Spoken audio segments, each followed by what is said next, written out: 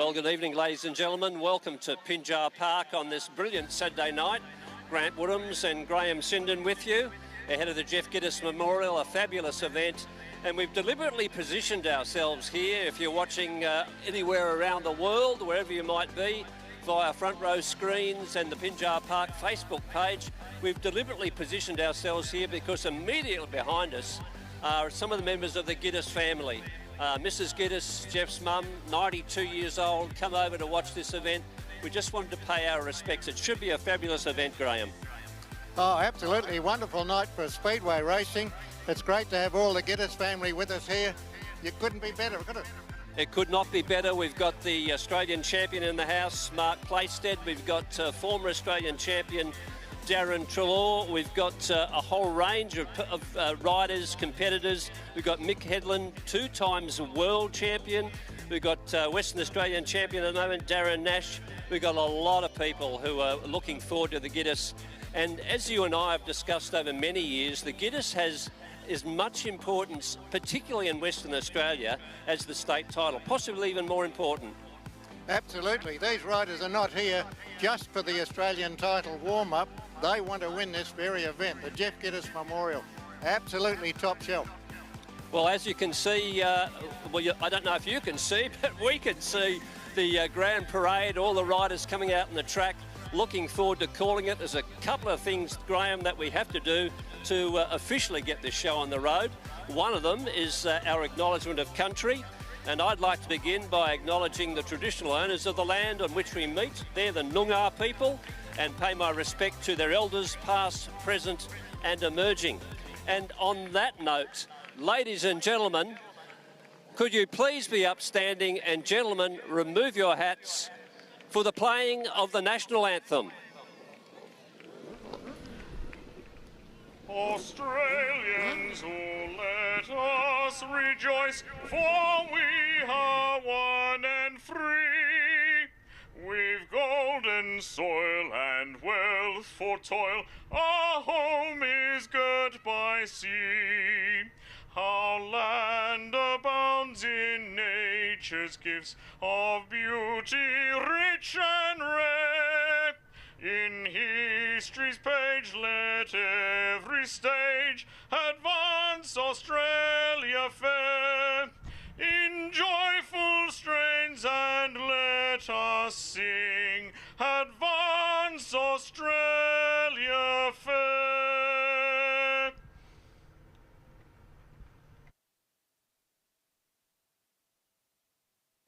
Well, how about that?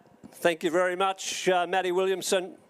Absolutely wonderful and live version of the Australian national anthem as we line our riders up along the front straight. We'll go through them by name. I don't know that we'll actually get through them in the right order, but we'll go through them nevertheless.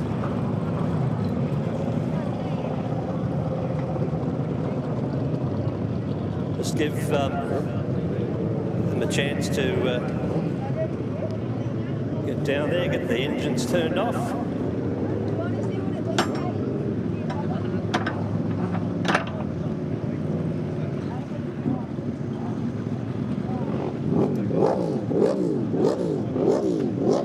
So it is a pretty fabulous lineup indeed for this running of the 22-23 Jeff Gittus Memorial, an event that started back in 2014 up on the small Wolfie track, about half a k up the hill from here, and won on that occasion by Russell Mitchell.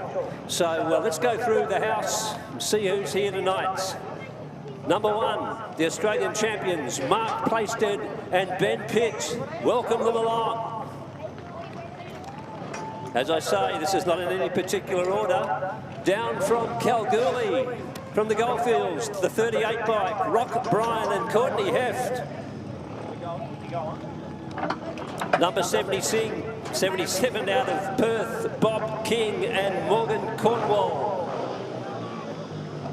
Number 95, also out of Western Australia, Alan Maudsley and Gavin Dunham. The boys on number 6, we're looking forward to their racing tonight. Reese Liptrot and Jesse Thomas. From Queensland. Been putting in a couple of good meetings here in recent times. The number 64, Brodie Cohen and Jesse Headland. Ladies and gentlemen, took the week off last week, but back this week. West Aussie champions Darren Nash and Ash Shield. The 72 bike, 2 times world champ Mick Headland and passenger Troy Davies. The 67 bike, piloted by Adam Wen and passenger Nathan Gajic. The 88, former New Zealander, now domiciled in Western Australia, Josh Wells, and I believe passenger tonight, Drew Locke. The 63 bike, pretty unique. The 63, father and son, Chad Harvey, Jake Harvey. The number 4 bike, piloted by former state solo champion Lee Boujos, his passenger Jamie Forrest. 45, some of the young guns in the field. Jack Fewstar, Jonas Setar. The 60 bike, ridden by club president Stephen McMurray, his passenger Kushla Beedman. Out of New South Wales, another young fella on 684, Jake Trelaw, his passenger Eli Wright. Winner of the Gilman meeting last weekend, first time in Western Australia. The 120 biker Tyler Moon and Adam Lavelle. Yes, indeed, out of Queensland, Tyler Moon. The 84, 11 times Australian champion, Darren Trelaw and his passenger Blake Cox. The 40, Damien Nishi and Mitchell Speak, their first time here in Western Australia. First reserve, Dylan Milton and Josh O'Brien, welcome back. Folks, that is the field for tonight's Jeff Gittus. We wish them all the best. We wish them a safe journey and look forward to some fabulous racing. Let's get on with the show.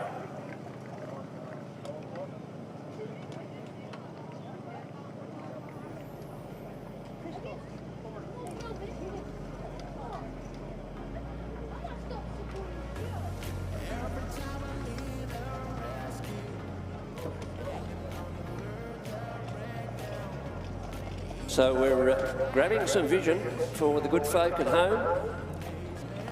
Wherever you might be, wherever you're tuned into this broadcast, whether you're on a tablet, an iPhone, on your laptop, wherever you might be, welcome to Pinjar Park, northern suburbs of Perth, Western Australia. If this is your first time watching a sidecar meeting, you're in for a lungbuster. You do not know how exciting this stuff is going to be. For those of us who've been down this road a couple of times before, we know just how good this meeting is going to be. For people who are in the house, who are here at Pinjar Park tonight, for people who are here tonight, we are going to get you once again to be on your feet. Importantly, folks, if you could please be upstanding, we're going to observe a minute's silence for Jeff Gittus. Thank you.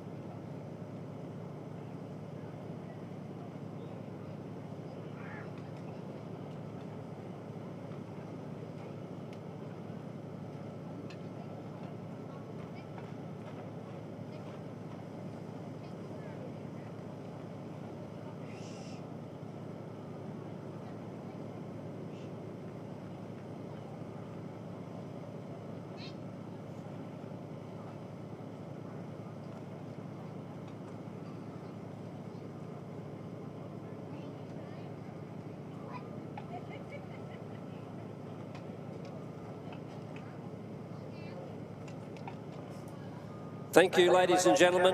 We sincerely appreciate that. To all our riders, all our passengers, a safe journey tonight. Look forward to talking to the winners at the end of the program. And I can also let you know our second reserves tonight, the Millers, Philip and Lara. So let us hope a good night is had by all.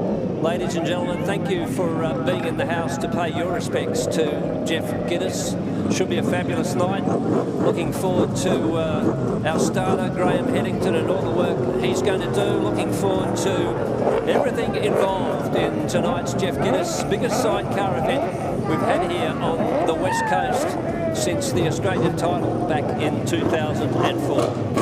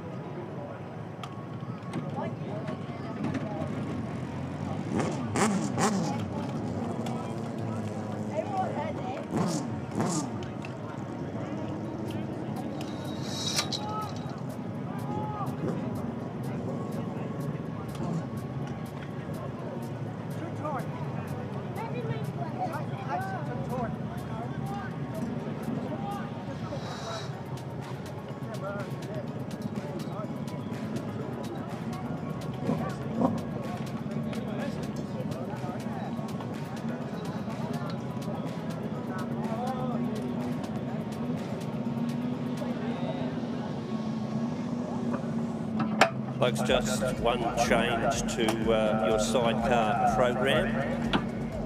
Josh Wells will be accompanied tonight by his brother Braden. So if, for those of you who do like keep the program and keep it accurate, Braden Wells will be riding with Josh tonight, not Drew Locke.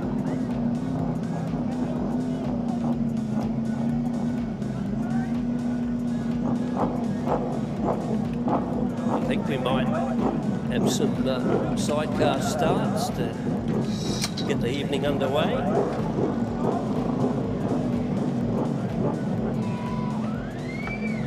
A little bit of practice for some of the guys who probably haven't had a run here.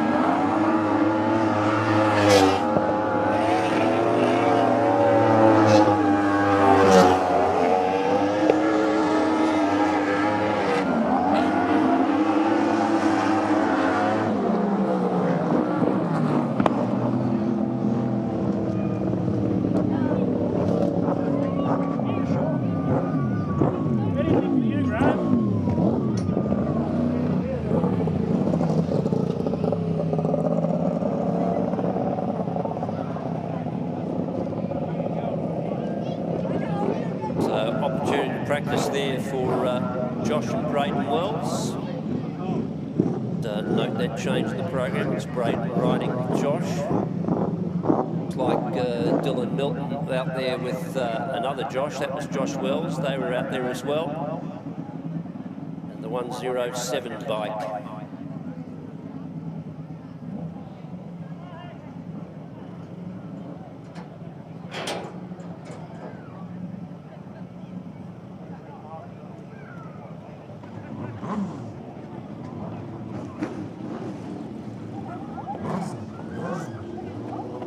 More boys to get some practice laps in.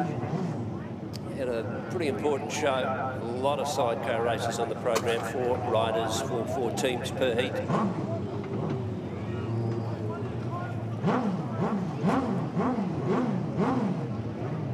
Can you talk to those kids? Stop kicking dust up, please. See Tyler Moon over there on the back straight. This would be one of the Trelaw boys underway. It's Darren or Jake.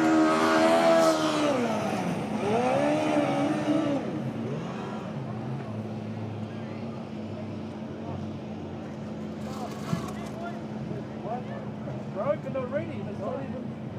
Oh, done a race here. It's no good. Yeah, Moon and Lovell in shot for those of you who might have joined us via front row screens. The back straight in the starting area.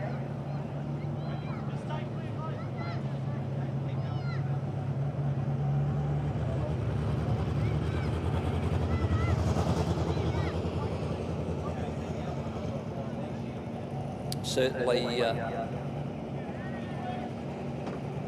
Team Trelaw just motoring around quietly. Looks like Nishi is the rider unable to get a start. It's Damien Nishi.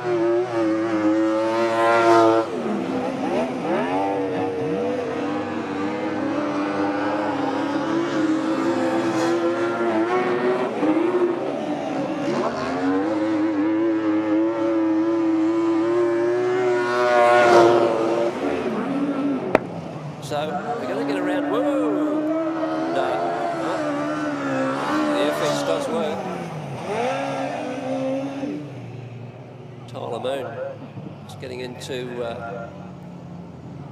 1 and 2, a little bit much on board, and well, they know what the air fence is there for. Damien Nishi did not get a practice ride then. The issues aboard the bike, taking it back to the pits.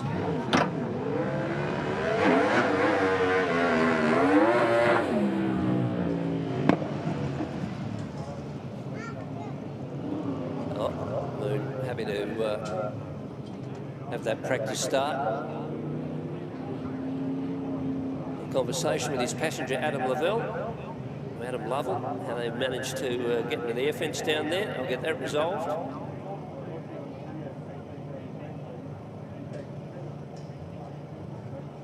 Pit gates remain open. I don't know if they're open for the first race of the night, which will be 250s. So the boys are ready. It's the 250s. Just wait on the... they're ready to go. So that's apparently what is going to happen for us now, folks. 250cc's. Trevor Dossett will be red. Lincoln Metcalf blue. Hunter Mason white. Mitchell McDermott, the Australian and South Australian and Western Australian champion, yellow out of 4 in this first one. Had his colours lowered at our last meeting by good pal and old mate Lincoln Metcalf. See how that battle pans out tonight as they come to the pit gate. Red flag still there. This prevents them from going any further.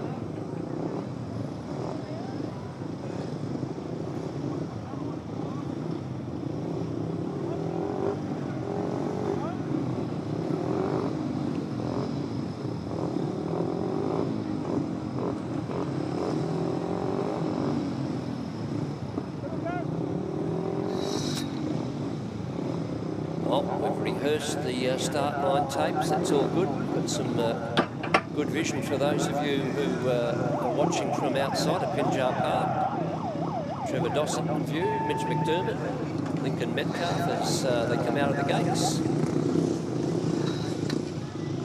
Hunter Mason.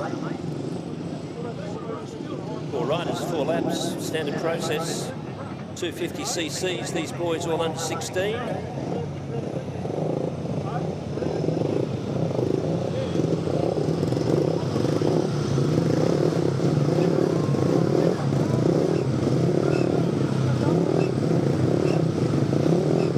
At the line, ready.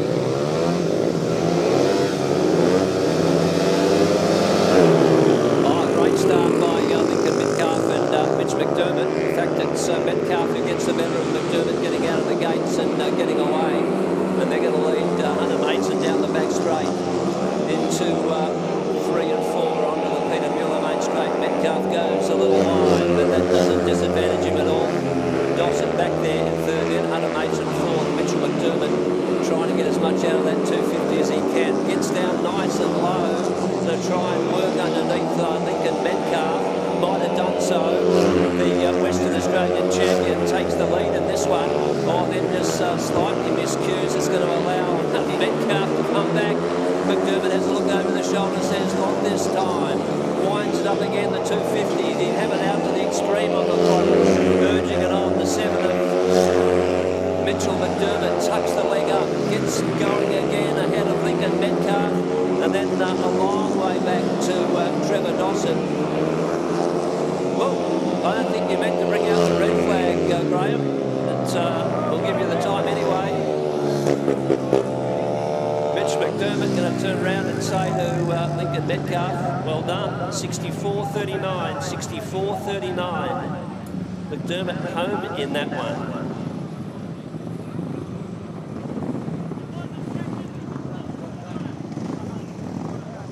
McDermott first, Metcalf second, Dossett third, Hunter Mason was 4th. Your Pinjar Park time at 64.39, 64.39.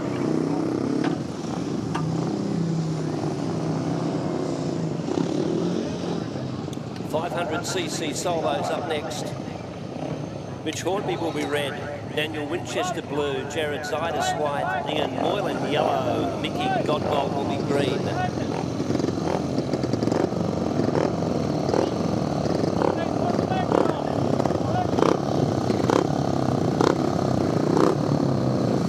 Missing somebody, that might be Zidis. Got Hornby, got Winchester, got the yellow helmeted Mickey Moylan and Mick Godbold. Jared Zidis will be a scratching in this one. 4 to go. Winchester, superbly out of the gate in the 06 bike, followed by Mickey Godbold, and then Moylan, and then Hornby. Jared Zidis was a scratching from this one. Daniel Winchester pouring on the power, getting away from Mickey Godbold, and doing as Dan Winchester does back. And that's to riding Pinjar Park Speedway, Moylan and Hornby stranded back in 3rd and 4th. So you go down the main straight, halfway home for Dan Winchester.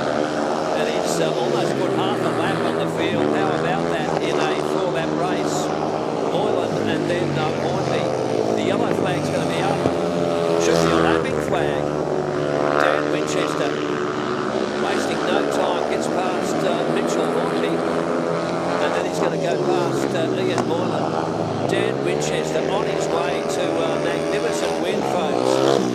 Winchester 62.26. So Winchester with the win. We'll give Hornby second, and then it would have been Moylan back in 3rd. Winchester. Where did Mickey Godbold get to on the sheet of paper? Mickey Godbold second, and then Mitchell Hornby was, Ian Moylan was in 3rd, Hornby 4th.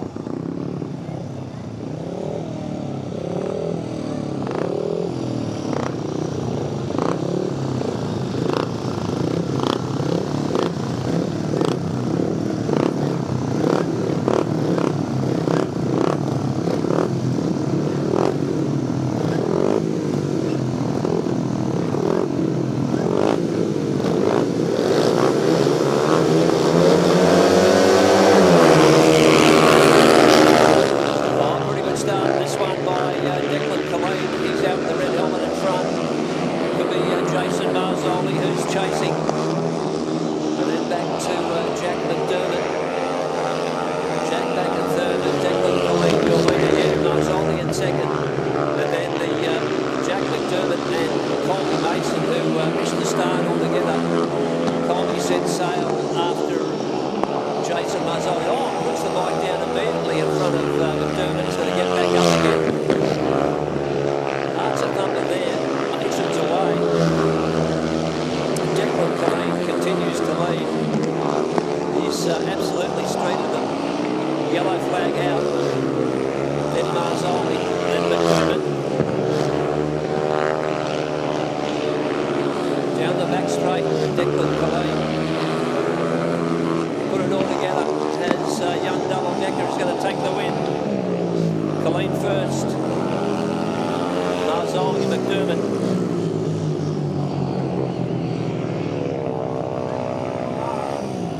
Mason, who fell, will be fourth across the line. There was no Jared Zidis in the first one, no Johnny Hoff in that one. Official placings again in that one. First time Declan Colleen, second it was Jason Mazzoli, and third was Jack McDermott. 62.61 was the time, 62.61. Just a reminder, folks, the merchandise hut, if you want to buy tickets to the Aussie titles, you can buy the Friday night, you can buy the Saturday night, you can get a double pass. Plenty of merchandise there as well. You can get beanies, hats, shirts, hoodies. They're all there, Australian Sidecar Championship merchandise. The big news is that the merchandise hut will close at 8:30. It will close at 8:30, so get in nice and early. You've got about an hour to do that. Heather's going to close the hut at 8:30. All that Australian Sidecar title merchandise and tickets available now if you want to get in ahead of the crew. Merchandise hub closing at 8:30.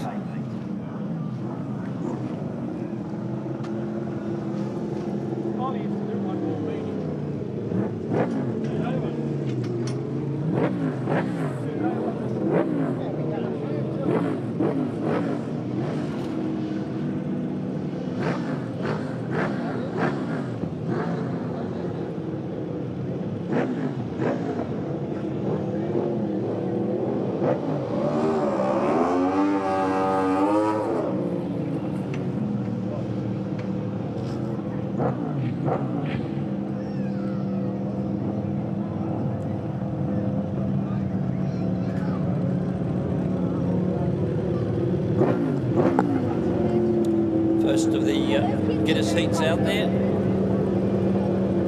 There'll be Milton O'Brien, placed in pit. Bryan and Heft and King and Cornwall. 4 laps. Pinjar Park, Saturday night. Start by the Australian champion, Mark placed in. Gets away phenomenally well. Rock Bryan, Courtney Heft will chase in second place. But a nice little bump there into third and fourth. Placed in and pit, leading from Rock Bryan, his passenger Courtney Heft.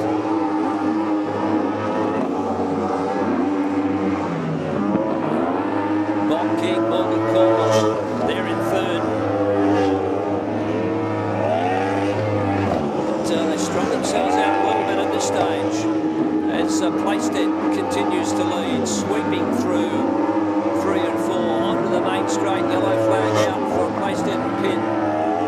Then Rock Bryan, Courtney Heft,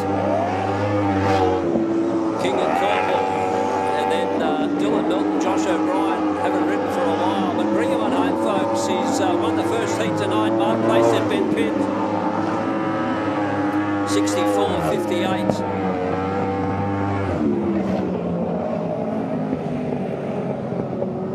Playstead and Pitt take the win. Bryan and Heft second. King and Cornwall back in third. Milton and O'Brien run home in fourth. 64.58, 64.58. Next heat should have Reese Liptrot in red, Brodie Cohen in blue, Darren Nash in white, and Mick Headland in yellow. What a heat.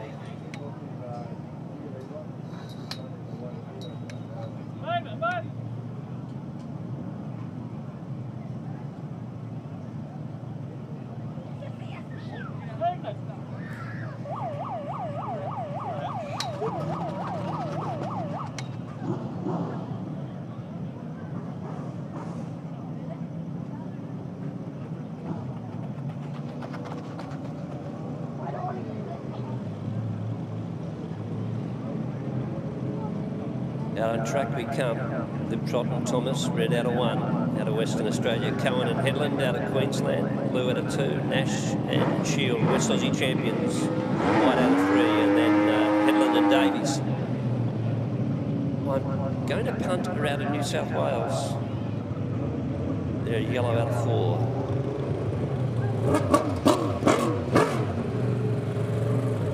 Very nice outfit. Brodie Cohen, superbly presented. All these sidecars are these days. Mick Headland on the 107. His passenger Troy Davies just gets off to inspect gate 4, take a look, see what can be done there. Bit of gardening. No gardening for a National Shield. West Aussie champs. This will be a wonderful race, this one, folks.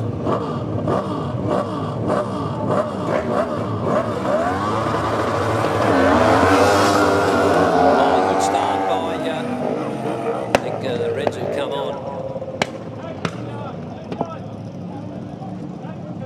Gate did not release properly, which balked Liptrot and Thomas, so complete restart for everybody. Inside of the gate did not go up at the same pace as the outside of the gate.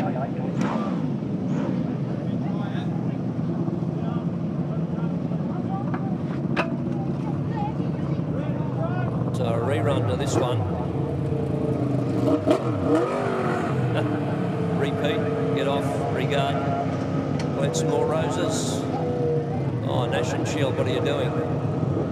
Going to the infield, that's what they're doing. Going across the junior track, might be heading to the pit gate.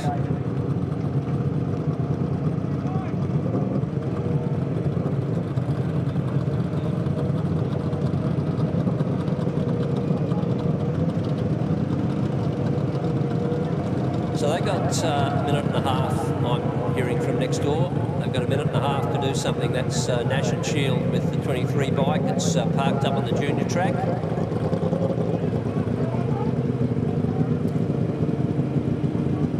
So everybody waiting.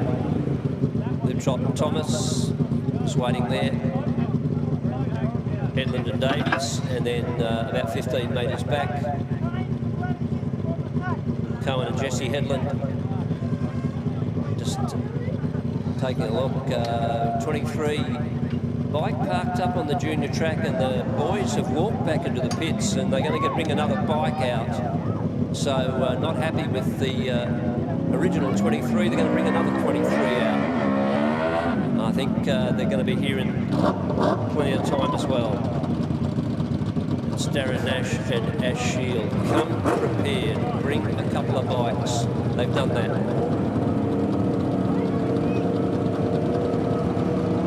That would have worried them.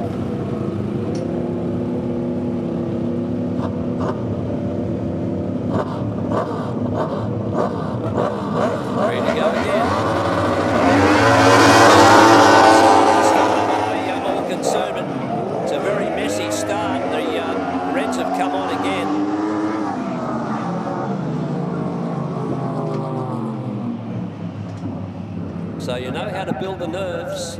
You have a couple of starts. So for good people at home, they'll probably get a replay of this. So it was very untidy. Nobody particularly happy with that. It's the Grant's Car stereo replay. So are there 223s out there? There are, 2 parked on the infield.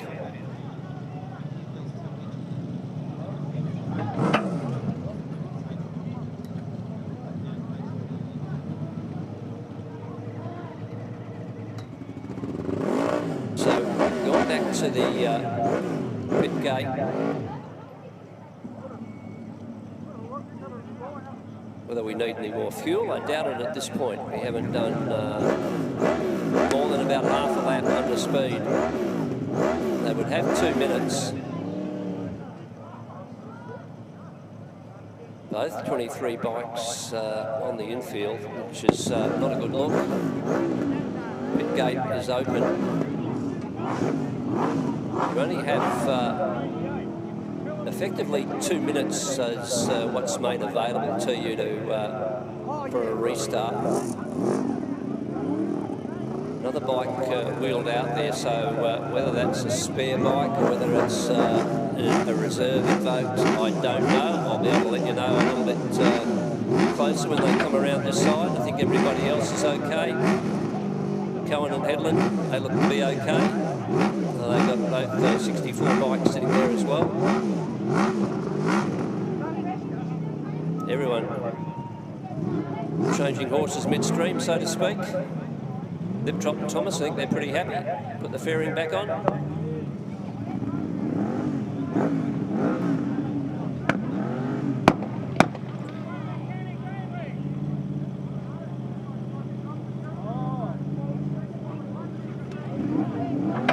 Well, it's absolute chaos down here in the pit route. They're changing bikes. Darren Nash is still out in the infield. Tony Nash looking wishfully at their bikes.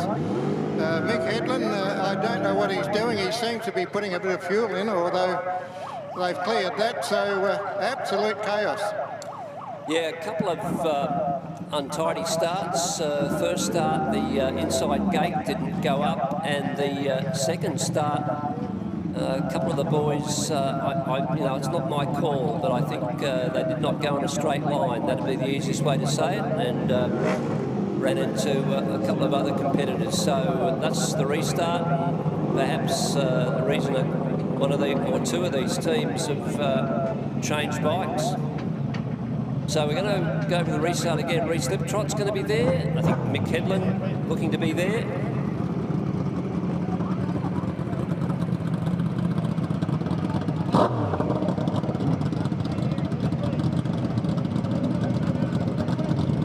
Just looking for a little bit of rhythm in the show at the moment.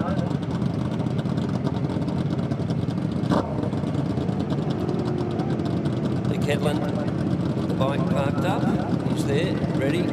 Passenger Troy Davies climbs aboard. Brodie Cohen, Jesse Headland.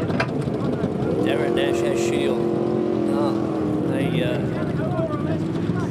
did not finish effectively. They started, but that was it.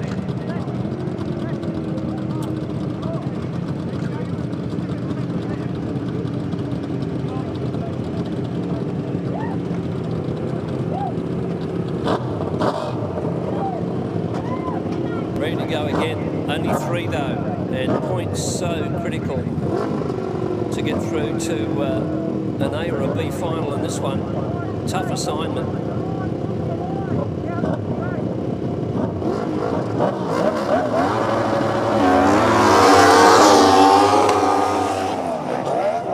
So Liptrot and Thomas down low.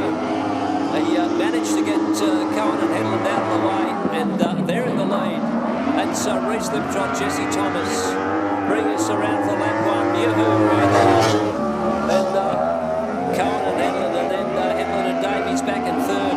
Brodie Cohen looking to make a move on Reece Liptrot. Going to try and work him over through 3 and 4. Liptrot closes the door, continues to lead. Jesse Thomas down swinging. Here's Cohen down low again. Going to try and work Liptrot off that line. There'll be a drag race down the back straight. The drag race won at this point by Cohen and Headland. They've got to break it off though, because here comes Liptrot and Thomas onto the main straight again, trying to get on equal terms. Yellow flag out. Hedlund and Davies back in third on the trot. Thomas can't quite make the pass there in 1 and 2. Cohen and Hedlund, it looks like they could be on their way to victory. Don't say it yet though. Onto the main straight, heading home. Cohen takes it. Cohen, lip trot, Hedlund in that order. Great race.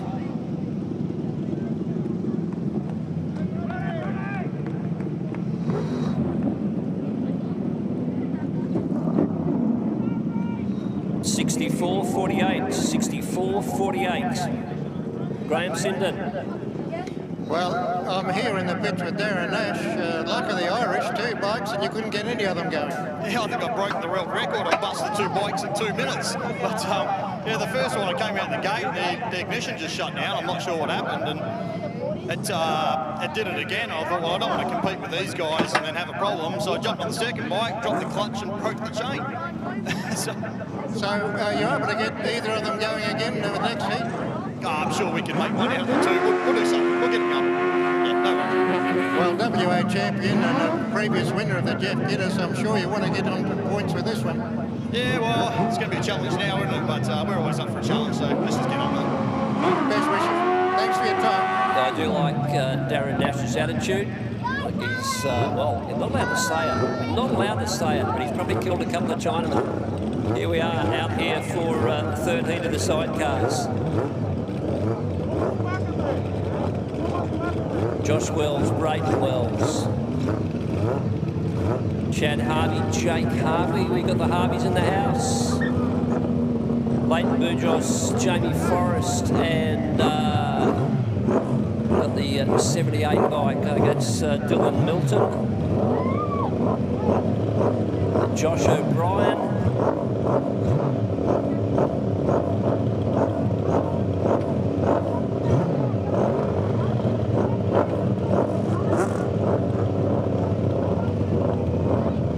Turning one of the boys around, just repeating the results of that last one. Brody Cohen first, Reese Liptrot second, Mick Hedlund third. Darren Nash, as you heard, started but did not finish.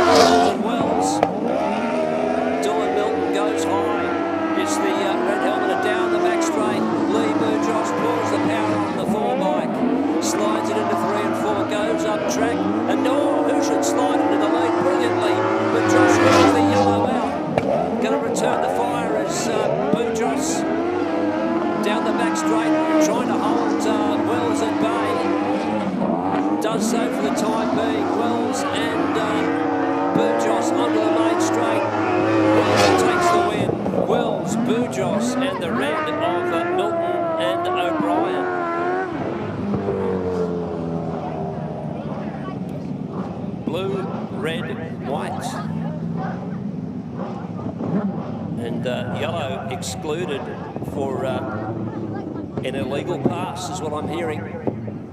Blue, red, white. Wells takes the win. Milton O'Brien will be second. Third place will be Chad and Jake Harvey after they missed the start entirely. 67.07. Big news out of that one is the exclusion of Bujos and Forrest for an illegal pass.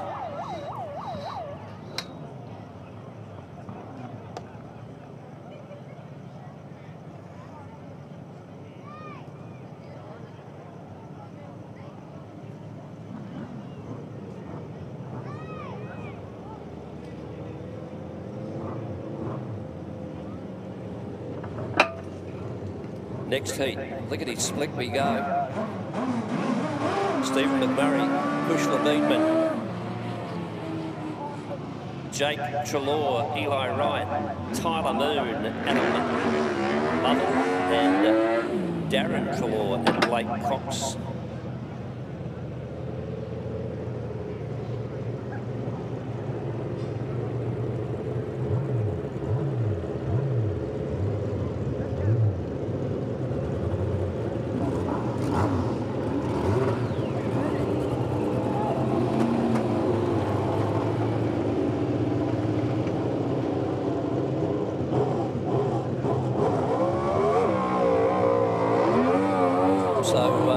First opportunity for many people to see young Jake Trelaw.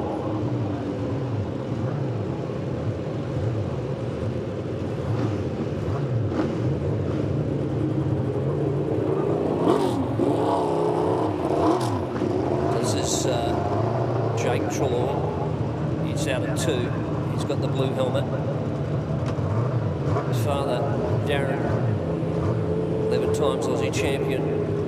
The yellow helmet, they'll be from the extreme outside up here against the main straight safety fence, the Peter Mueller main straight. McMurray, Trelaw, Moon, Trelaw, 4 laps.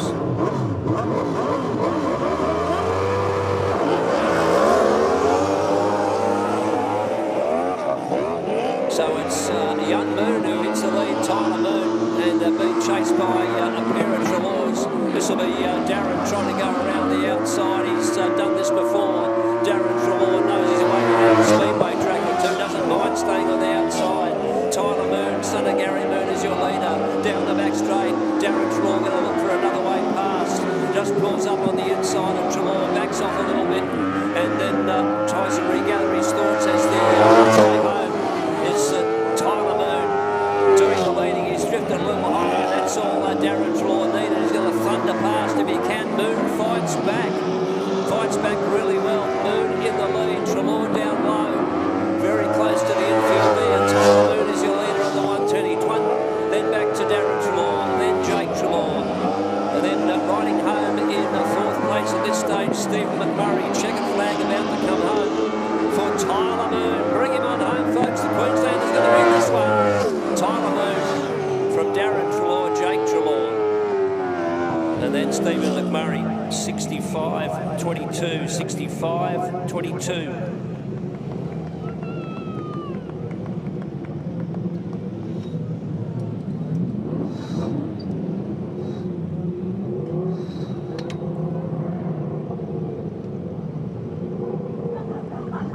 Tyler Moon first, Darren Trelaw second, Jake Trelaw third, Stephen McMurray 4th. Official time I'll give you this time, 65-57, 65-57.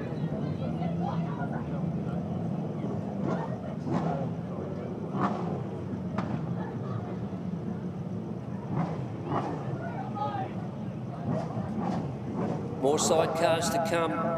It's a stacked night, isn't it? It's a stacked night. Alan Maudsley and Gavin Dunham, Adam Wen and Nathan Gajek, Jack Fuster, Jonas Sita, Damien Nishki and Michael Spear, or Mitchell Spear, will make up the 4 contesting this one. Points are at a premium.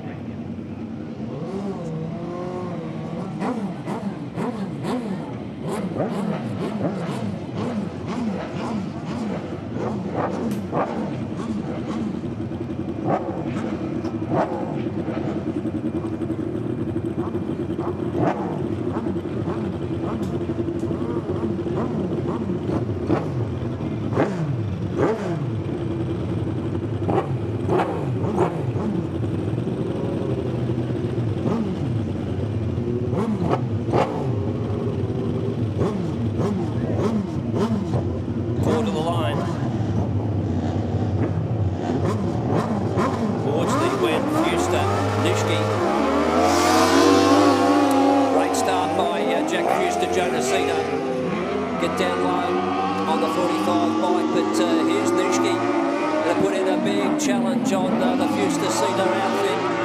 Jack's got to really wind it up, gets a bit high. Nishki down low, be able second time through. Chasing down the back straight. Jack Fuster, Jonasita in the lead. Run high out of 3 and 4. Got plenty of power, plenty of drive out there as they lead this one from Nishki and Spear. Back then to the next rider through. And that might be Adam Wen. It could be, I think it's Wenny. He'll be back in third. Oh, Fuster goes very wide this time. And this time lets Spear through. Fuster swaps the lead with him low. Spear and Nishki can't keep it down far enough on the track. And into the lead once again, Jack Fuster, Jonasita. They drift high again. Are they going to fall the lead away? No, they're not. They're going to take the lead. Jack Fuster, Jonasita over Nishki and Spear. And then back to Wen and Gajic. The boys just acknowledge each other. Fine display of riding. 67.10, 67.10 was your Pinjar Park time. Fuster takes the win from Nishki and Spear. They swapped the lead a couple of times. Adam Wen and Nathan Gajic would have had the best view in the house, would have seen that all up in front of them, but couldn't get near enough. Fuster and Sita take the win.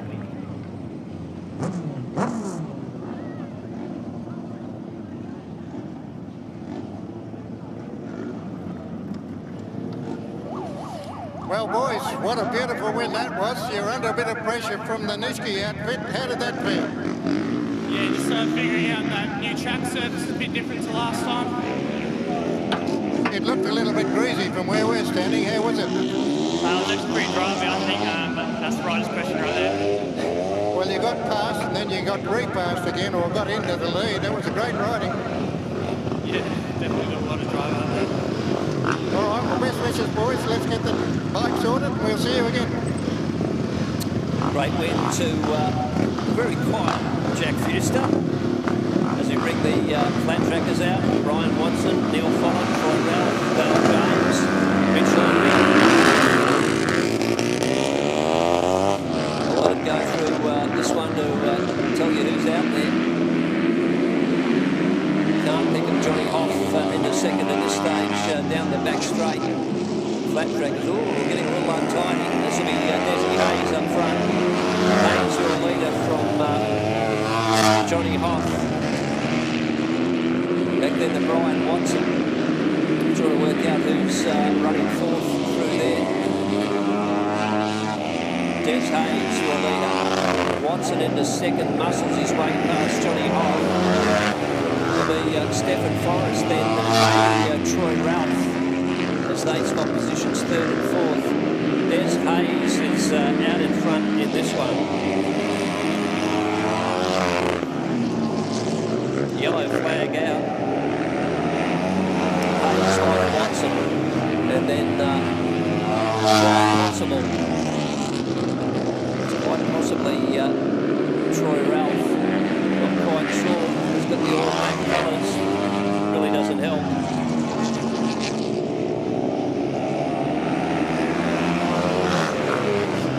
Takes the win from Hoff and Watson. One of those boys without a number, and I suspect that a transponder as well because nothing showing up here. But Desi Hayes has taken the win.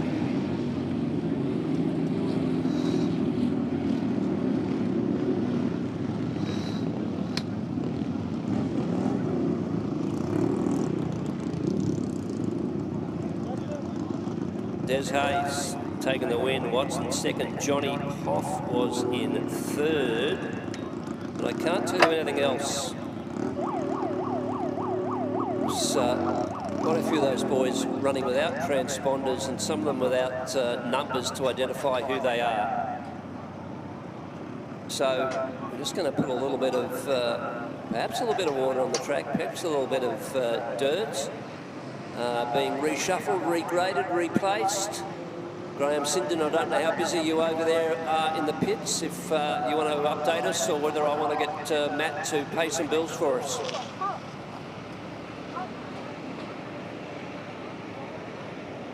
Matt, if you've got some bills you want to pay, opportunity to do so.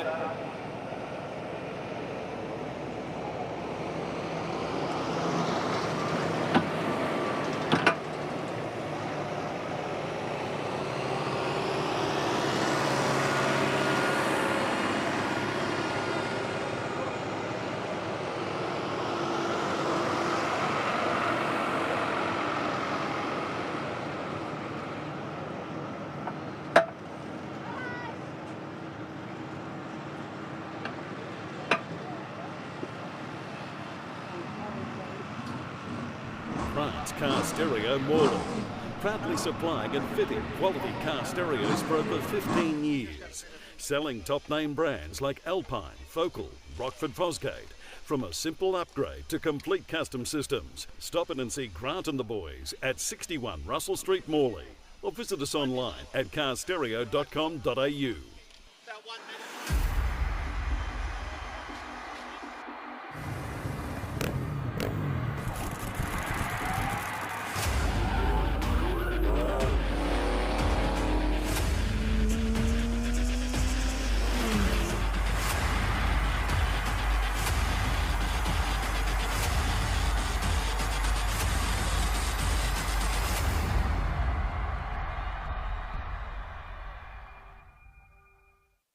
Premier Motorcycle Speedway Pinjar Park presents the Australian Sidecar Championships. The Sultans of Slide head west to decide who's the fastest on three wheels. Easter Saturday and Sunday. Get your tickets now at speedwaytix.com.au.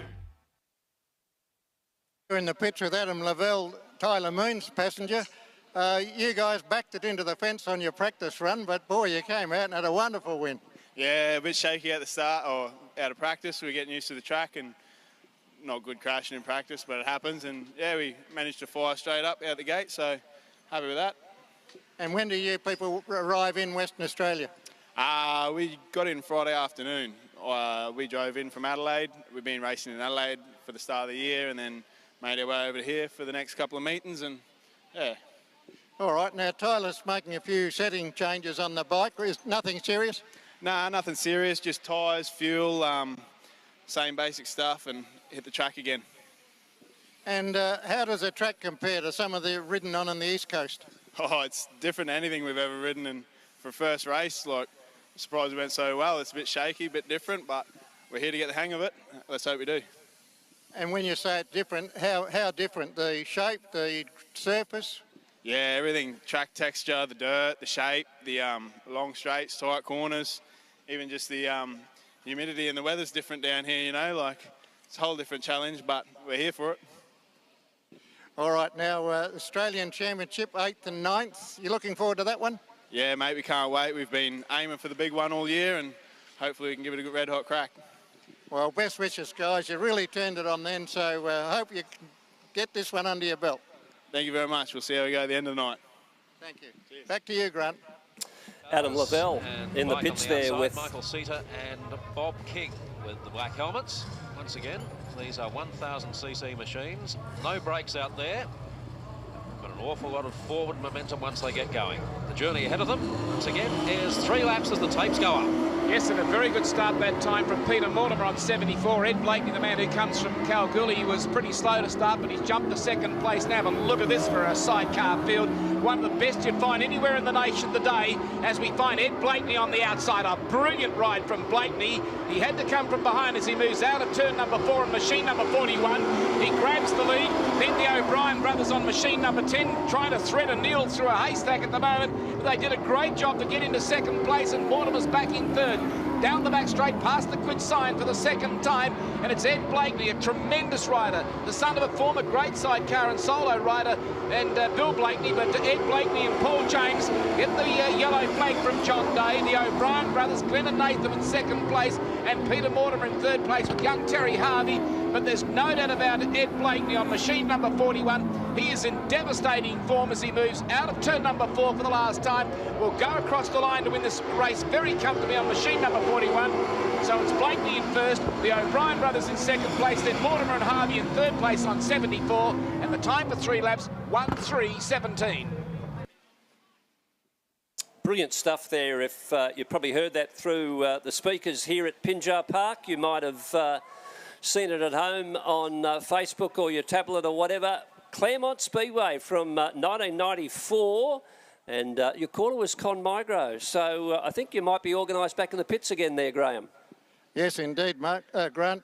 I'm here with Mark Playstead. Mark, straight out of the box, jumped into another win. Yeah, as I said last week, man, we're just trying to get some laps in and, yeah, log some data and log some laps and try and work on the setup and come back in a couple of weeks. And the setup seemed pretty good to me. You seem to be able to ride high and low on the bike. Yeah, we're pretty good there, so we just got to keep it on this track and yeah, just follow the track and make changes to suit and, yeah, see how we go. All right. Now, you won last week's event. Does that give you any degree of confidence coming into this meeting and then the Australian title?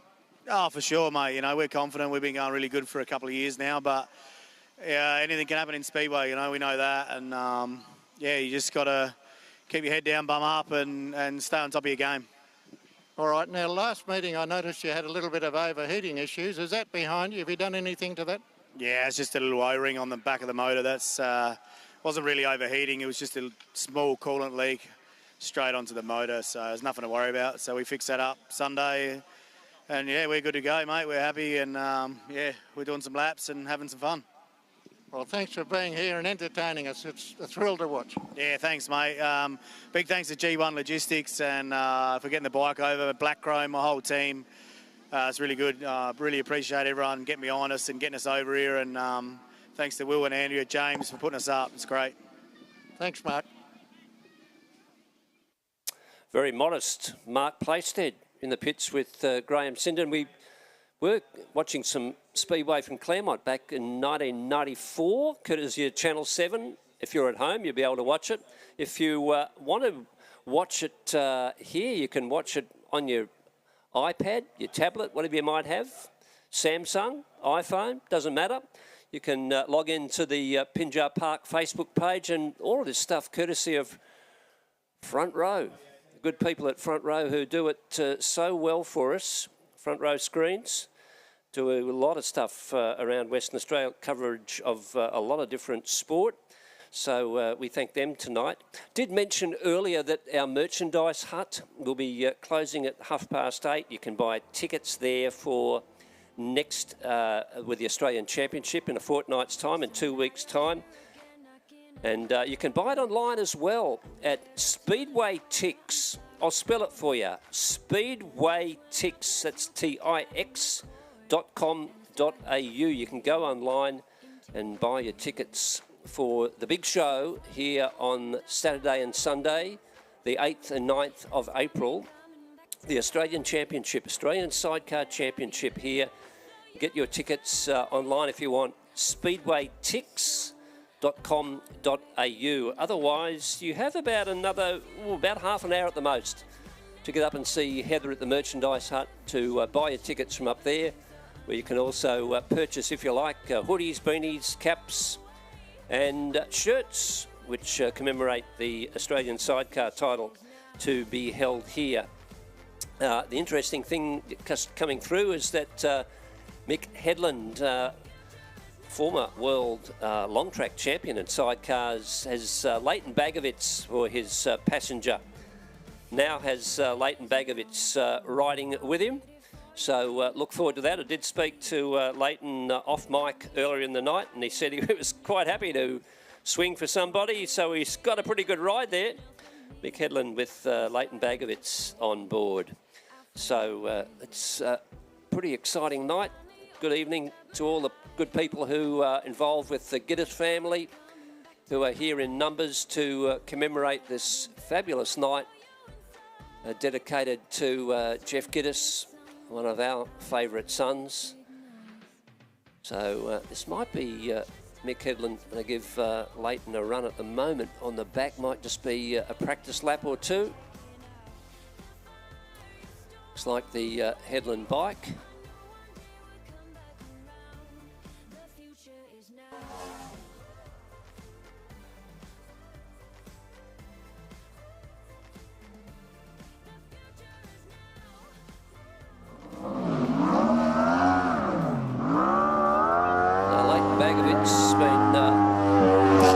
Swinging mainly for Mick Sitar this season.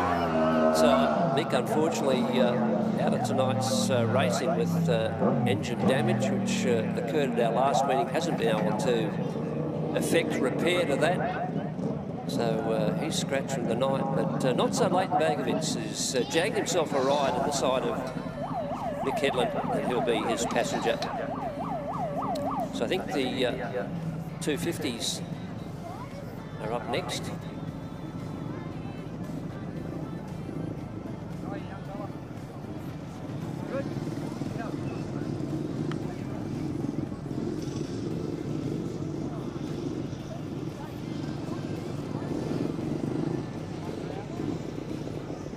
got them all out there. Let's see how we go.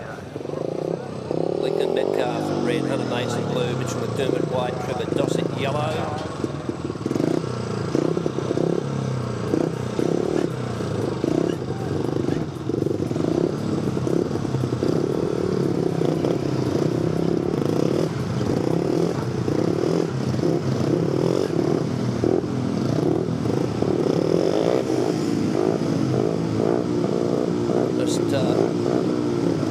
Mitchell McDermott taking the bike off the track, back to the pits. Gate is open still. So we'll have about less than a minute to get back over here to the line. You can see the pit gate remains open. Metcalf is there, Mason is there. Trevor Dossett's here, up next to the fence, over the outside. Mitchell McDermott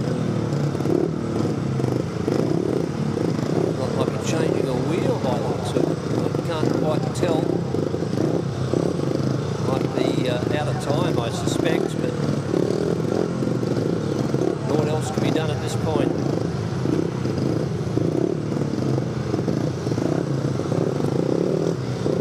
Front row screens bringing you tonight's action, the Jeff Gittus Memorial here from Pinjar Park, northern suburbs of Perth, Western Australia on the west coast. Pretty humid night, as we saw earlier, with the interview from the pits with Adam Lavelle, who's Tyler Moon's passenger. Both Tyler and Adam taking the shirts off in the pits to effect some work. I think the gate's going to close. The gate is going to close. Time is up. Mitchell McDermott not going to get out there. We are scratching from this one. 3 to go. Good start by Lincoln Metcalf. Gets out of the gate superbly. Leads Hunter Mason and Trevor Dossett away. Metcalf, plenty of experience on the 250s as well as the 125s. He's led this first lap and established a tiny lead in the meantime over Hunter Mason and then Trevor Dossett.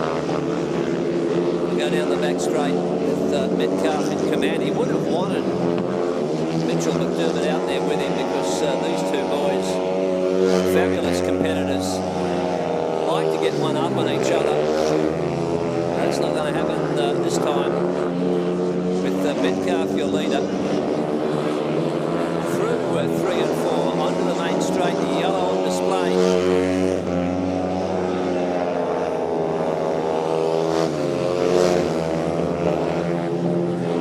Mason, Trevor Dossett. That's where the battle might be if Trevor could get a little closer, but your winner's going to be in a canter. Lincoln Metcalf, 64.98. 64.98 is Pinjar Park time in winning that one. Metcalf first,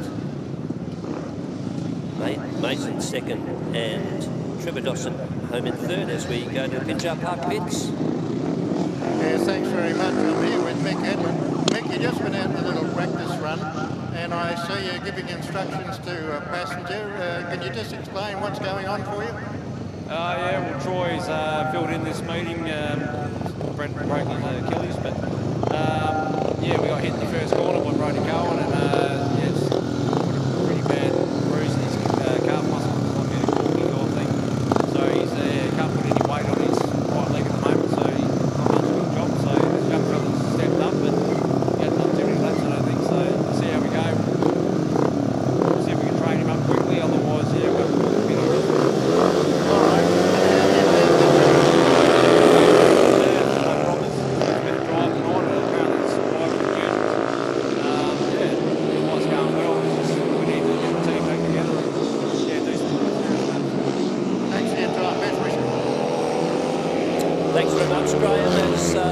Solo 500 continues with Declan Colleen, your leader over Jack McDermott, Mickey Godbold, and back to Mitch Hornby.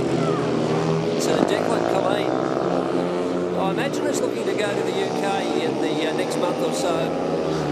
1 or 2 programs left here at Pinjar Park for him to ride. Jack McDermott second. Can't get on equal terms with him though, and back to Godbold and Hornby. Strung out like Brown's cows. Declan Colleen will see the yellow on display. Jack McDermott as well. Those two boys really working hard, and they are both boys. I don't know if Declan is 20 yet. He'll be getting close to it as he ranges up on Mitchell Hornby, goes down underneath him.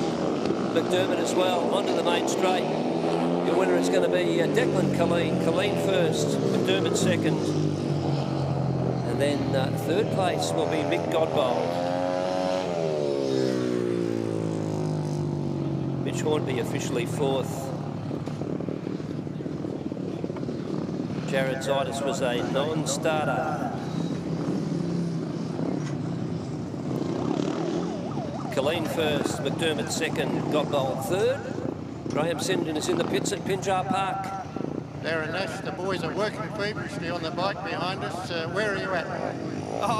Yeah, we're still in the game. We'll just wait and see. We've just got to relax and let them get it sorted, let them do their job. A couple of pretty strange little issues that we had, but we'll just move forward, mate, move on. All you got to do now is just get out there and do your business. Obviously have to get through to the B main with a bit of luck, and then try and get the A main. But the aim of the game is always try and make the A final. I mean, that's the. So the boys done a good job. They've managed to find a couple of gremlins, which pretty lucky, really. I mean, people are going to say you're unlucky, but if you think about it, it was in 2 weeks' time, we'd be in all sorts of trouble. So if we just get it done now. Away we go. It's another solo 500, and this is Dan Winchester, who's grabbed the lead away from Jason Marzoli. Going around the outside is it Colby Mason. He's pretty high on the track, going to bring it down. He's done that okay, and that is Colby. He's running in third. Back and forth is Ian Moylan, who often does double duty, flat trackers and 500s. Dan Winchester, untroubled, takes a look back over the left shoulder to see where everybody is. Jason Marzoli chasing in second.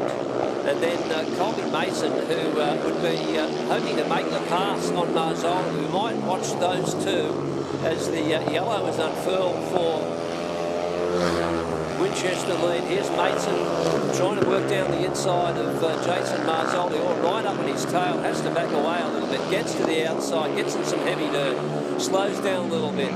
Your winner will be Dan Winchester. Winchester takes the win. Let's see who can get home in second. It will be Mason, goes around the outside of Marzoli and takes a fabulous second place away. 62.26, 62.26 was the time in that one. Your winner was Dan Winchester. Second home was Colby Mason. Third home, Jason Marzoli. Good ride to all concerned.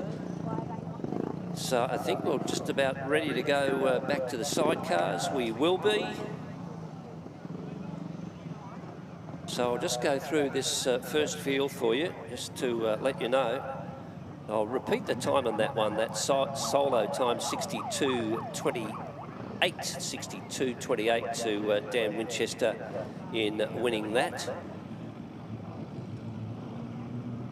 So sidecars are out. It should be Damien Nishke. Now, we have one of our reserve teams out. I'll call that for you when they come out. It could be Milton and O'Brien. Get a closer look when they get around here. Alan Maudsley, Gavin Dunham, Chad Harvey, Jake Harvey. That's your field. Red, Nishke. Blue's the reserve. White's Maudsley. Yellow is Harvey. So it's Philip and Lara Miller who are the reserve team in this one, I reckon.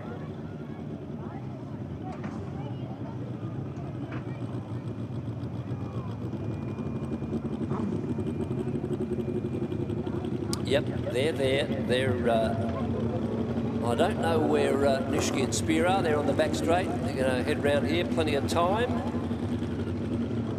As we move into the second round for the Jeff Gittus Memorial.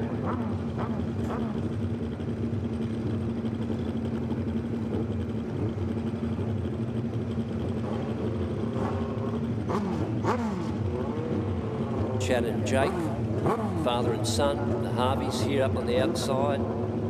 Nishke and Speak after a pretty good run in their first heat. They're looking to win this one. The Millers ready to go as well. Good start here by Nishke and Spear. On the outside, the Harveys, but Miller's down in second at this stage, but Harvey's emerge in second. They're going to have to do some hard chasing here to run down Damien Nishke and his passenger Michael Speak. They lead this one. Harvey's doing much better. Philip Miller with daughter Lara Miller running in third at this stage. Going to come under a little bit of pressure. Boom. And from this one, that was from Maudsley and Dunham, I think. Harvey's applying plenty of pressure to our leaders going down the back straight.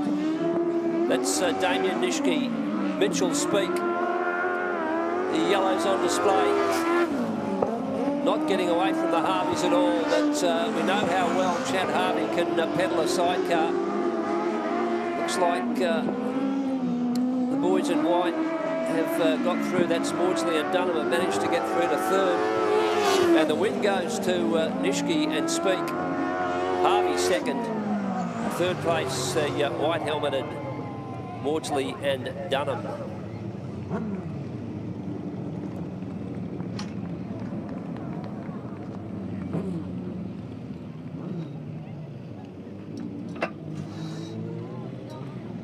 Pinjar Park time 66.61, 66.61 on that one. The win to Damien Nishke with Mitchell Speak, his passenger. Harvey was second, Maudsley third, Millers ran home in fourth.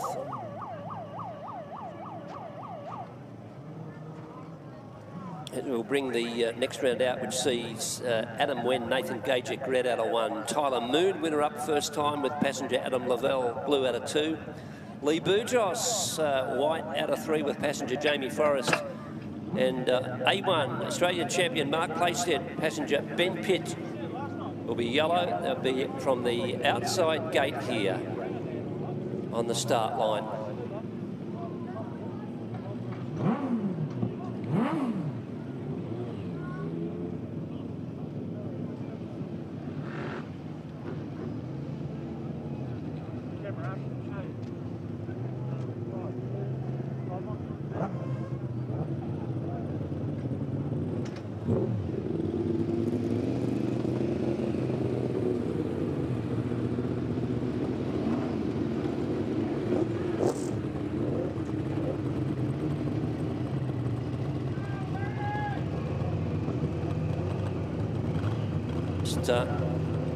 Taking a look at some of these times tonight.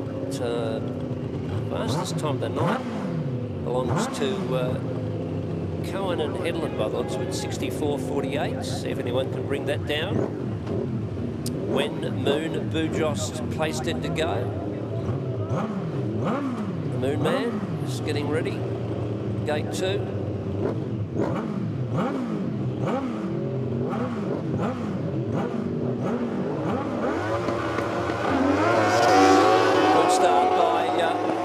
Lavelle, and they're straight to the lead. Here comes Playstead though, and they're going to charge by on the inside. Thank you very much.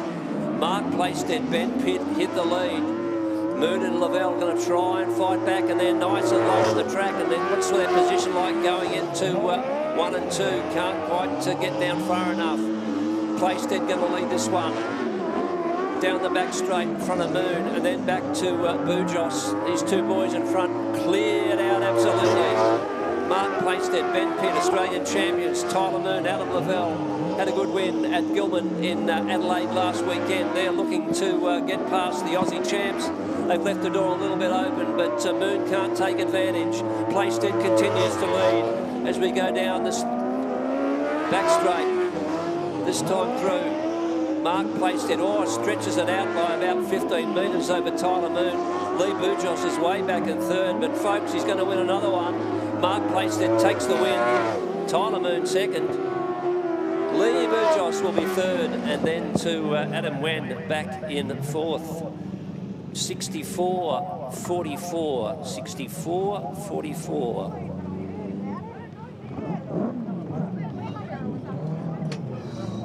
Playstead might come out of position 4, but he won that one quite comfortably over Tyler Moon.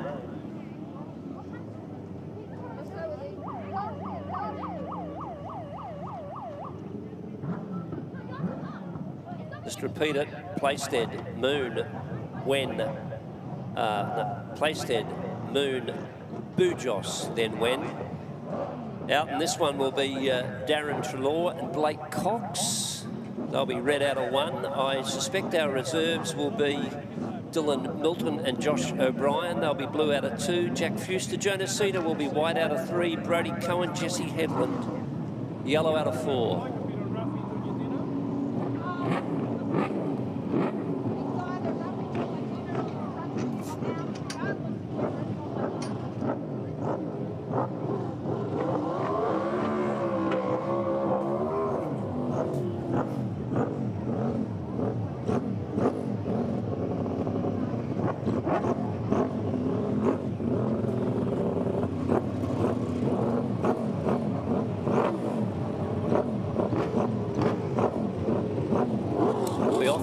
It's a long way from position 4, and if you get your start right, the big chance with plenty of power on board, 1,000 cc's to power past your opposition in 1 and 2. We've seen it done before. It's a big assignment. I think we've got a hand up. So will be no start in this one for a moment or so. Brody Cohen takes the bike off the track. So there will be no start for a moment or so. So they're just trying to adjust something on the bike. Time is of the essence. They're pushing the 64 further across, and it's not going to start. Here we go. Trelaw gets away wonderfully. So do Fuster and Sidecar, and a sit on the outside of them, but down the back straight is where it counts. Darren Trelaw skips away, and you suspect that it's going to take a power of beating from here. Fuster and Sidecar sitting at second, and then Dylan Milton and Josh O'Brien, who haven't lost the touch on board the 68 and the 78. They're giving it everything they can. Darren Trelaw drifts high, but I think it's absolutely deliberate so he can find a little bit of power getting onto this main straight. Trelaw and Cox leading this one from Fuster and Sidecar, who are going to make a good fist of this down the back straight. Darren Trelaw will come up to see the yellows. Jack Fuster, Jonas Cedar trailing in behind, getting filled in with dirt, absolutely. They've got 2 boys now on the infield. Milton also taking the 78 bike there, so no, those 2 will finish. But Darren Trelaw steering his way perfectly around Pinjar Park on a Saturday night. Takes the win. Trelaw first, Fuster second. 65-34, 65-34. Bad luck for Milton and O'Brien, who were doing oh so well, but a DNF. And unfortunately for Cohen and Headland, well, they came out but could not get a start, could not get the bike to start. There's no doubt a story there, but Darren Trelaw takes the points. First home, second home, Fuster and Sidecar. There's no third dividend.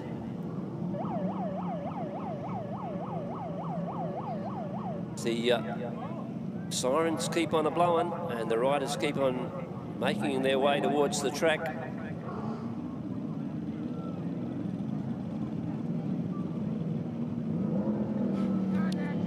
Brody, wretched luck. What's the story there? I reckon I've killed a busload of Chinamen, excuse the French, but this is just, I just got no luck. If I didn't have bad luck, I'd have no luck at all. I've sat here all week working on these to make sure they're perfect. I think it's done a black box, because we went out the first time and then it sort of missed, it took off and then we did a wheelie. When we come down from the wheelie, it ran out of power.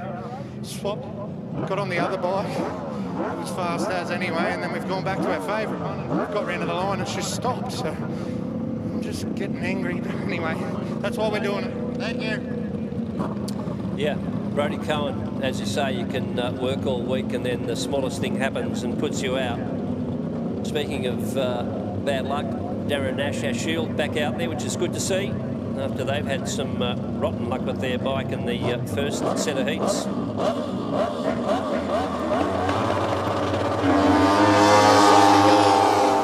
it's young Jake Trelaw who gets the best of the start. Oh, we got one up and over. And that's, I would say, Nash and Shield. That bike has gone over, tumbled over mightily. One of the boys remains down. It's a nasty tumble.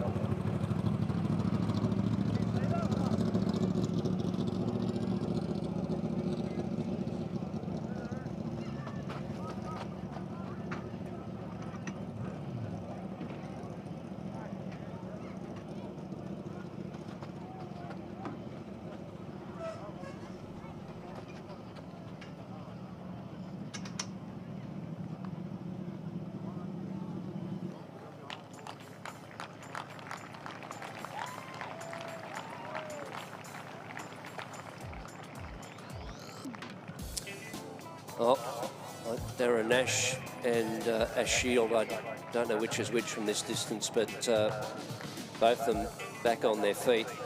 And, well, we did talk about bad luck earlier. Boy, they cannot take a trick tonight, Nash and Shield. So it'll be a complete rerun, this one. So Jake Trelaw, Eli Wright, Reese Liptrot, Jesse Thomas, Josh Wells, Braden Wells.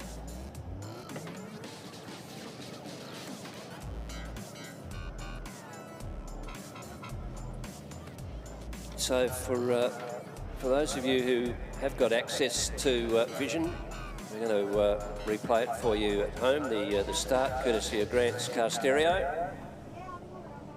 So as they come out, get into turn one. It's three of them there, but they all swing wide, and unfortunately Nash and Shield are there. They stay away from the bike, which is the best thing.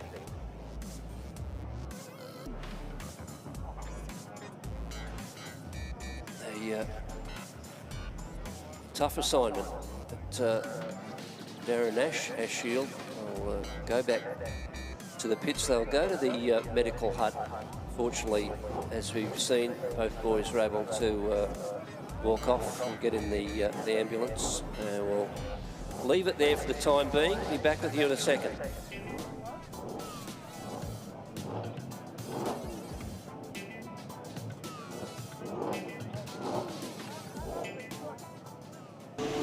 Getting ready for the sidecar handicap over 4 laps. Ian Jones quickly into stride off the scratch mark. He leads them into Pitts Bend for the first time. Second place is Hollywood, Barry Farley. Big Clayton Mills is making his presence well and truly felt as they move down the back straight. Des Taylor's gone wide on the track as Hollywood takes the lead.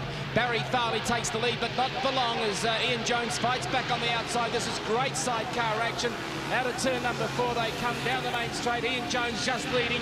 Barry Farley on 27, then back there to number 13, Dennis Nash. Dennis Nash is great there. Ian Jones fights back underneath Barry Farley. This is great sidecar action as down the back straight they go once again. Farley again trying to get this. Is a brilliant race.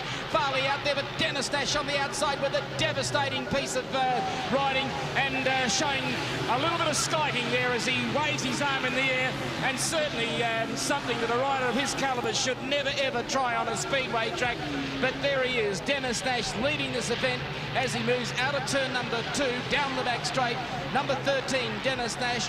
In second place and going well is Barry Farley on machine number 27. Back there in third place, number 9, Clayton Mills. But they move out of turn number 4, the yellow flag's out. Dennis Nash on machine number 13. 27 there is Barry Farley. Back to number 9, Big Clayton Mills. And then 41 there, Ed Blakeney. But the last time through Pitts Bend and out of turn number 2, the deadly duo of West Australian sidecar racing, after a torrid start, have taken the lead very comfortably indeed as they move out of turn number 4. On machine number 13 will go across the line to win this event. In second place, 27, Barry Farley. Back there to number 9 in third place, Big Clayton Mills, and 41, Ed Blakeney.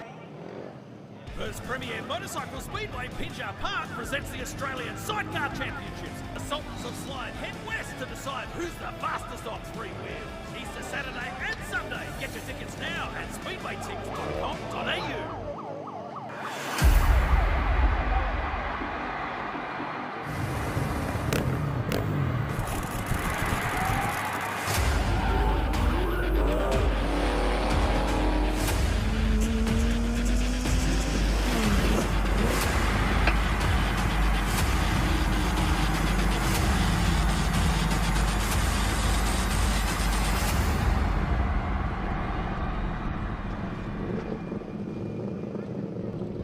Car Stereo Morley, proudly supplying and fitting quality car stereos for over 15 years, selling top name brands like Alpine, Focal, Rockford Fosgate. From a simple upgrade to complete custom systems, stop in and see Grant and the boys at 61 Russell Street, Morley, or visit us online at carstereo.com.au. Now back under starters orders, Jake Trelaw, Reece Liptrot, Josh Wells. It's just the 3 to go, but pit gate does remain open.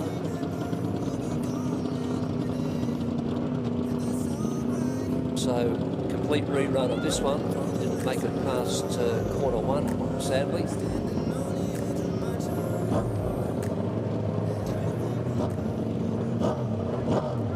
So Jake Trelaw finds himself red out of 1. Liptrot's ready, Wells is ready.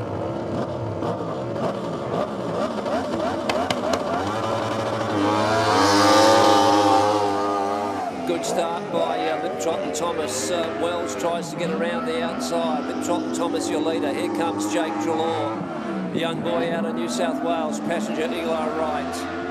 Onto the main straight. Reece Liptrot, Jesse Thomas, your leaders. Josh Wells with Braden Wells doing the swinging. They're back in third, not making any impression on this leading duo at this stage. Liptrot continues on. Gets a little high in 1 and 2, but Trelaw can't get close enough to him to make any challenge or put a challenge together. Yellow will come out this time through. Great vision of Reece Liptrot thundering around Pinjar Park. 1 to run for he and passenger Jesse Thomas. In the red, it's young Jake Trelaw with Eli Wright doing the swinging. And then back to the Wells team. But onto the main straight. Reece Liptrot going to take the win. Be pretty happy about that. Liptrot and Thomas first. Trelaw and Wright second. And then Wells and Wells back in third. 65.37, 65.37 was the time.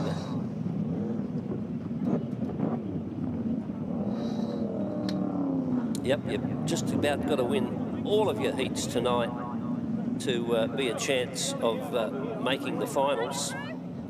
Plenty of heats, plenty of riders.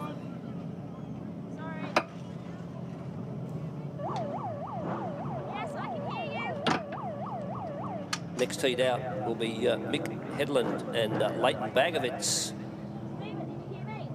Red out of 1. Bob King, Morgan Cornwall, blue out of 2. Rock, Brian, Courtney Heft, white out of 3.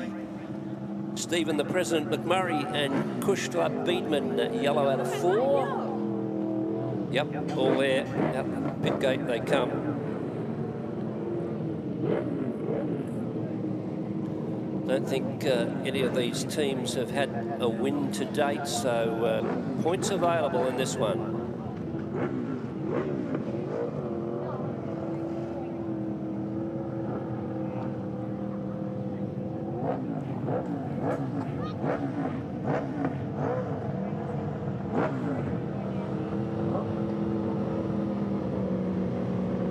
Up to the line. All in time. Rock Bryan, 38 bike. His passenger, Courtney Heft, female passenger. Got a few going around in the sidecar ranks in Australia. Heft to find passenger, Heft and Bryan out of 3, white helmeted. Mick Headland gets a great start with Leighton Bagovitz doing the swinging. New passenger for him, but Bagovitz gets down nice and low. Mick Headland gets out of that gate very well. Former world long track champion Mick Headland leads this one. down the main straight from 38. One we were speaking of, that's Rock Bryan, Courtney Heft. Then we go back a little bit. It could be King and Cornwall. And then it's probably Headland, Kushla Beedman, pardon me, on the back of the Steve McMurray bike, back in 4th place. Leading this one is Mick Headland, doing it well. Leighton Bagovitz swinging for him. Then Bryan and Heft has strung out a little bit. No challenges anywhere on the track at this stage as the yellow comes out. 3rd place, holding on for 3rd. It's the blue helmeted Bot King. Plenty of noise being emitted from the 1000cc motorcycle engines as Mickey Headland takes the win. Headland first, Bryan, Wen, or King, and then McMurray. So Mick Headland takes the win. He'll be pretty happy, I imagine, on his way back to the pits. Good win over Rock Bryan, another 2nd for him. King and Cornwall back in 3rd, then 4th place to Stephen McMurray. 65, ooh, 65, 68 I had, 65, 68.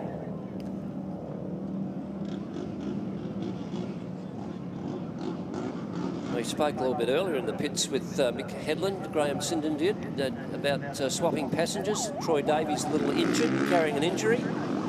So nice to see Headland take the win with a new passenger. As the flat trackers come out, let's hope they have some transponders and some identification. Johnny Hoff, Desi Hayes, Ian Moylan, Stephen Forrest or Troy Ralph, Mick Hornby, Brian Watson.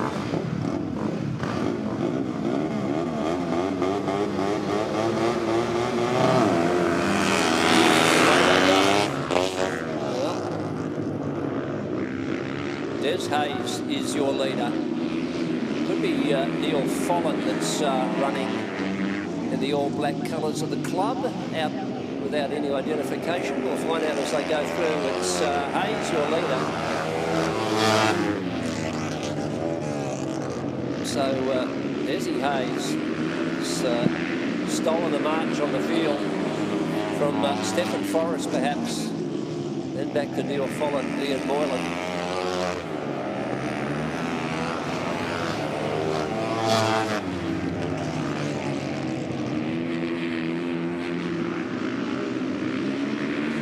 Hayes, a former very accomplished 500cc rider. He's your leader from Stephen Forrest.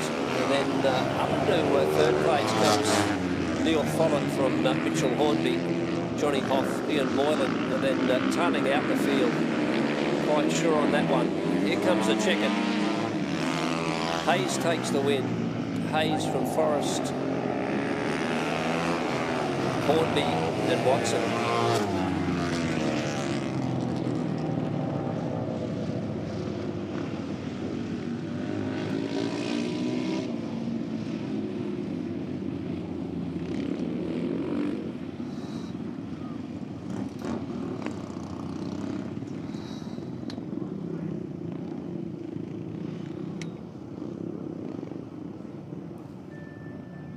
Desi Hayes' time, 70.95. Not in the official transponder times there, but your winner was Des Hayes, 70.95. Be nice if he had a transponder of the bike, hint, hint. I think we've got opportunity for track preparation. So I don't know if you're organising the pits with any interviews at all, Graham Sinden. It's an ideal opportunity to do same if we have. Otherwise, I do need to do a couple of things before we play some promotions. One of our major sponsors is Healthways and Make Smoking History, and I'd just like to acknowledge their sponsorship and support that they've provided to us over several years here at Pinjar Park. Our venue is smoke-free, and this includes e-cigarettes, And really, there's no such thing as a safe cigarette or a safe level of smoking. You have to kick the habit. If you want to stop smoking, call that quit line, 137848, 137848. And finally, apparently smoking causes 16 different types of cancer. Best way to get rid of those is to quit. So just want to acknowledge the good people, the wonderful folk at Healthways and Make Smoking History, and also acknowledge while I'm doing it the Department of Local Government, Sport and Cultural Industries who are helping us out as well. Graham Sinden, oh, you're alive and well. Darren Nash and Nash Shield with me. Darren, can you just walk us through what happened there? Well, I was starting to think you're bad luck because every time I talk to you, there's a problem. So, look, obviously, we've first heat, we've obviously had a Chernobyl, and then second heat, we've come out the gate. Things seem to be going pretty good. I've turned right and got the pedal down and felt ash coming forward. And next thing, you know, we've got our front wheel taken out, bike's upside down, flying backwards. You know, I've done my shoulder a bit more of a tweak. Ash is obviously a bit bunged up, so I think we'll probably wrap it up. We haven't even completed a lap tonight, so I may be thinking we should just quit while we're ahead. Don't go away just for a minute. Ash, how are you? What's your injuries? Yeah, just the right shoulder. Took it, you know, landed on it. So yeah, a bit of pain, but nothing broken, hopefully.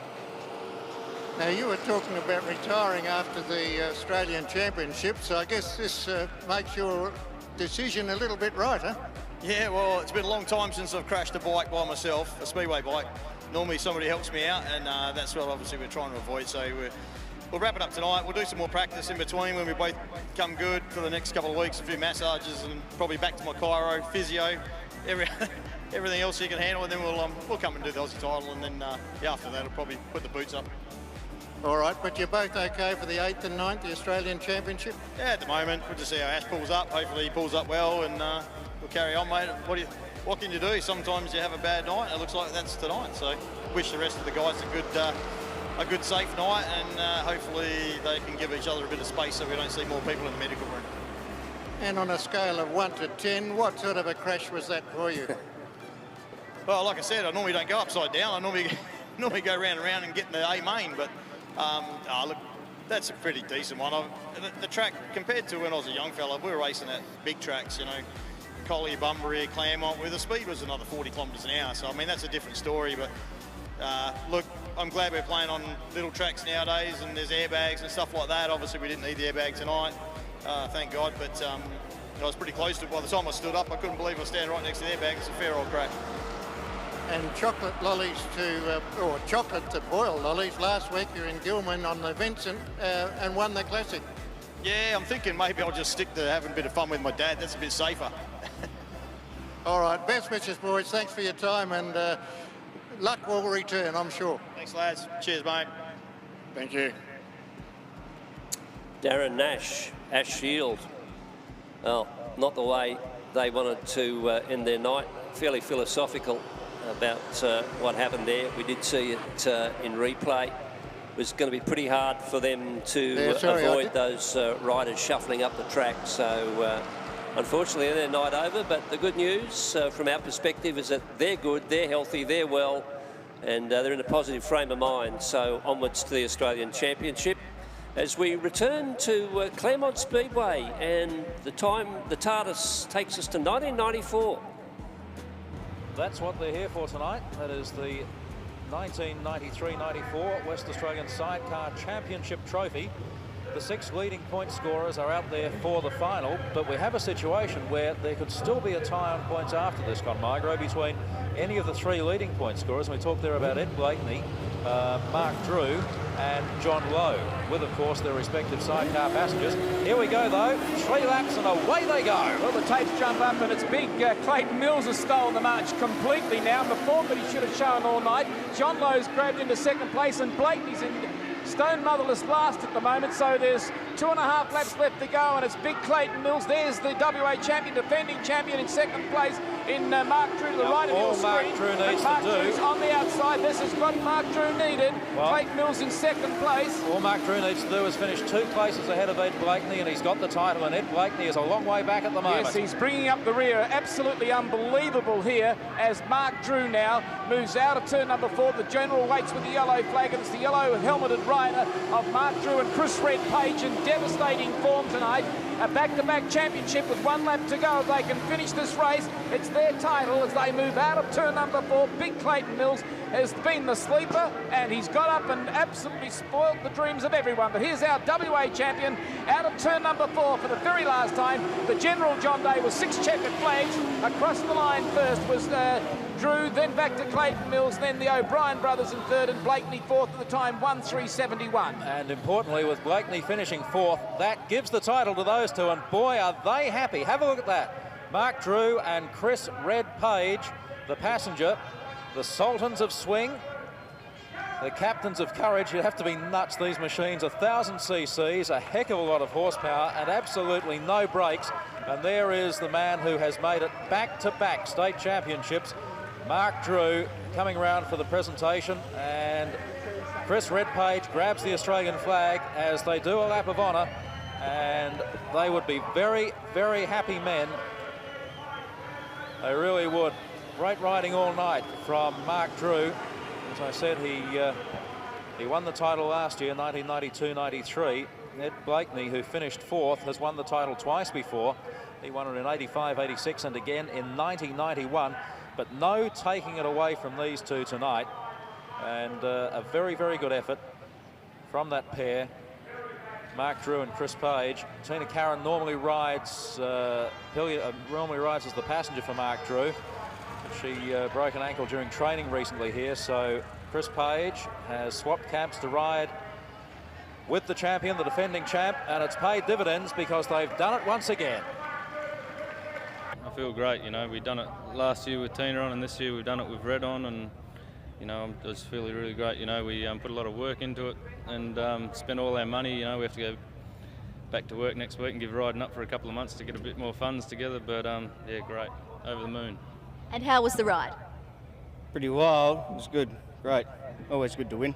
You go back into retirement now, I understand. Yep, definitely. At least I'll be able to tell my grandchildren that I rode with the best rider in Australia. So great to go out with a title? Definitely, only way to go. And how was it without Tina on the back? Well, Red done a beautiful job. Red's still the current Australian champion. He's never been beaten. He was last year's Australian champion, and he hurt himself halfway through the season, and he was put off the bike, and someone else was put on, and so he's never been defeated yet. But yeah, well, with Tina on it flies. You know, we won last year's state title. We come second the year before state titles. We put in a good show, the Australian titles in Brisbane, and that's where we're going back again to Brisbane. I think we'll take it off this year. Mick Hedlund, new passenger, didn't seem to hamper you one bit on that last outing. No, it was probably a bit of an easy run, but yeah, no, he done well for someone so green. He hasn't done too many laps on any Speedway bike, so no, you went up a really good passenger one day, I'm sure. I really thank him heaps for jumping on. Troy's going to give it another go, but he's still on standby. All right, you look very relaxed in the pits here. Yeah, just trying to get me breath. Bikes are going good and the track's pretty good, so yeah, we'll see how it goes. And the Australian Championship 8th and 9th, you're going to leave your bike here and then come back for that one, obviously? Yeah, the bikes are staying here, and one of our sponsors and friends staying here as well, and we'll just fly back for it, and yeah, see how we go. Did you have to change any settings for this particular track when you got here? Not too much. We've fine-tuned it a bit. It's reasonably close to Mildura, but yeah, no, the bike's going good, so we haven't tried the second one yet. We're just trying to get the passengers sorted. All right, well, look, best wishes for the rest of the meeting. Thanks for your time. Mick Hedlund there with Graham Sinden, and previous to that, a couple of fabulous minutes from Claremont Speedway. Mark Drew winning a state title, and all of that courtesy of Channel 7. We thank them for their involvement. 250cc's, Hunter Mason red, Mitch McDermott blue, Trevor Dossett white, Lincoln Metcalf yellow. Away we go. Mitchell McDermott gets a great start. So does Lincoln Metcalf. Metcalf will look to go around the outside of McDermott. Down the back straight they head. McDermott is your leader. McDermott at this stage. Then Metcalf, then Mason, the 3Ms, and then Dossett. 1 lap down. Mitchell McDermott got the bit between the teeth now. He missed out on that previous heat. Oh, Lincoln Metcalf into the back fence. Was having a look down at something on the bike and then ran into the fence, and now he's taken the bike off the track. So leaving Mitchell McDermott on his lonesome out front. Good battle though back for second and third between Hunter Mason slows dramatically. Trevor Dossett goes by. Dossett into second place. Yellow's out. He's got a lap to take that place back. Mitchell McDermott's half a lap ahead. You would have seen out the corner of his eye Lincoln Metcalf parked up on the infield. He'll come back and speak to his mate, no doubt. Great time, phenomenal time when we take a look at it. I'll tell you what that was in a second. Dossett second, Mason third. That was something else from Mitchell McDermott. He's on a 250cc bike. He's ridden 62.94. I reckon that's the fastest 250 time ever around here. 62.94. Most of the 500s struggle to break that time. Mitchell McDermott, your winner over Trevor Dossett and Hunter Mason.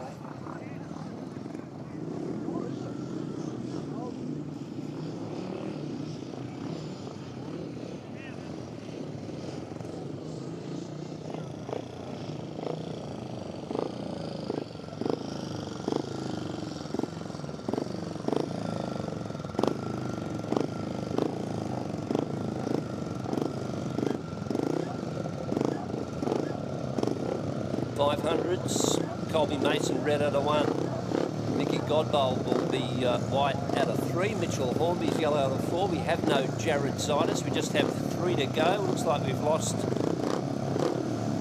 Jason Marzoli as well. Did not start. Just the 3.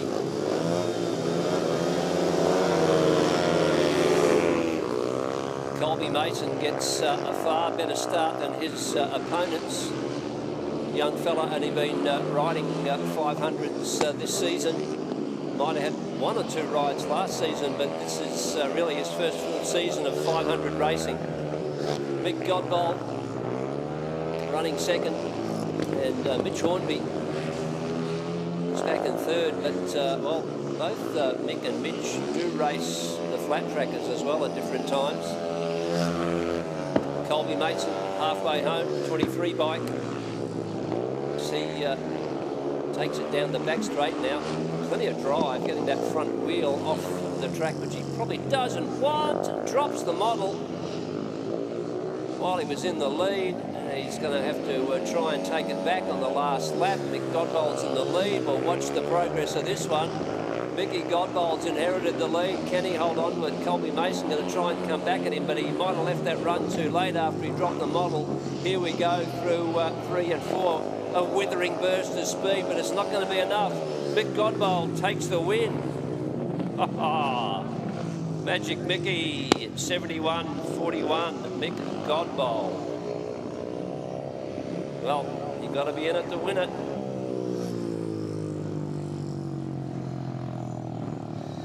Colby Mason would be ruining his chances there.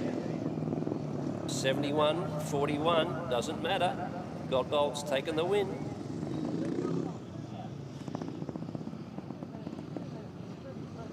Another set of 500s to come. Dan Winchester, Jack McDermott, Johnny Hoffey and Moylan Declan Colleen. This will pit the unbeaten Winchester against the unbeaten Colleen at this stage. There's Declan up here against the fence, the green helmet. Dan will be red down low. They'll be the 2 to watch. Jack McDermott looking for an upset. Johnny Hoff is a scratching. Ian Moylan's out there. You can see the 06 of Winnie. It's their finessing at the start line. Don't want to be finessing when the gate goes up, Dan.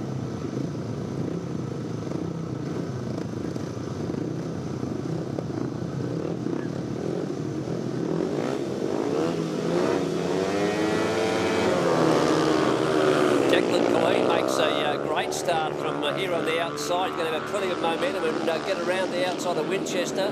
Doesn't happen though. Winchester sneaks the lead away. Pretty close to these two boys up front.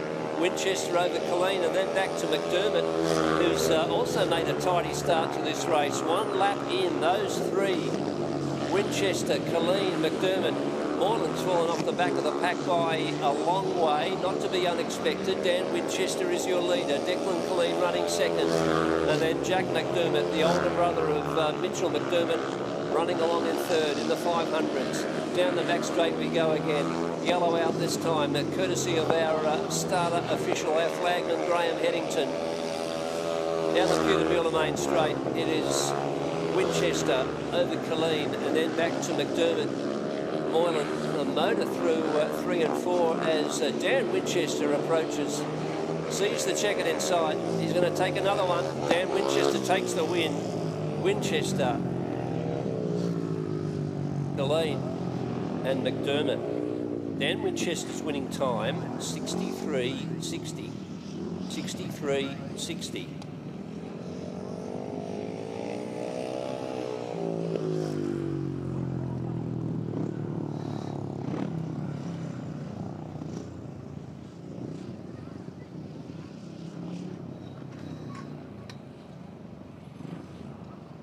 As we return to our sidecars, the heats of the Jeff Gittus continue.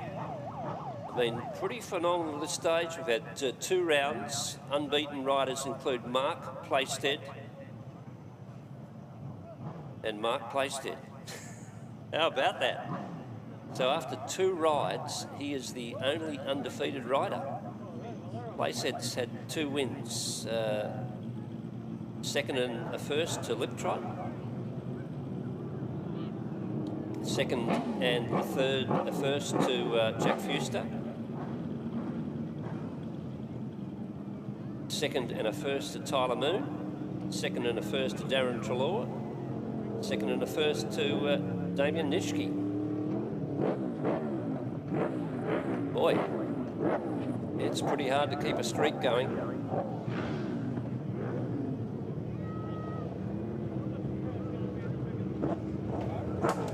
King and Cornwall, red out of 1. Fuster Setar, blue out of 2. McMurray, Beedman, white out of 3. Maudsley, Dunham, yellow out of 4. 3 points for a win, 2 for second, 1 for third, and nothing for any other place.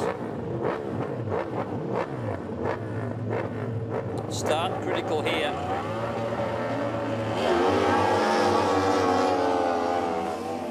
Jack Fuster, Jonah Setar. They're hoping to get 3 big points out of this one and doing the job at the stage, up front. Former West Aussie champions. So they go down the main straight in front of King and Cornwall. Getting away at this stage. And then we go back to Dunham and Maudsley. And McMurray and Beedman.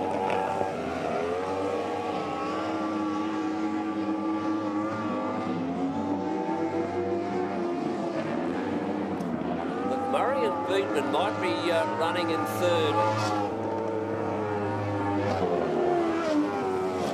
Quite sure though, they're back and forth. So Fuster and Setar, well, the further this one's gone, the further they've got ahead. They get the nod. Going to get the win. Take this one out, the boys in the 45. King second. And then Maudsley and Steve McMurray runs home in 4th place. But a good win there. 65-76, 65-76. All these times so close. 65-76 to Jack Fuster.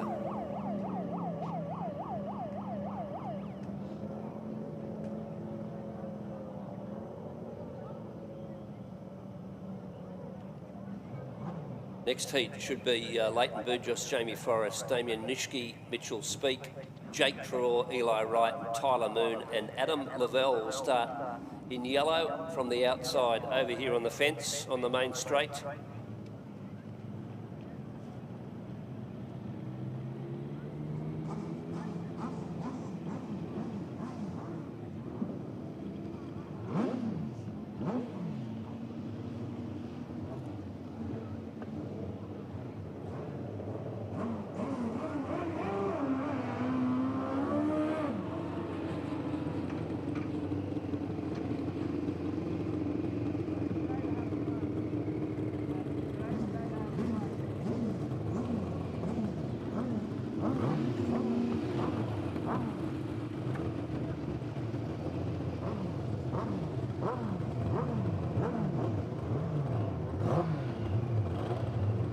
Lee Bujos, Jamie Forrest there at the line. Damien Niche, Mitchell Speak, they arrive. Turn around, go back, have another look. Tyler Moon and Adam Lavelle are there. Lavelle just gardening, making sure that the best place to start from. That's his rider on the back. Jake Trelaw pulls up.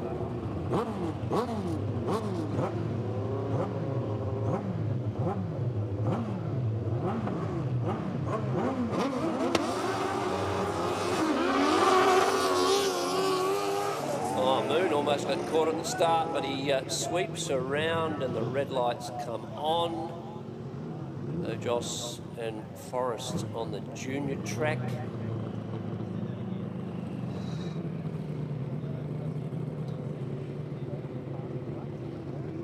So, no start on that one.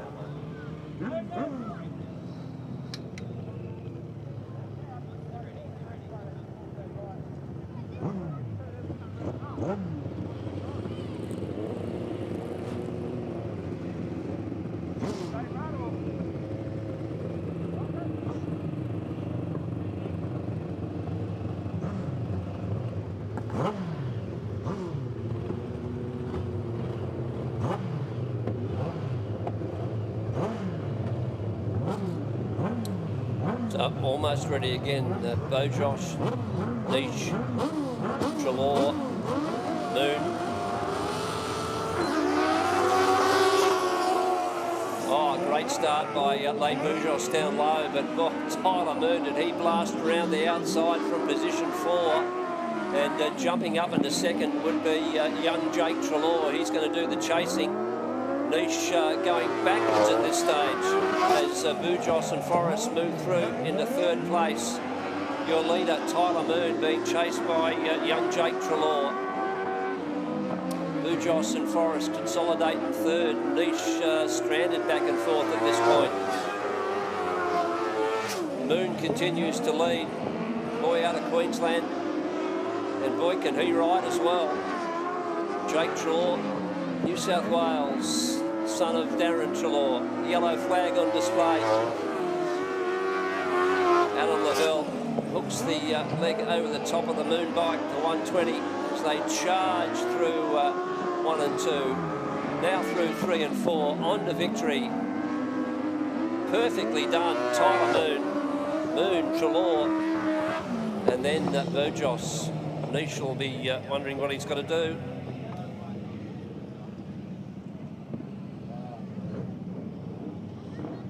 So I think Bojos will be excluded, might have run an infield at one point.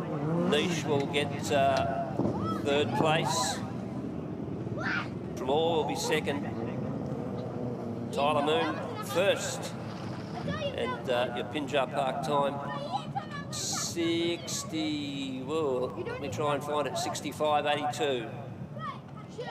65.82 for Tyler Moon in winning that one. What a fine victory. He just came out of gate 4 so well and then got round the outside of that field almost too easily and into the lead, and then really no one had an answer for him at that point. Excluded was Lee Boujos for running on the infield at one point.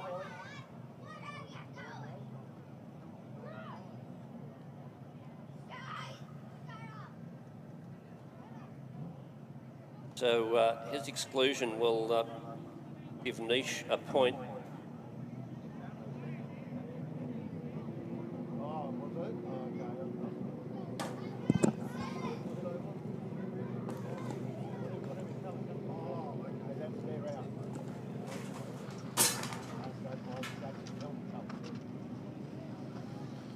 With this bike, is it so hard to get up? Is it so hard to get up? Too dusty, guys. Huh? Too dusty, you're going all over the people.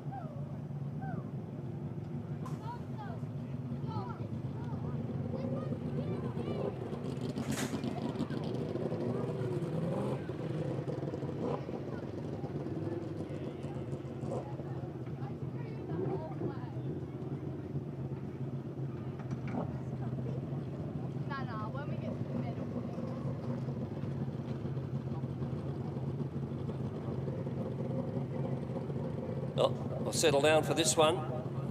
Darren Nash Ashiel will be scratching, unfortunately. Believe Adam Wen and Nathan Gajek blew out of 2. Mick Headland and Leighton Bagovitz will be white out of 3. Rock Bryan, Courtney Heft. They are yellow out of 4. Only 3 to go though.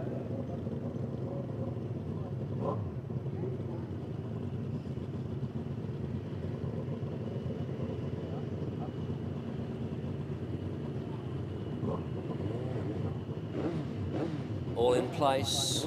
When engaging, Headland and Bagovitz, Bryan and Heft. Bryan and Heft get a good start. Oh, Mick Headland gets a bit of a wheel stand there, and into the lead goes Adam Wen with Nathan Gajek, but Headland's got so much power available on this bike, squeezes down the inside and into the lead. Mick Headland will lead this one from Wen and Gajek, then back to Rock Bryan, trying to get around the outside, gets too high, gets in the dirt, drops back a little bit as Headland gets away at this stage. This is Mick Headland, your leader. Leighton Bagovitz is swinger for the night. Whether he'll be doing the swinging at the Aussie titles remains to be seen as Mick Headland urges that bike on. He's got another lap to go here at Pinjar Park tonight in this Jeff Gittus Memorial. Doing a great job on the side as Leighton Bagovitz, and Wen and Gajek pretty much established themselves in second. Rock Bryan and Courtney Heft can't make any impression, can't go any further. So here we go, down the main straight. The winner's going to go to Mick Headland. He takes it. Headland, Wen, and then Rock Bryan.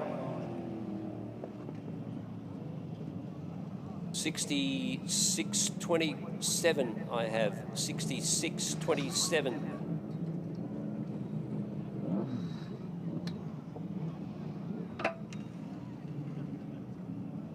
Win to Mick Headland. Be pretty happy that's 2 wins on the trot now. Starting to get himself sorted.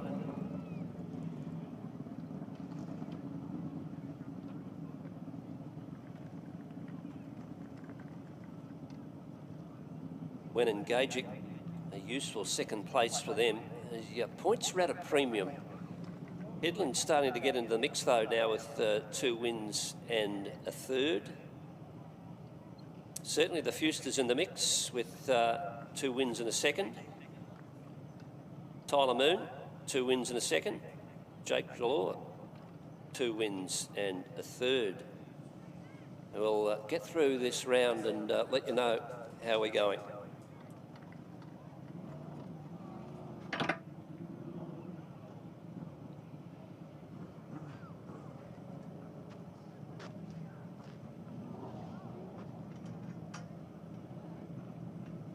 Folks, just a reminder that if you're in your car or you've got to move your car, if you could wait until the end of races, Red lights mean one thing, it means stop, and riders notice that. So I'm just being polite at this point. If you need to get in or out of your car, could you wait until after the races or after the event, after the heat that's on?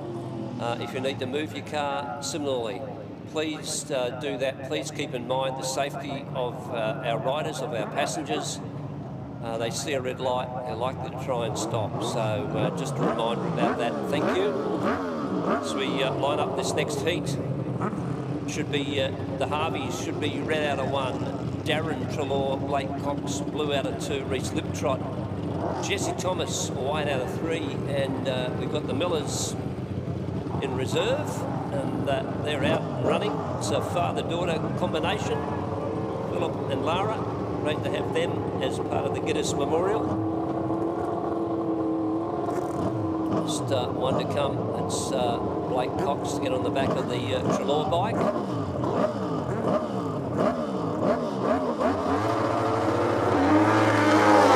Great start by Darren Treloar, Blake Cox. Reese Liptrot's going to work down the inside if he can. Have to apply plenty of pressure to Treloar. Reese Liptrot is the man though. Gets down right down underneath. Swings high, wide and handsome and makes Treloar work for this one. Darren Treloar is your leader. Reese Liptrot stays low though. Liptrot can do this lap after lap. Treloar, I suspect, can do the same. Aussie champ on 11 occasions. Here's Reese Liptrot, comes back at him. Darren Treloar is your leader. Halfway home here at Pinjar Park. Great battle also for second and third. Reese Liptrot temporarily into the lead. Treloar back around the outside, scrabs it away, goes down the back straight. Knows he's got a real job on his hands, does Darren Treloar. Steers it wide, up into the dirt to get some traction, to get some drive. Darren Treloar is doing that over Reese Liptrot. Liptrot comes again down the back straight. Has he got it in him to get into first place? Darren Treloar, 3 and 4, goes high, wide, and is going to win this one, Darren Treloar. Treloar first, Liptrot second. What a race. That was brilliant to watch. Coming home in third would be the Harvey combination, and then the Millers home in fourth.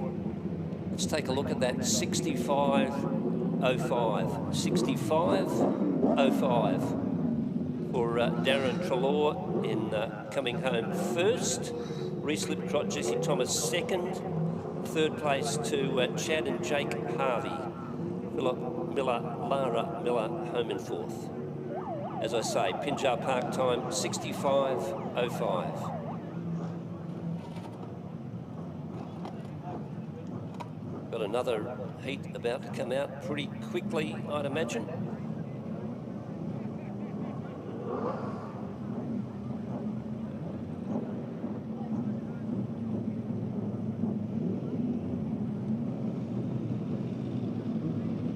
Go through this field for you. All it probably will be Dylan Milton, Josh O'Brien, Mark Playstead, Ben Pitt, Josh Wells, Braden Wells, and Brody Cohen and Jesse Headland. Oh, they might be, yep, they're here. For one moment, he was worried they weren't going to make it out. Just, my vision just temporarily obscured. All good.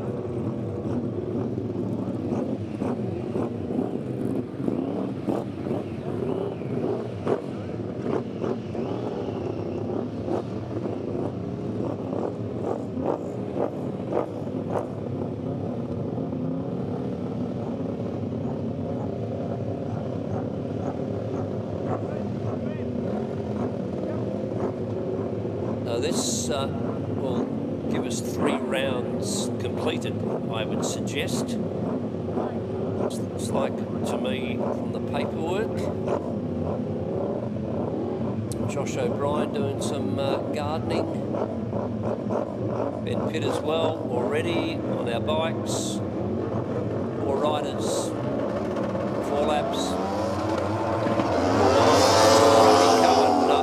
Missed the start, and there's a real squeeze here down low by Dylan Milton and Josh O'Brien. Mark Playstead back in third. Your leader will be Brody Cohen, I would suggest. And here comes Playstead Gets a little bit balked by the Wells. He's going to have to try and work his way through. This is a great heat. Wells is going to stay down low. It's going to make Playstead really work for this. Brodie Cohen will be loving it up front. Hasn't had all that much luck so far, as he said earlier. Wells is second, Playstead's third. After this one, one lap to come. Yes, we're halfway home. Playstead unable to make any impression on the Wells bike, and back in third as they are. And once again, here we go. Main straight, one lap to go. Brodie Cohen is your leader. Wells, oh, almost turns it around. Playstead gets around the outside. It's the Wells bike very, very almost went around. Winner, winner, winner. Cohen first, Playstead second, Wells third, and then Milton O'Brien. Brodie Cohen's time in winning that one out of gate 4, I reckon, was 65.80. 65.80. We do not have any undefeated riders. 65.80. Brodie Cohen, great win. Second place eventually to Playstead and Pitt. Wells, well, lucky to come home in third. Fourth place was Milton and O'Brien.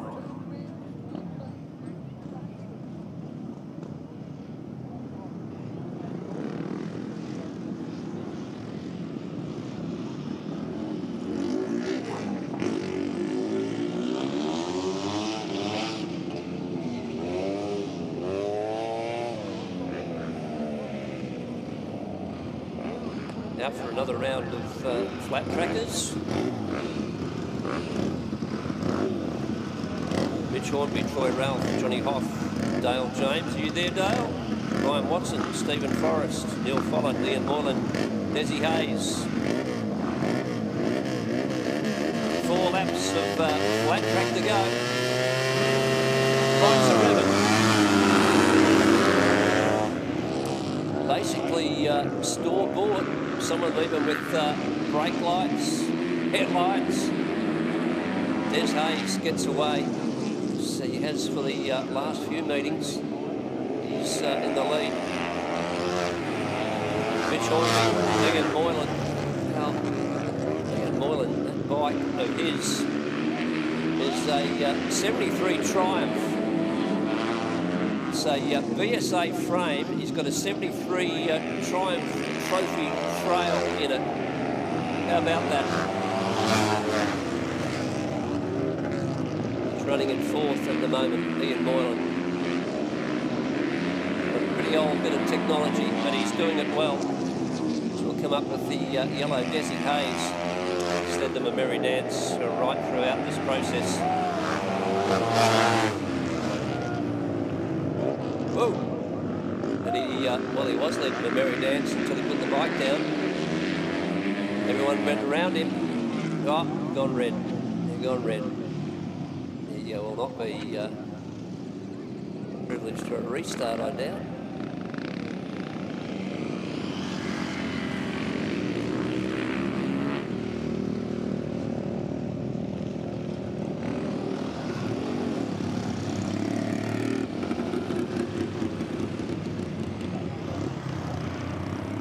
That one might be declared with your more than probable winner, Mitch Hornby, over at Ian Moylan and Neil Follett.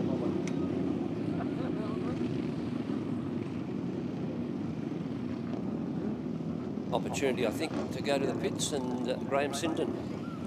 Brodie Cohen, you were too good a rider for luck to elude you too often. That must have felt good. Oh, yeah, mate. That's the favourite one, obviously. I think well, the people at home can see the difference, you know. I just love riding it. I can just do whatever I want. I can put it wherever I want to go, and it just does what I tell it to do. So it's just fun to ride. I love riding it. I won't even tell everyone what happened, but I've put the floor in at the back there where Jesse puts his feet, and one of the fuel lines that come from the motor was underneath the floor. So as soon as Jesse stood on it, it had clinked the hose and it had no fuel running to it. So just one of them silly things, and I've got no one else to blame but myself because I was here all week working on it. Well, don't be too tough on yourself. It's a hard lesson, but it happened this week, not on the 8th and 9th Australian Championship. Exactly, mate, and that's why we're here to do it, you know. Like I've said before, I'm competitive as. I want to win everything I enter. Maybe that's a fault I've got to fix, but we're all aiming for the big one, mate. If this thing stays together, I'm hoping we can make it right. And how good is it to have Jess Headland on the back with you? I mean, he's won a couple of world titles, hasn't he? Oh, mate, if you can't pick it up on the video, zoom in and watch him. He's a mastercraft at it. He moves around, he pulls on me. He actually makes the bike track out of the corner. So, when I'm asking for it, he's already on it. He's trying to make it go. The tyre comes in and it's got stretch marks every 50 mil. I think it's because he's heavy, but he reckons it's because he's good at his job.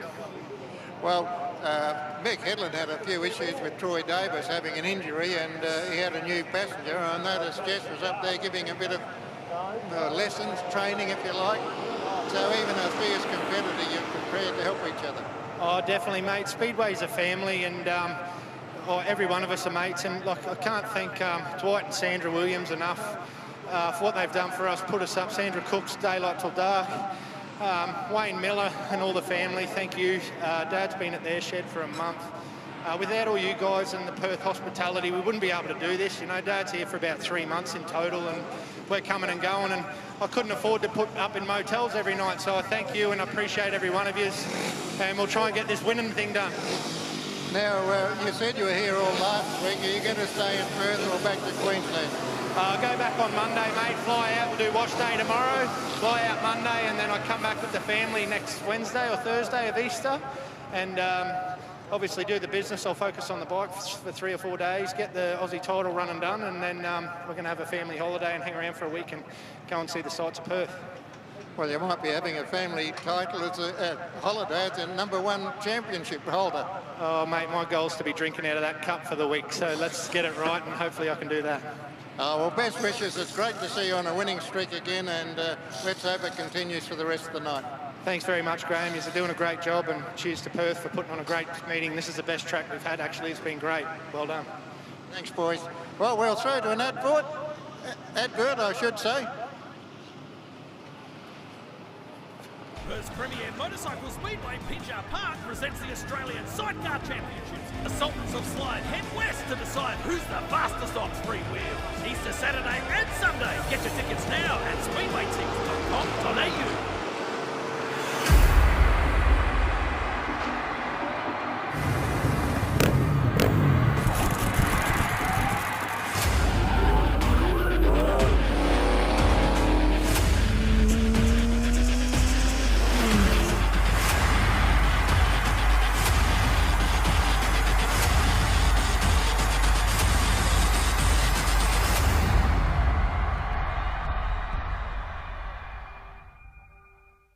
Grant's Car Stereo Morley, proudly supplying and fitting quality car stereos for over 15 years, selling top-name brands like Alpine, Focal, Rockford Fosgate, from a simple upgrade to complete custom systems. Stop in and see Grant and the boys at 61 Russell Street, Morley, or visit us online at carstereo.com.au. So a full field of 10 for this 4-lap sidecar handicap event. And you've got to be very brave to ride sidecars. 1,000 cc's, an accelerator clutch and no brakes as they thunder into the first turn. It's like the charge of the Lake Brigade, 10 bikes and 20 men. As they move down the back straight, there we find number 61, young Russell Natch, who won the first event, leading this event as he moves out of turn number 4 and down the main straight. It's machine number 4, I should say, Darren Nash, and his passenger Terry Harvey. Well, they had similar styles, and the Nash is the son of the former national champion, leading this event, and very spectacular indeed at the moment as he moves into Foulhouse Corner. The track is styling in beautifully as they move out of turn number 4 and down the main straight. In second place and going very well indeed, that's the younger brother of Nash, so that's the Nash is running 1 and 2 at the moment here in the sidecar handicap heat number 2. Number 61, Russell Nash, I should say, in second place. So, number 4, the race leader, rider Darren Nash, the passenger Terry Harvey. In second place, the elder brother Russell Nash, and then back to number 10, Glenn O'Brien. And one rider, looks like he lost a bit of fairing then, but he's okay. The race continues on. The yellow flag is out from John Day as they move down the back straight for the last time. There's no doubt about this young fella, a Nash Knight, as Darren Nash and Terry Harvey go across the line first on number 4. 61 Russell Nash and Peter Teal in second place. Then back to number 10, Glenn O'Brien, and his passenger, that's Nathan O'Brien, his younger brother, and the time for the 4-lap journey, 1:33.8. Damien Nischke, a tough night at the office tonight. I noticed you're just making some changes to the chair wheel there. Yeah, we're just trying to chase a bit more drive tonight. It's the first time I've ridden a bike here and the first time I've been at the track. So we're just trying to change a few things and see if we can get a bit more pace out of it. Yeah, the track seems not too bad tonight. Still a bit more dirt on it, I think, than usual from what I've watched. But yeah, the bike's going good. We've just got to get the setup right. I think we should be right tonight. Well, it's your first run on the truck. Have you ever been and raced in Western Australia before? No, it's my first time. I'm actually looking forward to it because I've got family live here and I've always wanted to come over here and race. So I'm yeah, good to be here. I'm looking forward to the Aussie titles to give them a red hot crack. Well, that's the 8th and 9th of April, of course. Are you going to stay in Perth or go back to the East Coast? No, I'll fly back probably Sunday night, Monday. Make sure the bike's ready to go before I go back. Then I've got to send some more equipment over, and then I'll be back on probably, I think, the Wednesday before the Aussie titles, and do some more prep, and then get ready for the qualifier. Now, you guys race up and down the East Coast. How does this track compare with some of those you race on over there on a regular basis? Probably the best one I can compare it to is probably Mildura. Like the sort of shape of it. It doesn't hold you as much to the corners, but the actual tightness of the corners and the overall shape is pretty similar. I love the banking of the track, it's pretty good. Obviously, a bit more dirt on the track, it'd be a bit quicker. But yeah, it is what it is. Everyone's got to race the same track. It's good fun. I interviewed Darren Treloar last week, and he said when you get up here through 1 and 2, you can ride high, but then it goes off camber a bit. Have you felt that? Yeah, I did notice that. I also noticed between 3 and 4, if you go a little bit wide, she sort of catches you and drifts you up a bit higher than you want to be. And then people can slingshot under you, so you've got to be careful there. OK, well, best wishes for the rest of the meeting. It's lovely to have you over here, and best wishes for the Australian title on the 8th and 9th. No worries, mate. Cheers. Thanks for that. Back to you, Grant. Darren Nish there. Darren Nish with Graham Sinden. And that's a pretty good assessment of the track, very much like Mildura. Like to see a bit more dirt on it, he says. Well, I don't know if we'll be able to do that. We'll just wait and see. But some insights into the world of sidecar riders, particularly with this Australian title coming up. And most of those boys from over east probably flying home early part of this coming week. They've left their bikes over here, got a feel for the track and see how we go. So just taking a look at the points at this stage. Mark Plaisted on 8, Rock Bryan on 5, Bob King on 4, Alan Maudsley on 2, Reece Liptrot on 7, Brodie Cohen on 6, Mick Headland on 7, Adam Wen on 2, Josh Wells on 5, Chad Harvey on 4, Lee Boujos on 1, Jack Fuster on 8, Steve McMurray yet to open his account, Jake Treloar on 5, Tyler Moon, he's on 8, Darren Treloar on 8, Damien Nish, just been speaking with Damien, he's on 6, one of our reserves, Dylan Milton, I think has opened his account, got 2 points. The Millers yet to open their account, so pretty tight, very close, no one undefeated now, and it's going to take quite a bit to get through to that A final with such a big field, and just chasing through and looking at the final situation. Just whether there is a semi-final for 4th to 7th, and then the final will feature the top 3 point scorers plus the winner of that semi-final. So you need to make top 7. But, about halfway home as far as the points are concerned. Well, I think we run maybe 3 or 5 heats, so a little bit further than halfway home. Tyler Moon looking good, Jack Fuster looking good, Darren Treloar looking good, Mark Plaisted looking good. They'd be your top contenders at this stage just in terms of points. So you can see the amount of congestion there is there. Now, next up should be 500cc solos. We've got a couple of 500cc events before we return to the running of this year's Jeff Gittus Memorial. If you're watching at home, front row screens, wherever you might be, wherever you might call home, there's some fabulous vision at the moment of Mick Godbold in vision.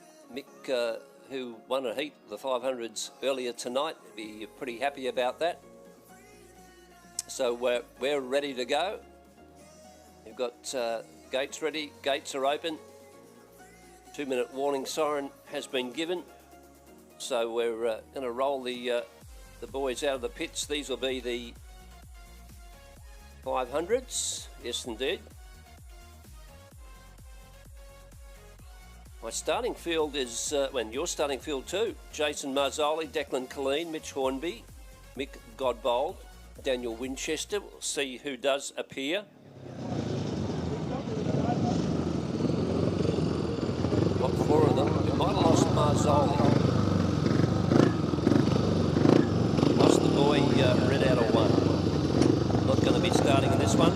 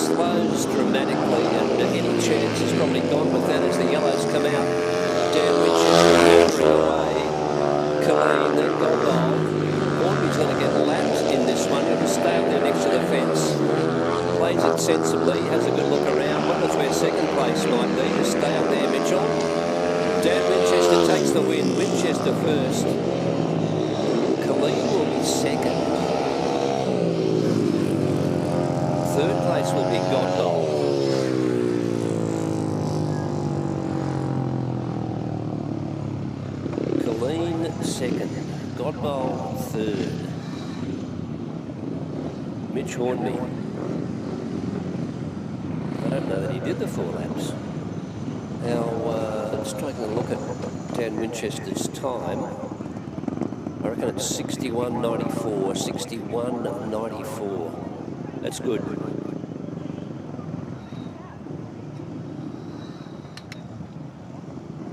$61.94 for Dan Winchester in winning that one over Declan Colleen and Mick Godbold. Next heat of the 500s. Ian Moylan, are you there? Yes, you are. Ian Moylan, Jack McDermott, Colby Mason. Often Zinus scratchings from this one. So to leave Moylan, McDermott and Mason to go.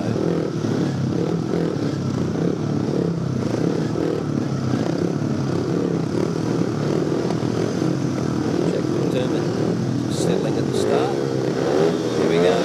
Re-rolls the score. 4 laps is the 500 cc's as the power plant. Colby Mason grabs the lead from Jack McDermott as they get through 1 and 2. Then down the back straight into 3 and 4. Not a lot to separate these two, but Mason is your leader. Start up here on the outside. Jack McDermott second. And Ian Moore, really a part-time 500cc rider. He's running back in third. His boys up front, battling to be 20 years old. Colby Mason just up out of the 250s from last year.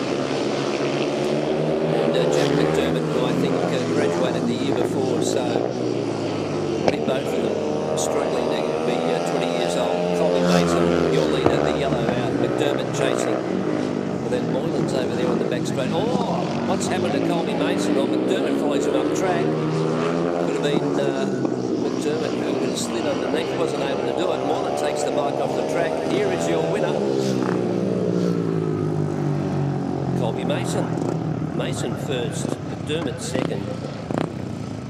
So unfortunately, Ian Moylan took the bike to the infield, didn't finish.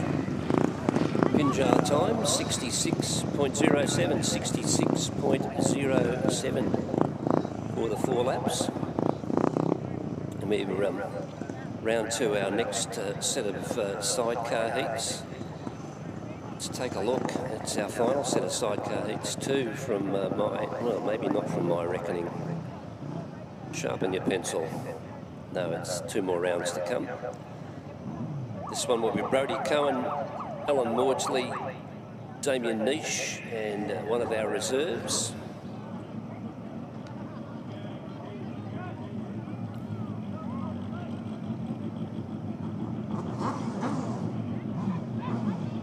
Just go through that field again for you. Brodie Cohen with passenger Jesse Headland, Alan Maudsley with Gavin Dunham, Damien Niche with Mitchell Speak, and who is our reserve? Is it Milton and O'Brien?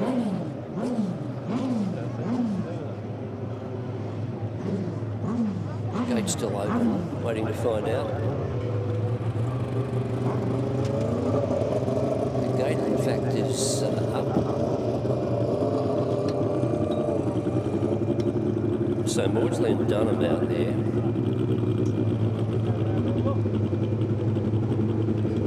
Niche and Speak are out there.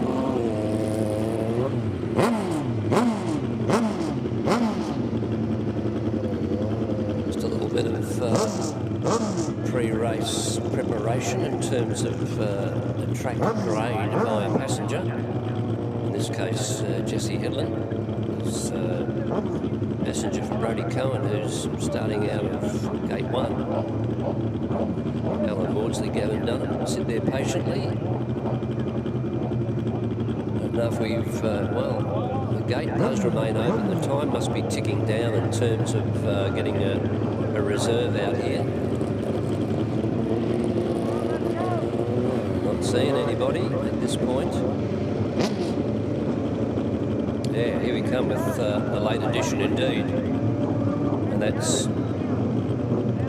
Milton and O'Brien.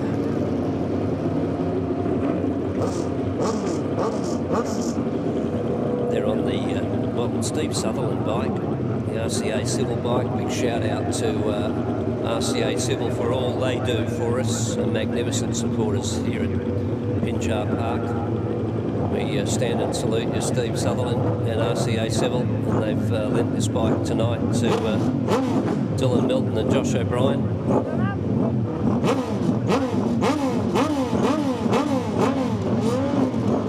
Just a final check, we're ready to go.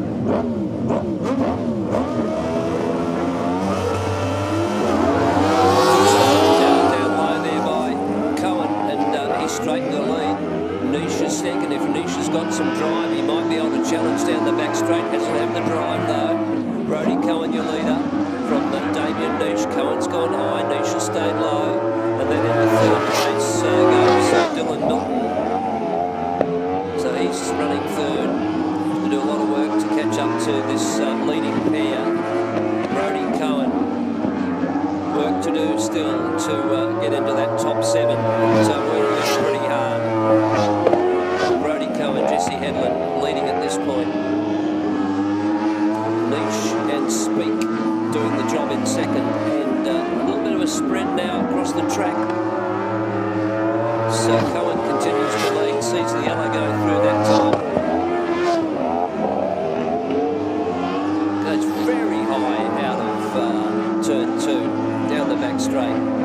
Gets it settled a bit more. Brodie Cohen, another win here at Pinjar Park.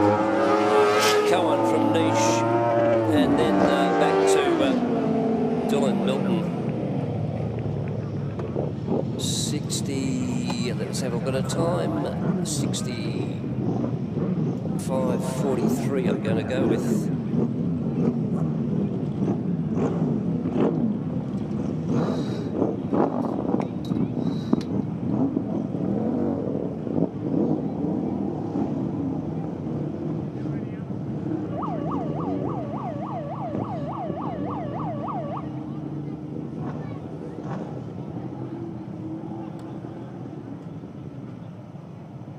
Gates are open, ready for the next one.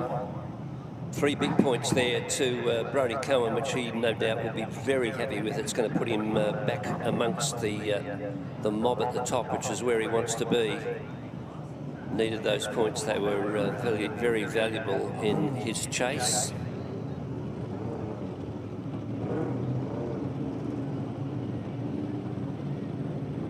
Damien Niche, 2 points. He's hanging in there, hanging into that top 7.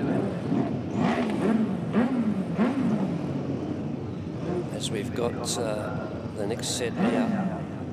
Jack Fuster, Jonas Cedar, red out of 1. Chad Harvey, Jake Harvey, blue out of 2. Adam Wen, Nathan Gajek, white out of 3. Stephen McMurray. Kushla Beedman, B. Out of 4.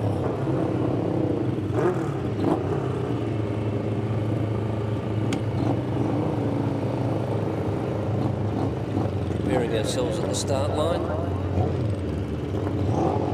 Jonas Cedar, just a few words from Jack Fuster's ear about the start, perhaps out of gate 1. The Harveys, gate 2. When Murray. When he gets a great start, see if he can swing around the outside of Fuster and Sidecar. Can't quite do it. Fuster moves up track into the lead. Leads away from Wen and Gajek. 1 lap down. Fuster and Sidecar very high again, out of 1 and 2 down the back straight into 3 and 4 as we got a little bit of distance between each team. Wen and Gajek chasing hard. And here on the outside, trying to make their way around Adam Wen is the Harvey team. Chad the dad, Jake the son. Swing low this time. Move up onto the Wen bike. Can't quite do it. Fuster and Sidecar. They're your leaders. Harvey's going very wide. Not going to make any distance that way, Chad. Buttons off on the bike, and that causes a little grief to McMurray. And Steve puts the bike on the infield, which will be automatic DQ for him, unfortunately. Fuster over Wen, and then Harvey.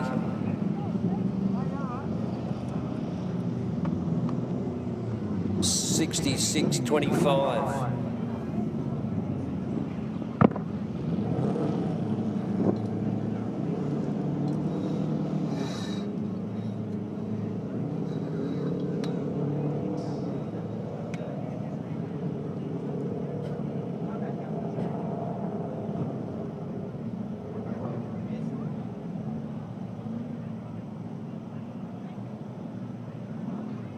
So Fuster takes the win over Wen. I think we're going to go with Chad Harvey in 3rd, possibly if he finished. I think that's the way we saw it. 66.25.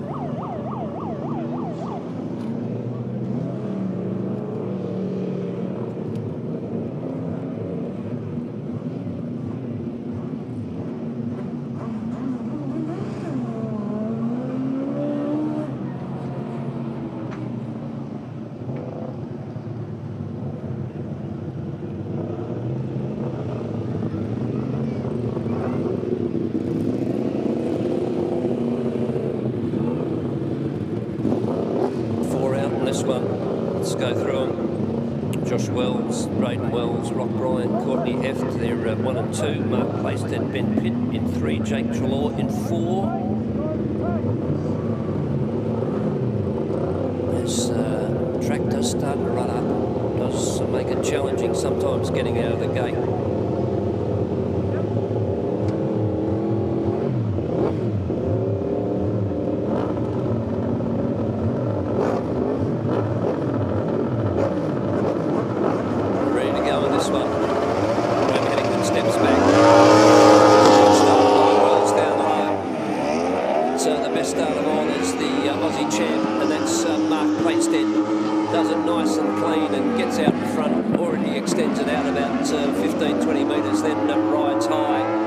gets plenty of drive. Jake Shaw going to try and challenge down low here on Josh Wells.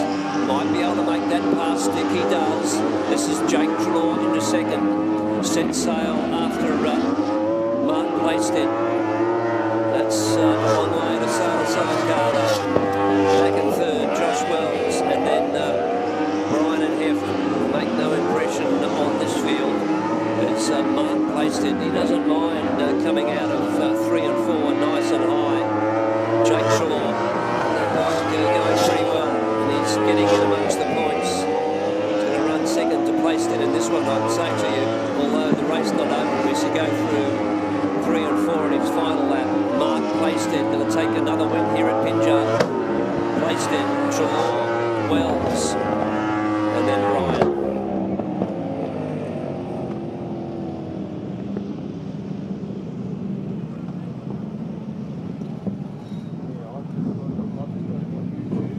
Plaisted over Trelaw. Back to Josh Wells. Rode well in third, but could make no impression, and likewise Rock Bryan and Courtney Heft. 65.52, 65.52 was your Pinjar time. All of these times remarkably close. Not much in it at all. The important part is putting points together. And it is important to go to the pits and speak to Graham Sinden, who's with Mark Plaisted. Well, yes, indeed, Mark. What a race. Boy, you really gave it everything then. Yeah, we're just testing, mate. Yeah, I got tangled up in traffic in the last one, but just staying out of trouble, mate. And yeah, just having some fun, getting some laps in. So I just want to say a big thanks to Teal Transport, helping out with the bike, getting it over here. And yeah, appreciate all your help, Tilly, and everyone that's helping us out to get over here and getting it done. That must have felt really good out there. Darren Trelaw in the field, and you were won by, I don't know, 5 bike laps. Oh, I think that was Jake, mate. Oh, I wasn't really watching, I was watching you. Yeah, that's all right. We're having some fun, that's the main thing. Well done, congratulations.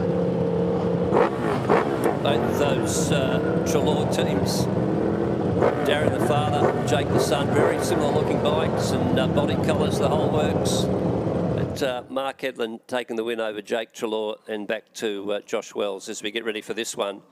Mick Hedlund, Bob King, Reese Lemtron, Millers. What a great start by Mick Hedlund down low. He gets the bike out half track to block the move of Luke Thomas, and here they come. Reese Lemtron, Jesse Thomas. They don't mind being down low. They're going to make a move, and straight into the side of Hedlund and Bagovitz, and the Hedlund bike has gone over. It's going to happen. It's been going to happen for weeks. No worries, buddy. It's dangerous, eh? Very dangerous move. Very dangerous. So we'll just. I think Liptrot will find themselves back in the pits after this one. They've taken the front wheel of Hedlund out from underneath the bike. Hedlund and Bagovitz have gone over. So we need the recovery vehicle from the pits to bring the sidecar back, folks. The recovery vehicle from the pits, if we can hear you over there.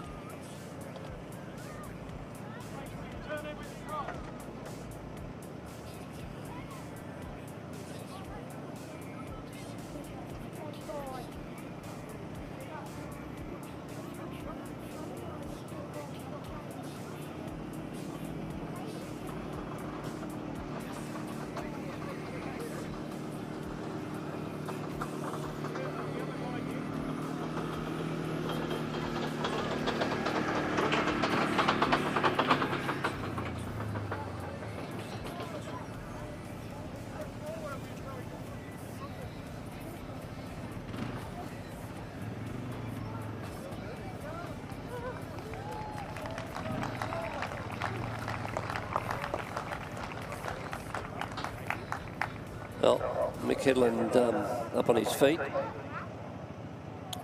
Leighton Bagovitz as well. Boys, yeah, well, take these boys back over to the pits to the medical hut. For those of you who do have your tablets working, you can have a look at the replay as we go, courtesy of Grant's car stereo.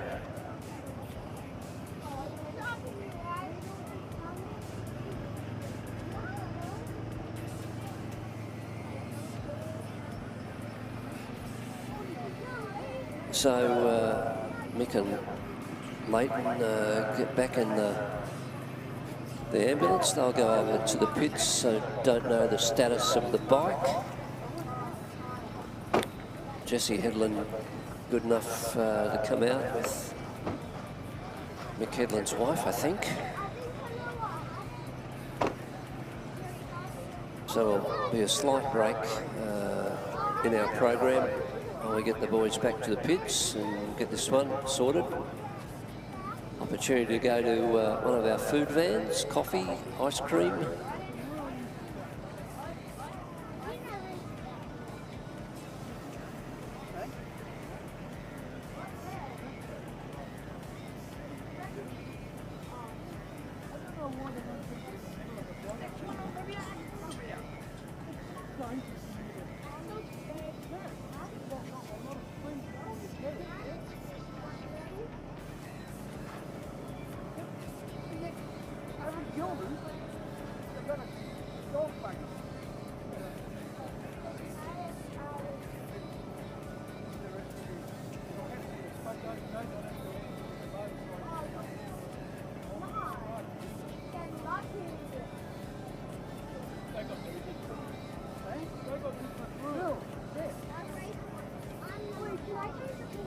Jess Headland, you just walked over and checked on what was happening over there. Everything okay?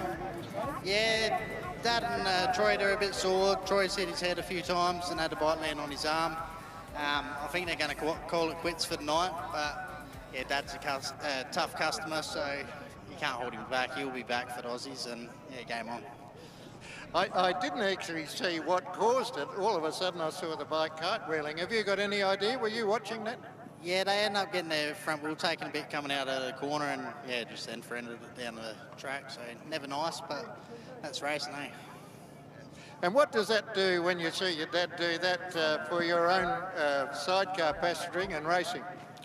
It's not a nice feeling, but I've been there, done that, and I've had plenty of crashes myself, so, and with the old boy, but yeah, got to brush it off, have a cup of concrete and get on with it, eh? Good wishes and thanks for the report. No worries, cheers. Back to you, Grant. Thanks very much, Graham. Graham with Jesse Headland, who's the passenger for Brodie Cohen. His dad out there being was upended in that one, and that was Mick Headland, passenger Leighton Bagovitz, and baptism of fire for Leighton, only his third or fourth meeting. It can get upside down and pretty interesting. So they will probably not, as Jesse suggested, continue for the rest of the night. They'll be out of the rerun of this one, that's for sure. And whether there's any, well, one needs to look after the rider and passenger first, what sort of injuries they might have sustained, but they were okay to walk into the ambulance and back around to the pits, so fingers crossed on that one. But and the one we do need to concentrate on is the bike, whether it's had some damage sustained to it and whether they'll be able to repair that in time if there is damage, because of the Aussie titles coming up in a couple of weeks' time. So just a pause.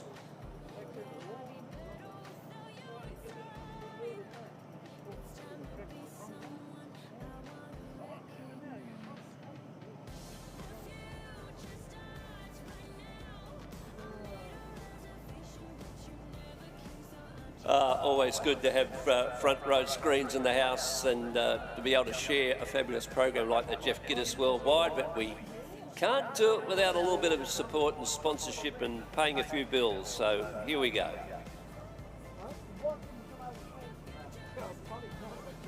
Perth's premier motorcycle speedway, Pinjar Park, presents the Australian Sidecar Championships. A sultans of slide head west to decide who's the fastest on three wheels. Easter Saturday and Sunday. Get your tickets now at speedwaytix.com.au.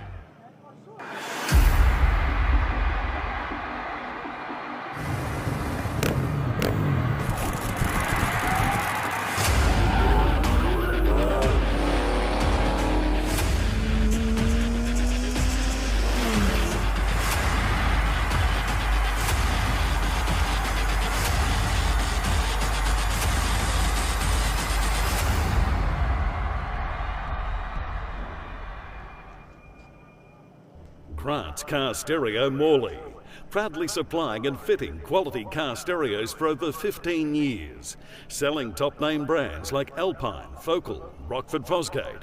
From a simple upgrade to complete custom systems, stop in and see Grant and the boys at 61 Russell Street, Morley, or visit us online at carstereo.com.au.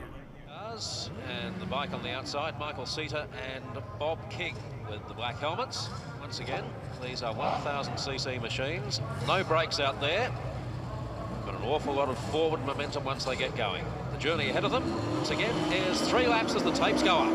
Yes, and a very good start that time from Peter Mortimer on 74. Ed Blakeney, the man who comes from Kalgoorlie, was pretty slow to start, but he's jumped to second place now. But look at this for a sidecar field. One of the best you'd find anywhere in the nation today, as we find Ed Blakeney on the outside. A brilliant ride from Blakeney. He had to come from behind as he moves out of turn number 4 and machine number 41. He grabs the lead. Then the O'Brien brothers on machine number 10, trying to thread a needle through a haystack at the moment. But they did a great job to get into second place, and Mortimer's back in third.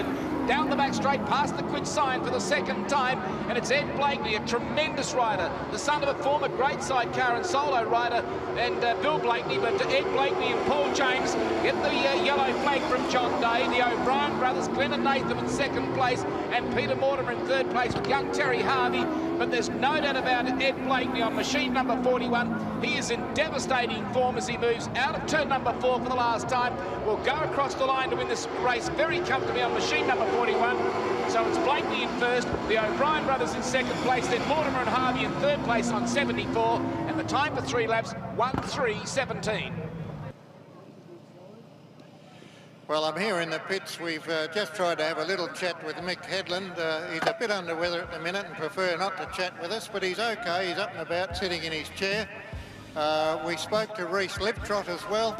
Unfortunately, you know, it was a tough time for him being involved in that accident, so we hope to bring you a report later on, but everyone's okay, and we can get on with some racing knowing that we're in good shape. Thanks for your endeavours, Graham. It's never easy, and particularly the world of sidecar racing, it's very tough for those who've watched it over the years, and there was just some excellent vision a little while back of Claremont from the 1990s. Very tough and unforgiving sport, but we'll reassemble. It's pretty good stuff, and you did see Envision there with Mick Headland, Jeff Bishop as well. Jeff, I think, is going to return for the Aussie title, so plenty happens in the world of sidecars. As I think I've heard the 2-minute warning. We're ready for this one. Could be just the 2 to go, I'd imagine. Bob King, Morgan Cornwall, and Philip Miller and Lara Miller. I think they will be the only 2 to contest this rerun. Not too far away from getting a start. Just while I've got the chance, a big shout out to Benco and all the work that they do here at Pinjar Park and all the support that they offer us. Without organisations like Ben Williams and Company, there would be no Speedway, no motorbike Speedway. So I'd like to thank them, along with Classic Hire.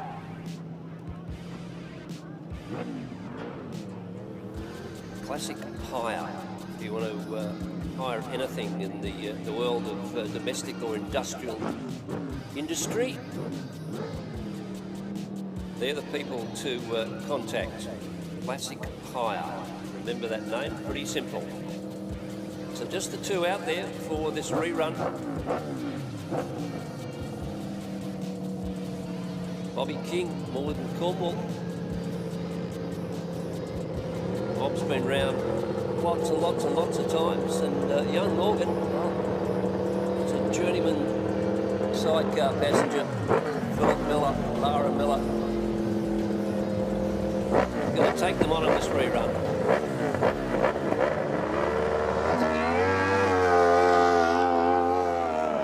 Bobby King gets the best of the start. Philip Miller, Lara Miller. Well, if they circulate, they can circulate, they'll pick up 2 valuable points. King and Cornwall probably need the points more than the Millers. I think the Millers will be struggling to make the top 7 tonight.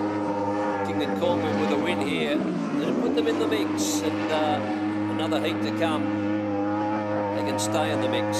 Halfway home, Bob King.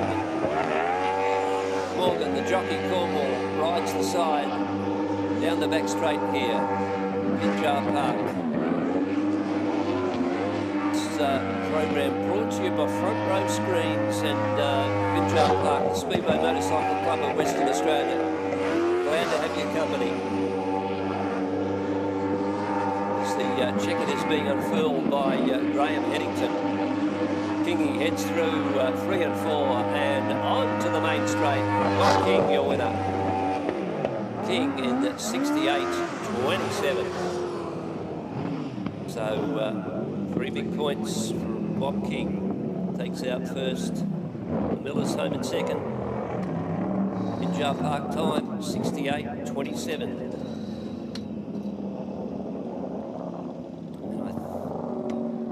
Got 1 round to come. We do have 1 round one heat in this round to come as we go to the pits with Graham Sindon.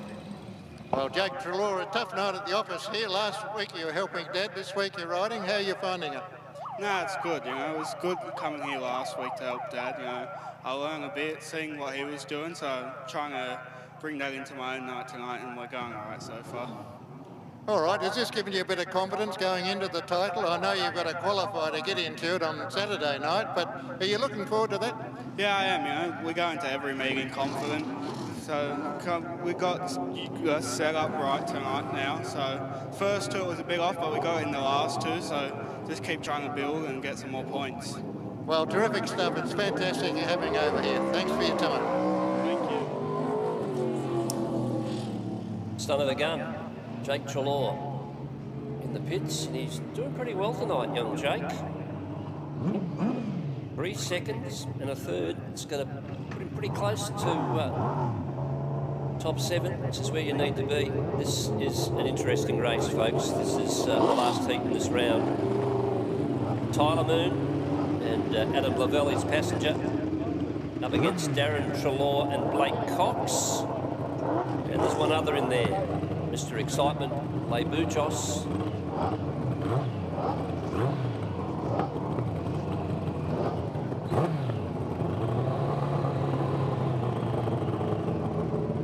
So, Moon and Lavelle, they'll be outside of Treloar and Cox.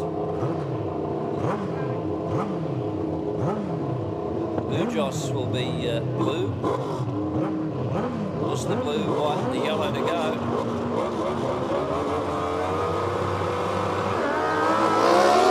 All 3 very evenly matched bikes out of the gate. Gets down low, does Tyler Moon, and makes the pass down the back straight. Bujos gets stranded a bit there, and whoa, he's going to lose his passenger if he's not careful. Darren Treloar has pulled off to avoid that happening. So I think this one might be a complete restart. Jamie Forrest, take a bow, mate. Take a bow. Does Lee Bujos even know you're off the side of that?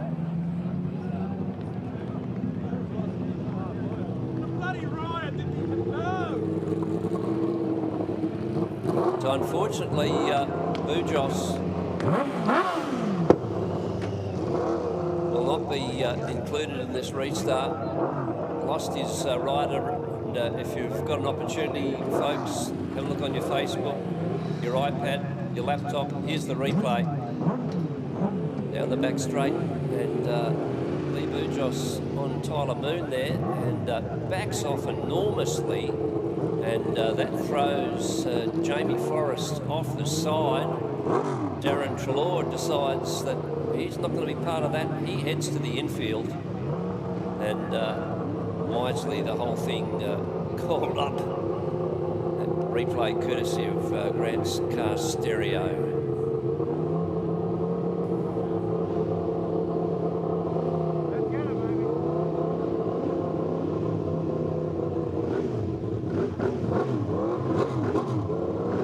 Moon and Lavelle against Trelaw and Cox. Just the two of them.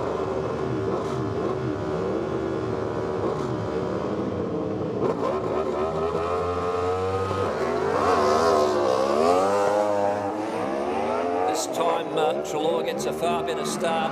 Moon's going to have to pull something out of the hat now.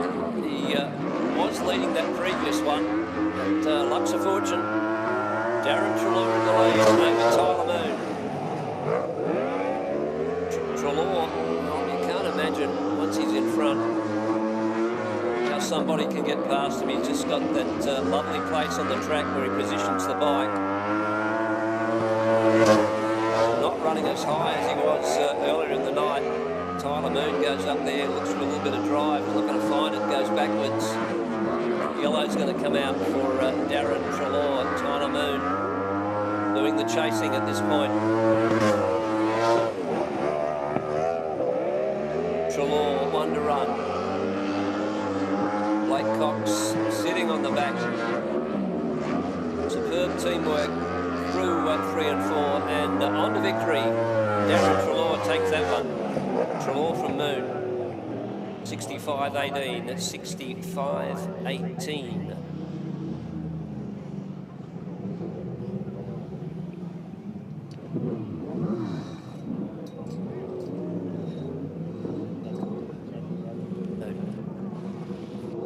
Darren Trelaw almost assures himself of a start in the A. Tyler Moon won't be too far away from that, along with Jack Fuster, Jonas Seatar, and maybe Mark Playstead, Ben Pitt, but there is one heat to come which can shuffle things around a little bit. It's got a little bit of grading to do. Got one more set of heats to come for the sidecars.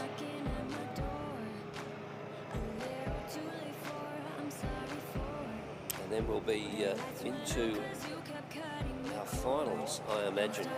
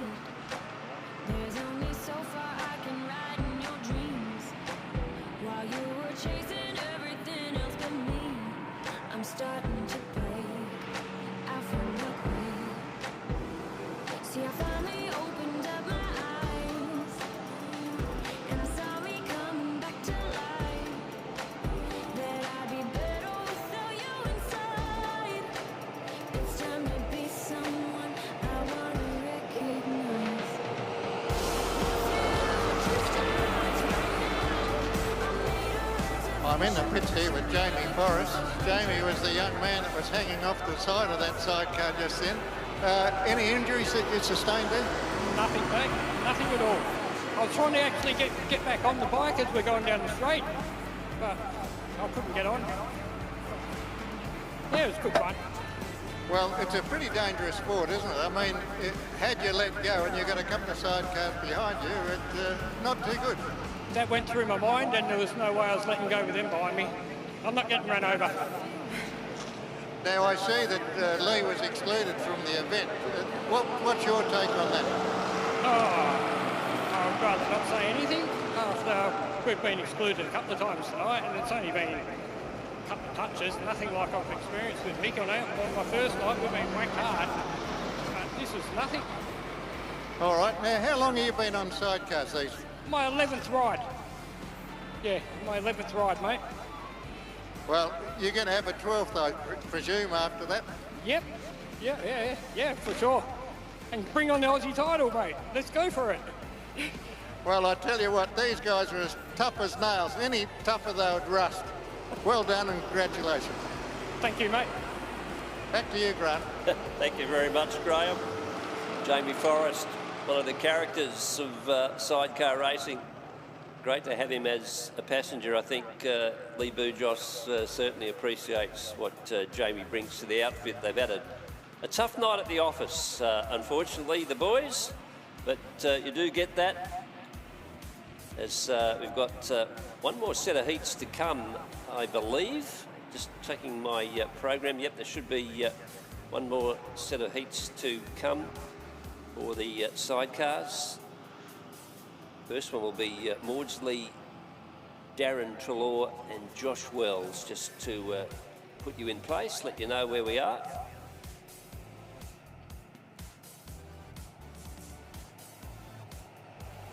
And we've got Sidecar B final, Solo 250 final, flat track final, Solo 500cc final and the Sidecar A final. That's if we continue on with the program, the way it's set up.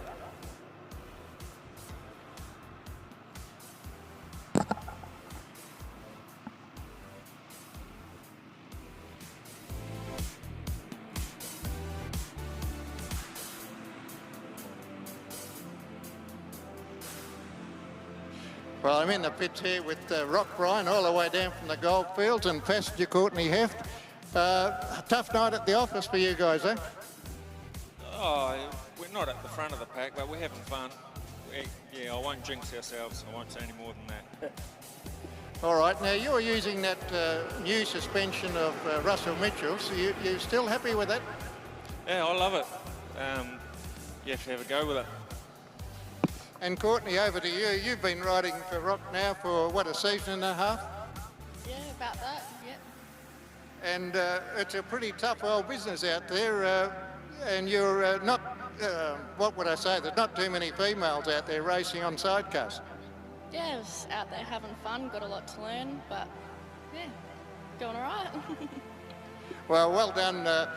You're both terrific characters. I love watching you, and best wishes for the rest of the night.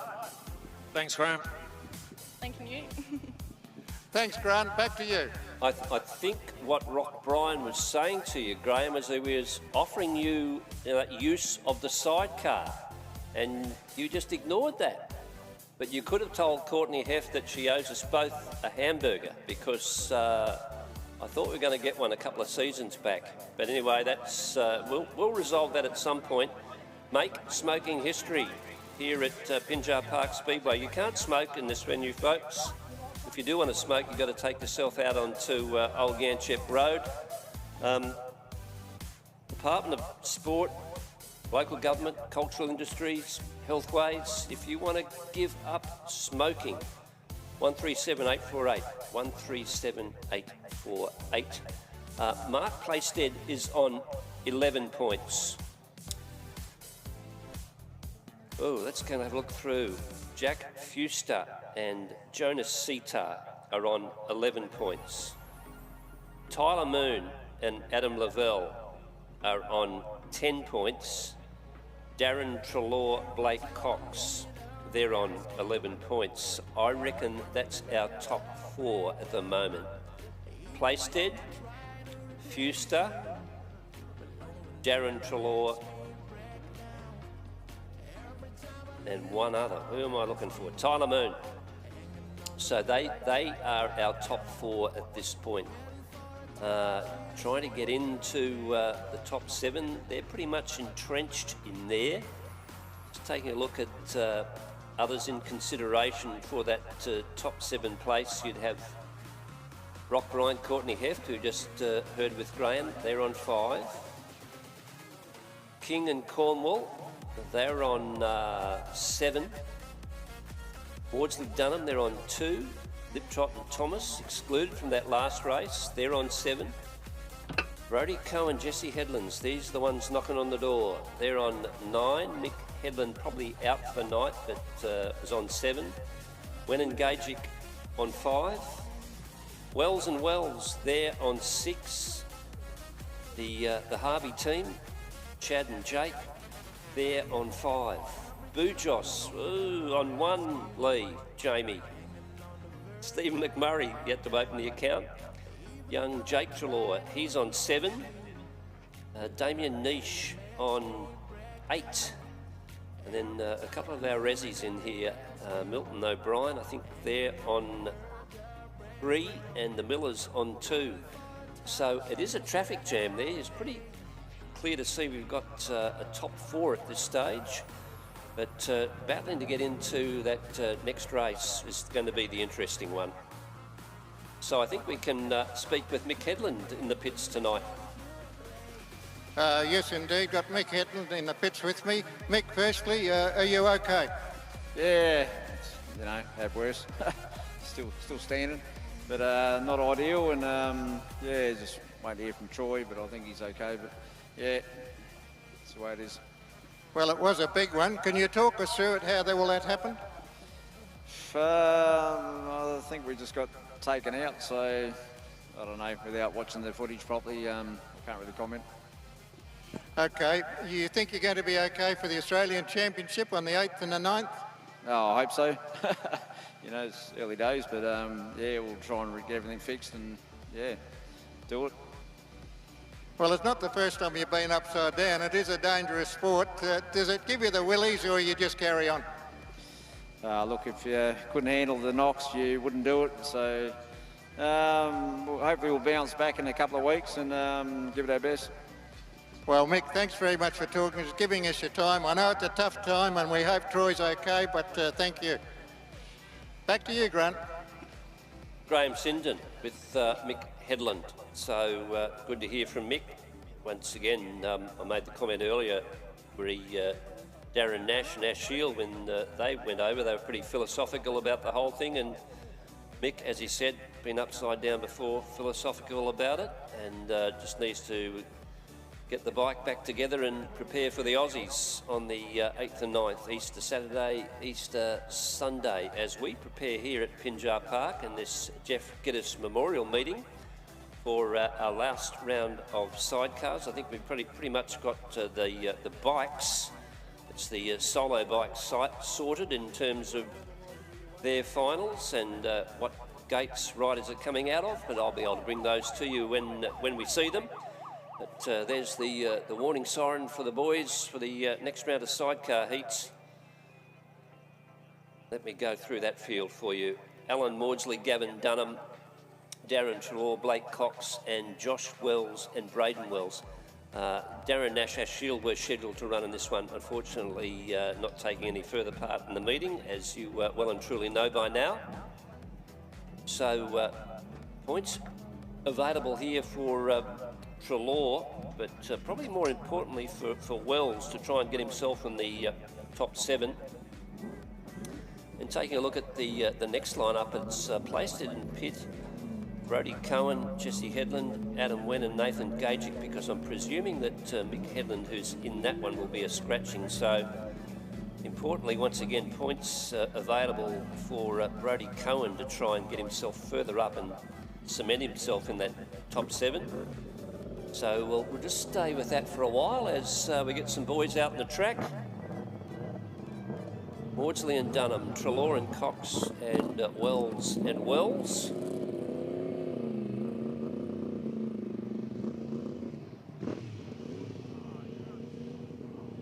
So there's only Wells out there, and if they don't get a move on, some of these boys might find themselves locked behind the gate. They get 2 minutes after that warning siren.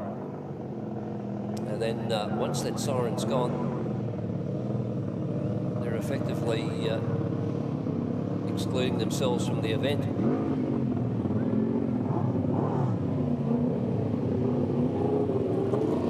So Treloar, he's out there. So Maudsley and Dunham, they might be going to miss the cut at this point.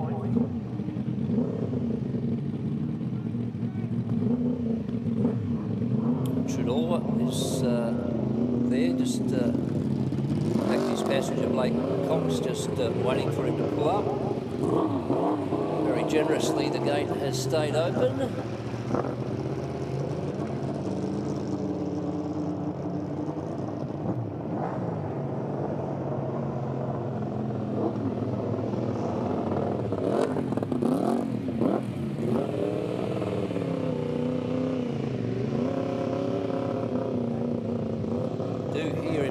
Earpiece, there's one coming, but we've been most generous. No, none coming now. I was working on a rumour. Didn't happen. Alan Maudsley, Gavin Dunham are scratching from this one. Did not start. So just Treloar and Wells to go.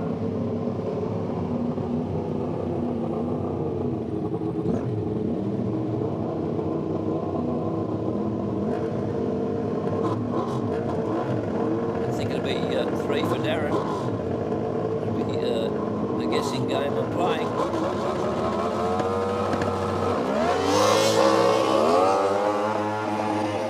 Got to remain focused at this point of the night, and it's Darren Treloar who gets the jump. Came out of the gate at the same time as Wells, but manufactured a beautiful 1 and 2. He leads this first lap through. Standing start, he did that in about 19 seconds, and they haul freight down the back straight into 3 and 4. Darren Wells, Darren Treloar and Josh Wells.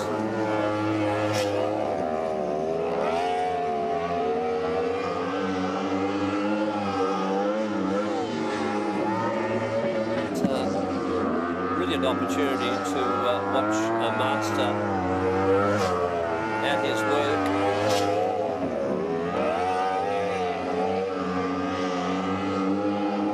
Power down the back straight, bring them through 3 and 4, and Darren Treloar going to win this heat.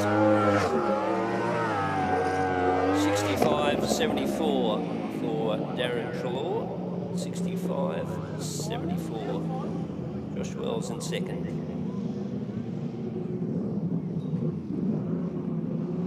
So if there was any doubt, there is no doubt now that Treloar is through to the A final.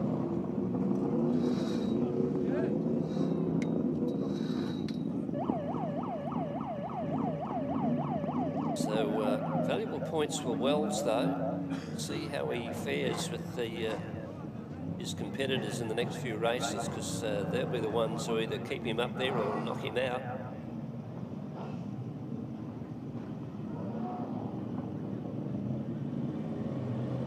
He's ended up on 8 points, which don't know if that'll be enough to make the top 7.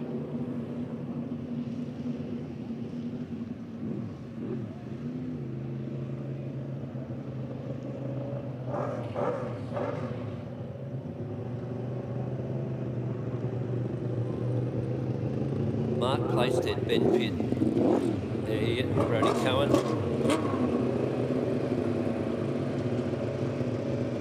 Jesse Headland there. They're already out there. When engaging.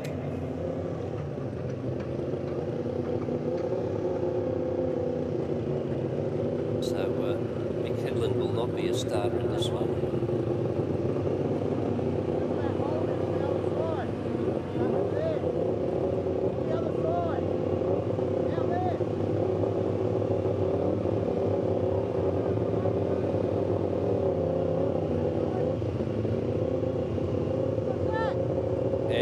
Up in the air.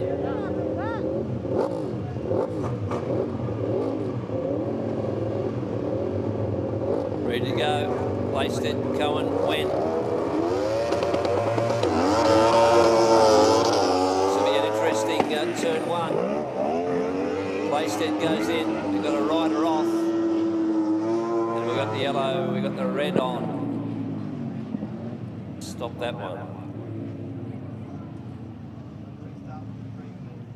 So everybody back in, restart. Jesse Headland. They'll walk back down the track.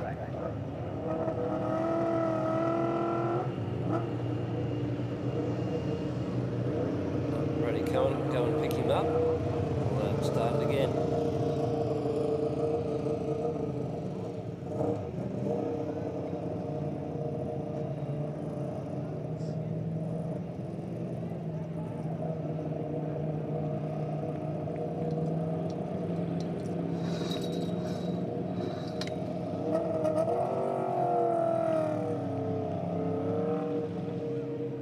Take a deep breath. Jesse Headland back on board the 61, 64 of Brody Cohen. See a few people sporting Brody Cohen shirts in the crowd.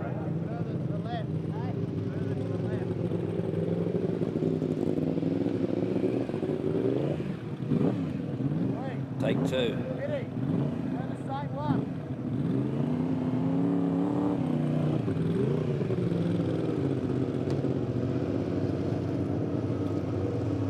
Headland, who come up and jump the fence as well, perhaps. Try and find that bit of track where they've got some drive, but they're looking forward to put their back wheel in before the race starts.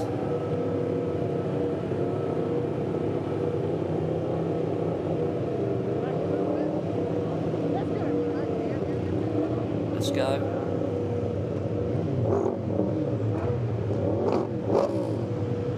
Gloves on, ready to rock and roll. Restart.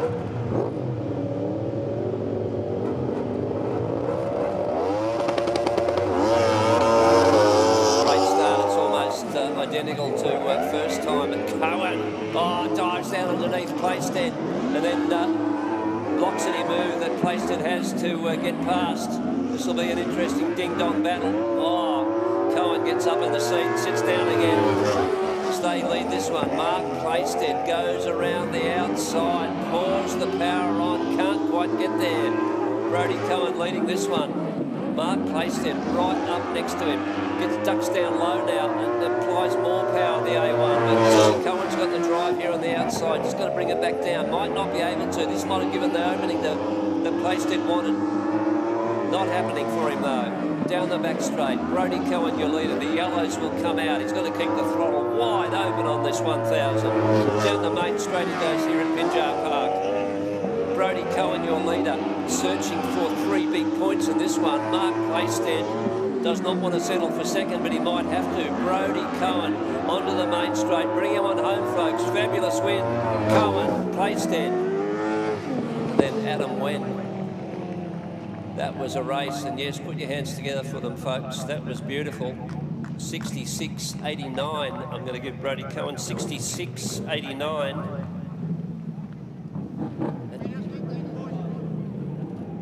As they head back to the pits, 66.89 the time for Brody Cohen in winning that one, and he'd be, well, pretty happy about it. Well, these boys have really had a terrific race there. Hip and shoulders, losing the passenger, and then they beat the current Australian champion. Well done, guys. What a race. Cheers, mate. To beat Welby 2 out of 2 is obviously a goal. He's the best in the country.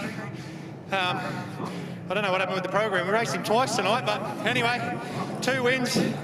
The bike's pulling, it's doing everything. Jesse's doing a cracking job on the back. My team of pensioners, Bernie and Dad, I couldn't do it without you, Zay.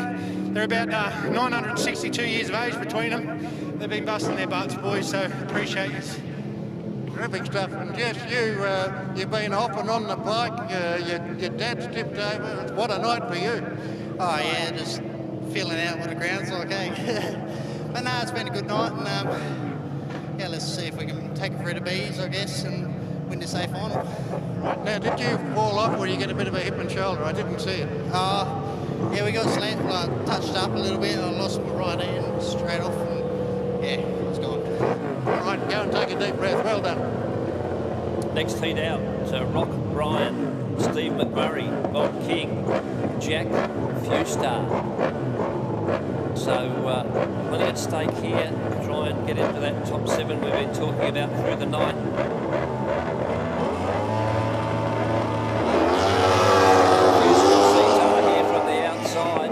Get it down nice and low is Bryan and Hef, but round the outside go Fewster and Sita.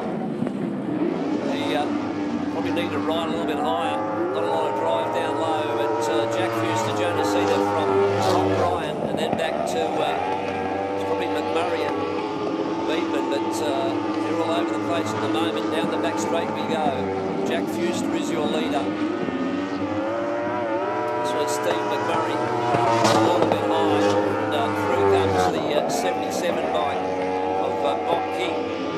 He's chasing points, King again. He's only got one at this point, Jack Fewster. Well, yellow flags that have come out for them. Good night so far. Jack Fewster, Jonas Sita running second, Rock Bryan. Just out there for fun with passenger Courtney Heft. Say, head for home. Jack Fewster doing it beautifully up front on the Clayton Mills bike. Has a win. Fewster, Bryan, King and McMurray. Jack Fewster takes the win. Pinjar Park time for Jack, 66.92. Having a good night. Bryan, second. King third. McMurray fourth.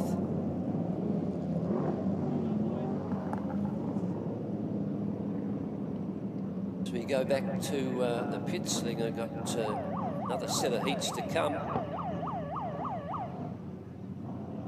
Yeah, I'm here with the Fewster and Sita combination. You had a good night tonight.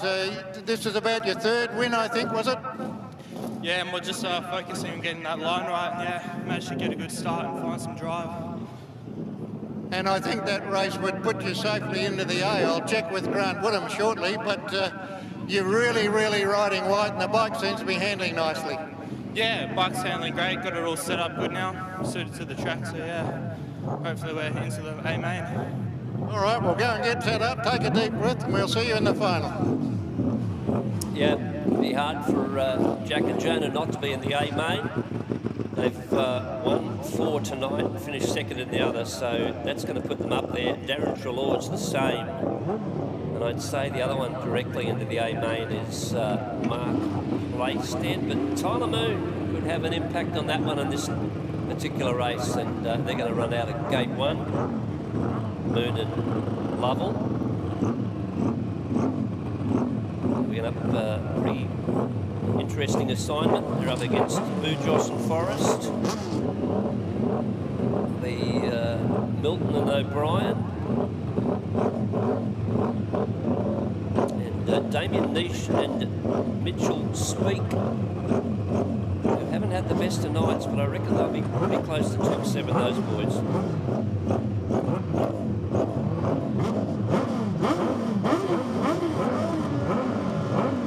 Everybody settles. No, yes, we're ready. Or no, we're not. Yes, we're settled.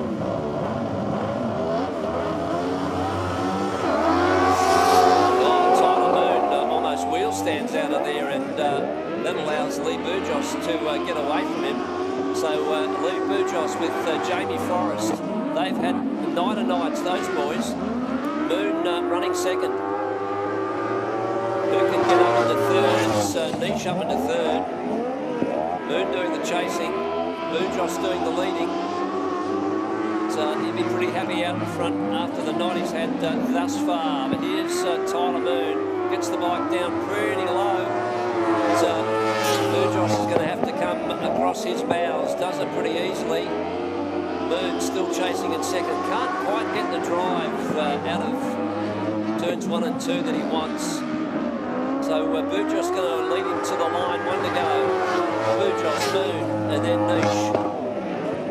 Back in the fourth. Oh, trying to get around the outside, Moon, but that didn't work either. Burgos just slightly balked. And the final run for Tyler Moon. Not going to get there, Lee. Burgos going to take the win. They'll be happy. Burgos, Moon, Niche, and Milton.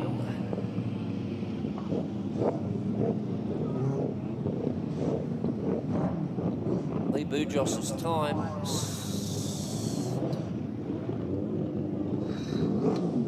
67, 63.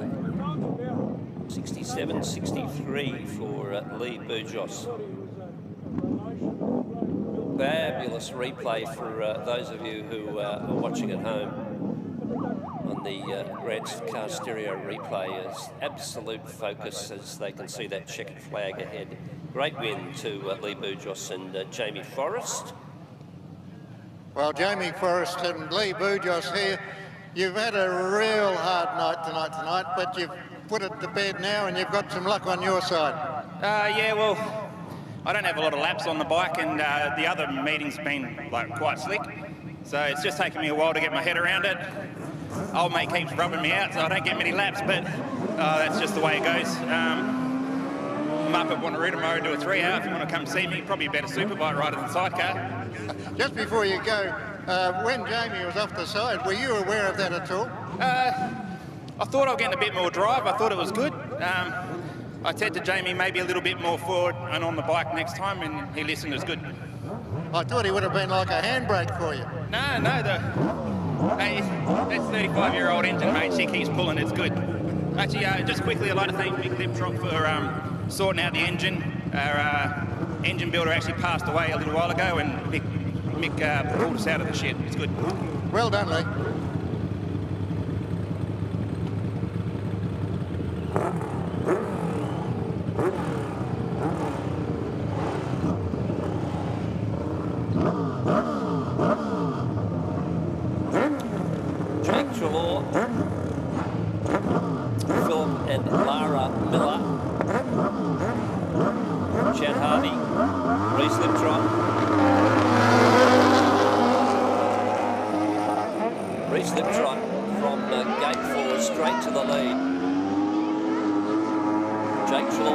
Chasing.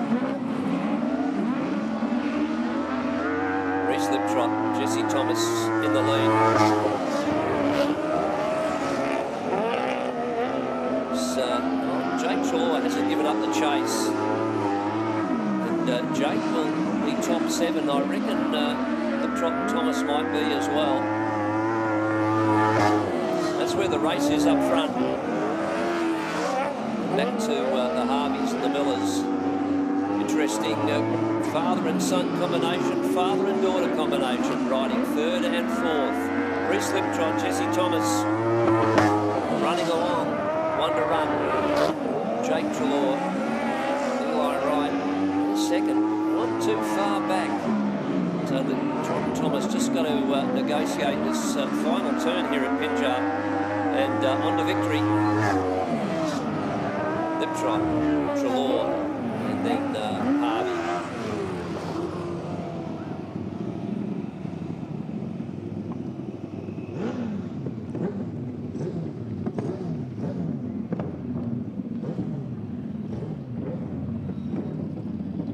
Reese Liptrot's time, 66, 64, 66, 64.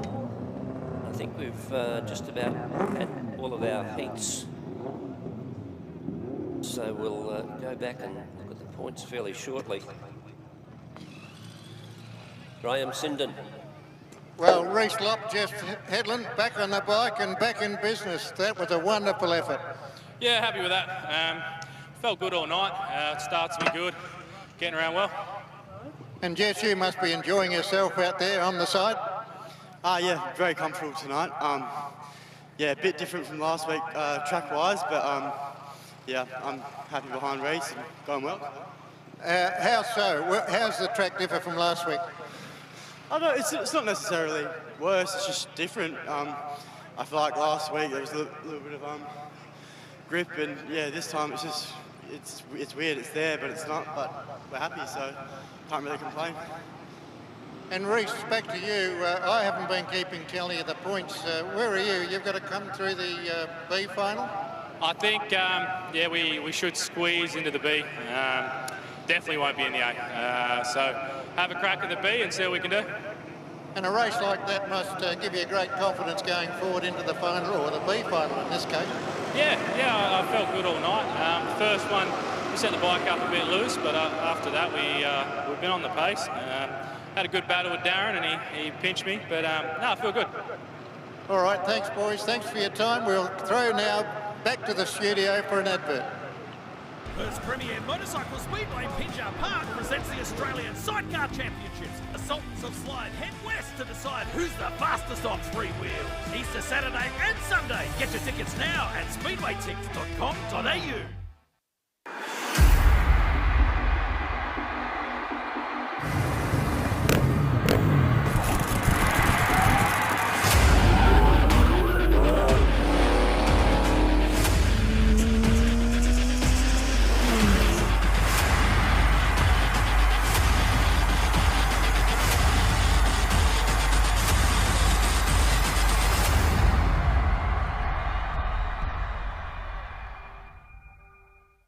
Grant's Car Stereo Morley, proudly supplying and fitting quality car stereos for over 15 years, selling top-name brands like Alpine, Focal, Rockford Fosgate, from a simple upgrade to complete custom systems. Stop in and see Grant and the boys at 61 Russell Street, Morley, or visit us online at carstereo.com.au. That's what they're here for tonight. That is the 1993-94 West Australian Sidecar Championship Trophy. The 6 leading point scorers are out there for the final, but we have a situation where there could still be a tie on points after this, Con Migro, between any of the 3 leading point scorers. And we talked there about Ed Blakeney, Mark Drew and John Lowe, with, of course, their respective sidecar passengers. Here we go, though. 3 laps and away they go. Well, the tapes jump up and it's big. Clayton Mills has stolen the march completely now. The form that he should have shown all night. John Lowe's grabbed into second place and Blakeney's in stone motherless last at the moment, so there's 2.5 laps left to go, and it's big Clayton Mills. There's the WA champion, defending champion in second place in Mark Drew to the right of your screen. Mark Drew needs Mark to do. Drew's on the outside. This is what Mark Drew needed. Well, Clayton Mills in second place. All Mark Drew needs to do is finish 2 places ahead of Ed Blakeney, and he's got the title, and Ed Blakeney is a long way back at the moment. Yes, he's bringing up the rear. Absolutely unbelievable here as Mark Drew now moves out of turn number 4. The general waits with the yellow flag, and it's the yellow helmeted rider of Mark Drew and Chris Red Page in devastating form tonight. A back-to-back championship with 1 lap to go. If they can finish this race, it's their title as they move out of turn number 4. Big Clayton Mills has been the sleeper, and he's got up and absolutely spoiled the dreams of everyone. But here's our WA champion out of turn number 4 for the very last time. The General John Day with 6 checkered flags. Across the line first was Drew, then back to Clayton Mills, then the O'Brien brothers in third, and Blakeney fourth at the time, 1:3:71. And importantly, with Blakeney finishing 4th, that gives the title to those 2, and boy, are they happy. Have a look at that. Mark Drew and Chris Red Page, the passenger, the Sultans of Swing, the captains of courage. You'd have to be nuts, these machines. 1,000 cc's, a heck of a lot of horsepower, and absolutely no brakes. And there is the man who has made it back-to-back state championships, Mark Drew, coming round for the presentation, and Chris Red Page grabs the Australian flag as they do a lap of honour, and they would be very, very happy men. They really would. Great riding all night from Mark Drew. As I said, he won the title last year, 1992-93. Ed Blakeney, who finished 4th, has won the title twice before. He won it in 85, 86, and again in 1991. But no taking it away from these 2 tonight. And a very, very good effort from that pair, Mark Drew and Chris Page. Tina Carron normally rides as the passenger for Mark Drew. She broke an ankle during training recently here, so Chris Page has swapped cabs to ride with the champion, the defending champ, and it's paid dividends because they've done it once again. I feel great, you know. We've done it last year with Tina on, and this year we've done it with Red on, and you know, it was feeling really great. You know, we put a lot of work into it and spent all our money. You know, we have to go back to work next week and give riding up for a couple of months to get a bit more funds together. But yeah, great, over the moon. And how was the ride? Pretty wild. It was good. Great. Always good to win. You go back into retirement now, I understand. Yep, definitely. At least I'll be able to tell my grandchildren that I rode with the best rider in Australia. So great to go out with a title? Definitely. Only way to go. And how was it without Tina on the back? Well, Red done a beautiful job. Red's still the current Australian champion. He's never been beaten. He was last year's Australian champion, and he hurt himself halfway through the season, and he was put off the bike, and someone else was put on, and so he's never been defeated yet. But yeah, well, with Tina on it flies. You know, we won last year's state title. We come second the year before. State titles. We put in a good show, the Australian titles in Brisbane, and that's where we're going back again to Brisbane. I think we'll take it off this year. Ready to go? I'm in the pit here with Paul Cohen in the Brodie Cohen pit bay. You've really turned these bikes around and got them going again after a bit of a dodgy start.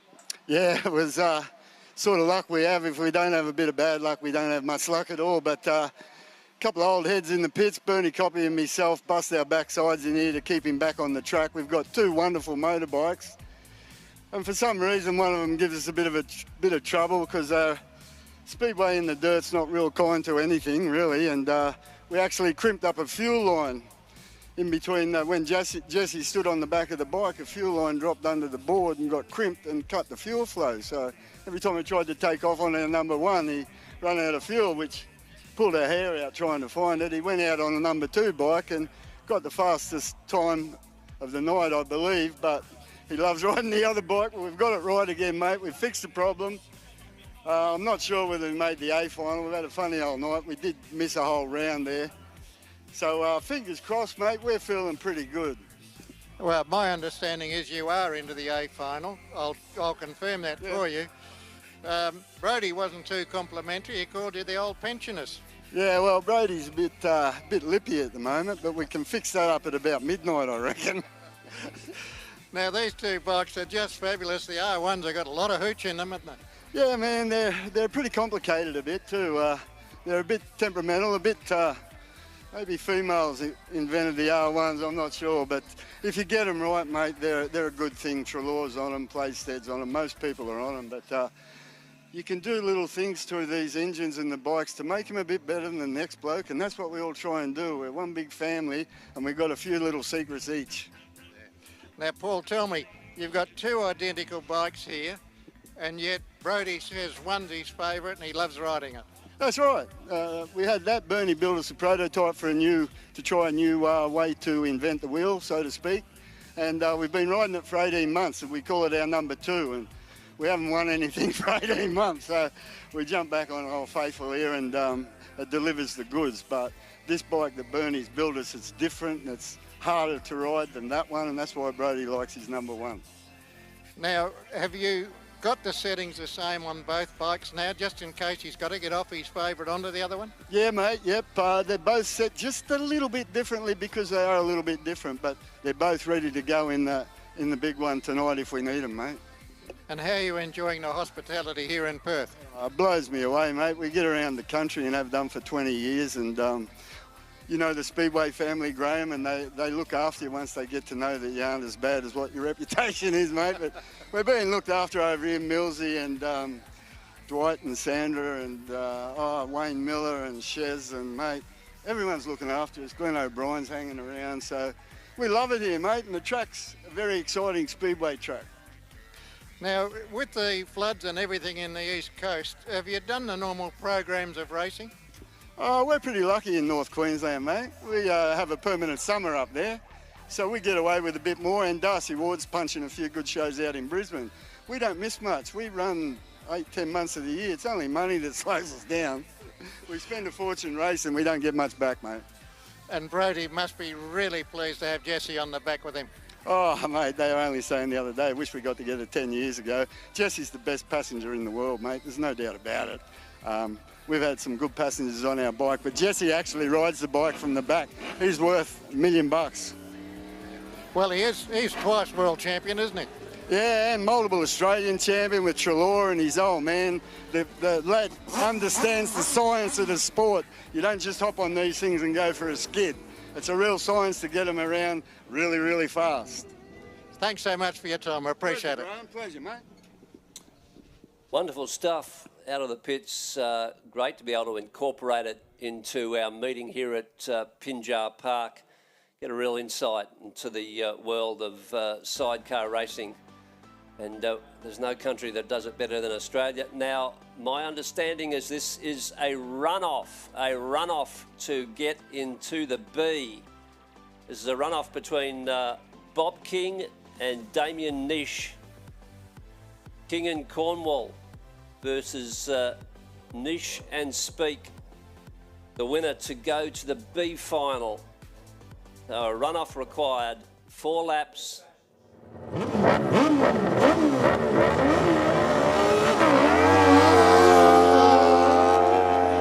Damien Nish gets a great start.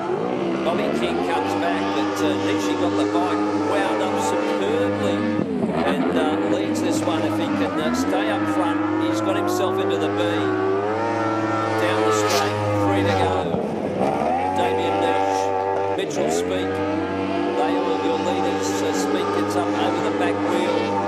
Plenty of traction going down that back straight as they head through 3 and 4, halfway home. Got to get through the B, then got to win the B to get to the A. Damien Nish going about it brilliantly at the moment. Through 3 and 4, 330 metres around. 1 to go. Ray Headington puts the yellow flag away, goes for the check-in. The further it goes, Damien Nish brings it to the main straight and onwards to victory. And into the B. Nish takes the win.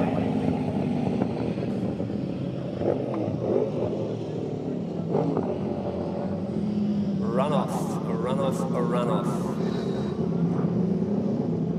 They do that well.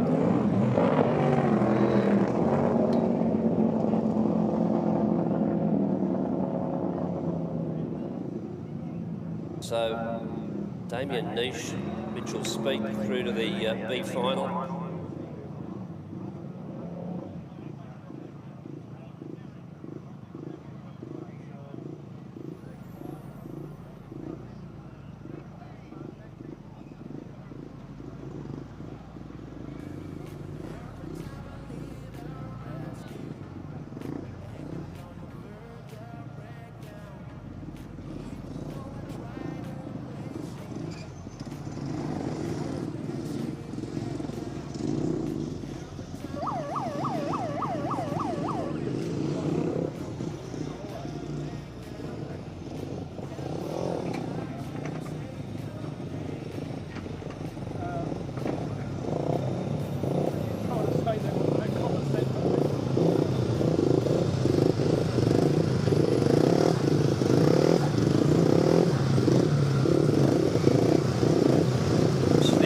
Final of the 250cc's.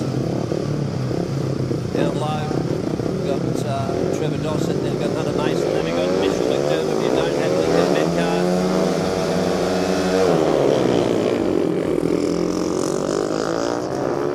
McDermott gets away, as he has for most of the night.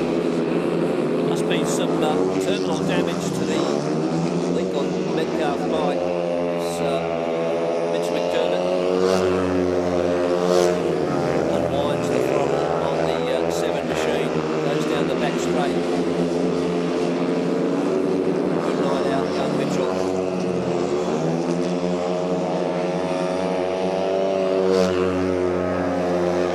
But he's Dan Marshall working in the pits for him. Molla Fora is doing the job. So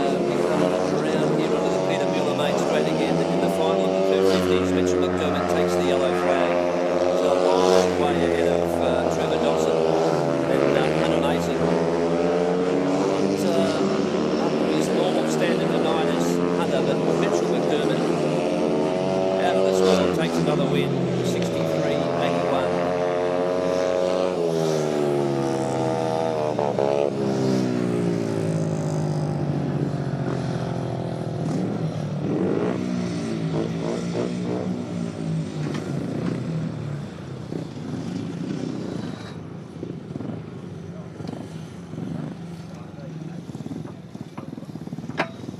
Well, Mitch McDermott here had a great night, including winning the final.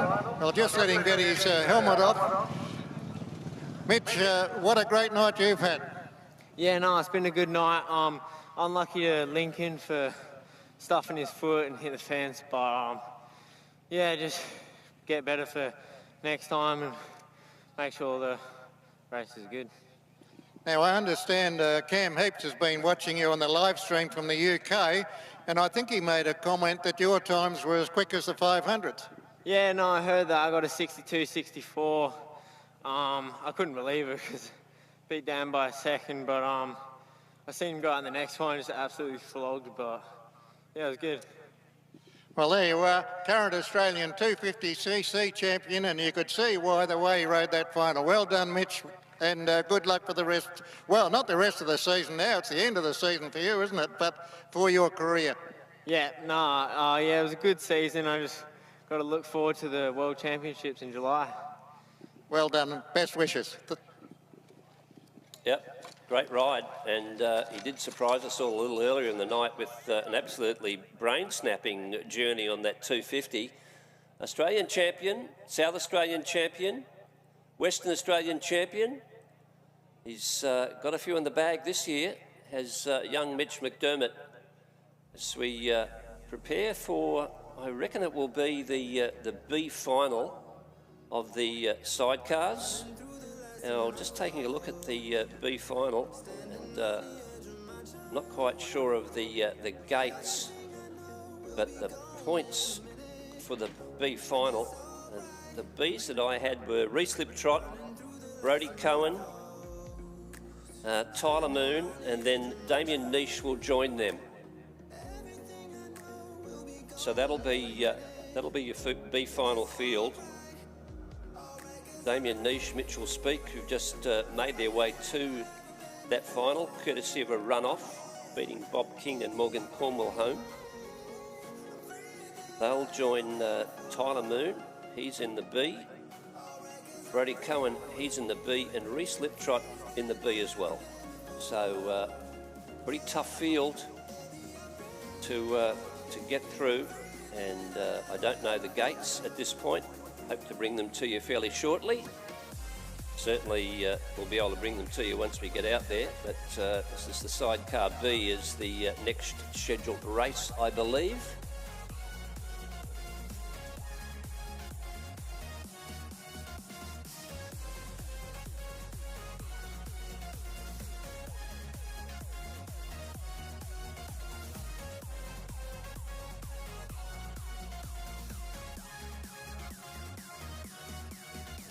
And so just a reminder, this is our second last, meeting of the year, because our Easter meetings are two-nighter.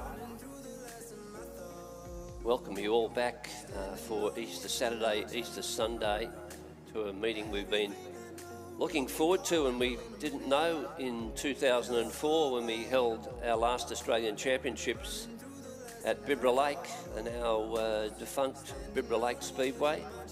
We didn't know back then that we would have to wait another 19 years, but that was the case, and just a couple of weeks to go now, and we'll be looking at an Aussie title here on Easter Saturday and Sunday night, the final on that Sunday night, which should be an absolute beauty.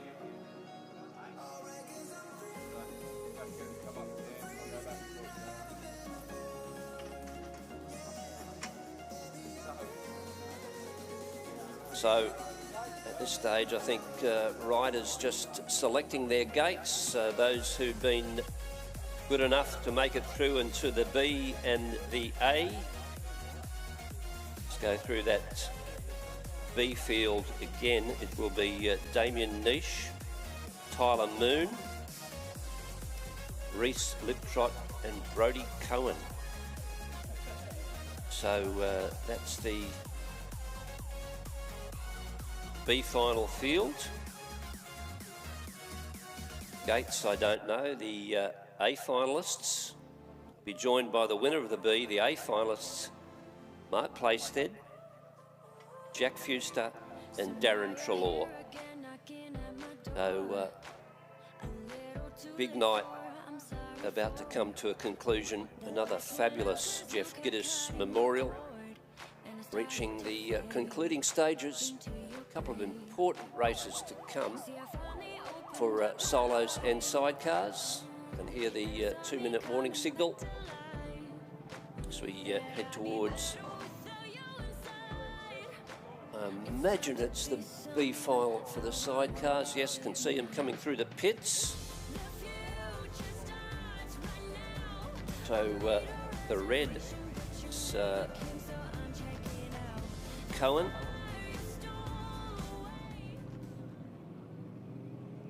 Is red out of 1.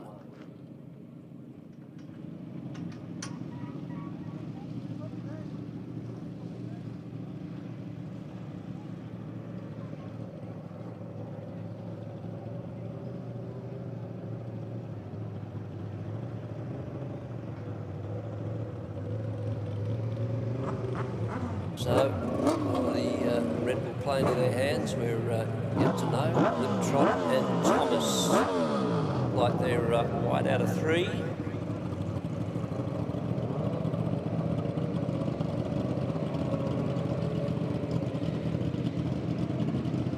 Very much will come down to the start. Would imagine that Niche might be yellow out of 4. Yes, he indeed is. Niche and Speak. So blue out of 2 will be Moon and Lovell. 4 laps to decide one rider who will go through to join the A final.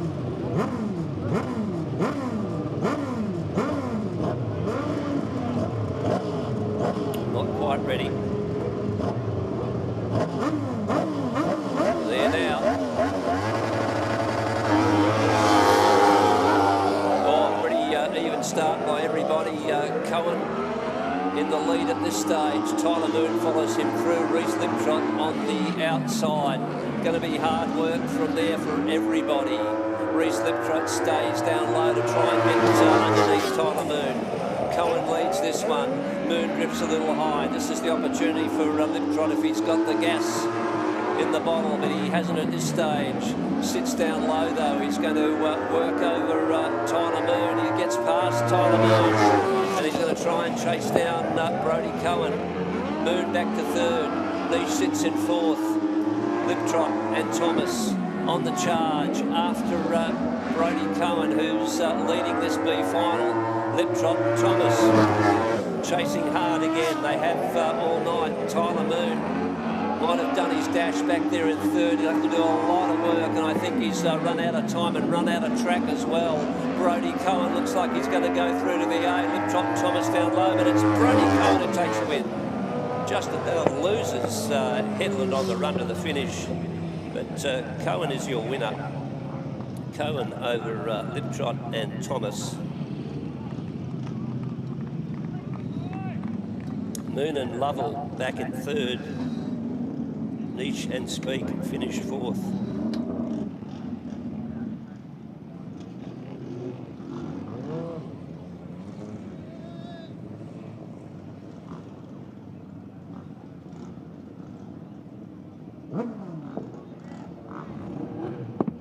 So graduating through to the A final will be Reese Liptrot, Jesse Thomas. Would not surprise me if they wore the yellow helmet and were out of gate 4. I don't know who the top qualifier was. I mean, I know the points, they were equally shared between Treloar and Fuster, but who got first choice at the gate, not sure. It doesn't matter at this point.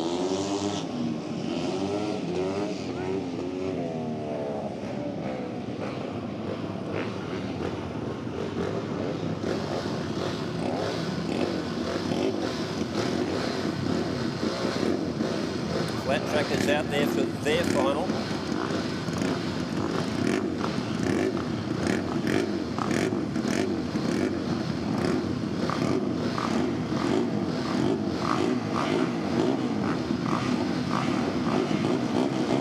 Ryan Watson, Neil Follett, Roy Ralph, James, Mitch Hornby, Des Hayes, Liam Moreland, Stephen Forrest, they're away.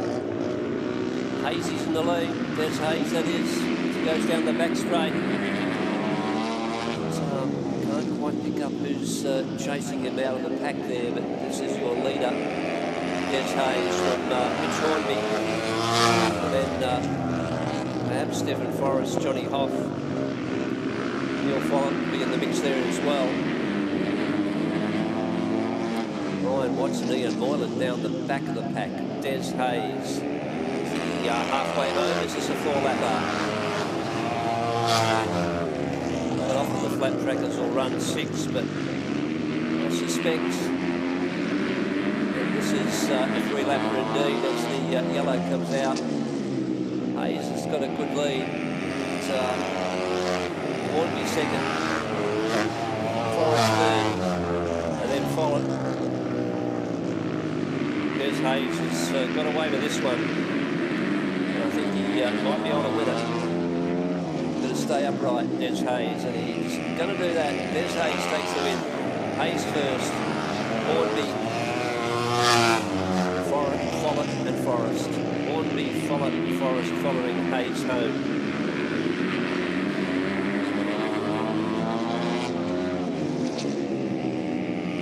Oh, we are going 6 laps.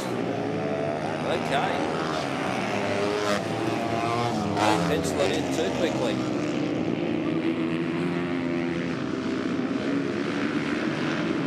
This is the yellow this time.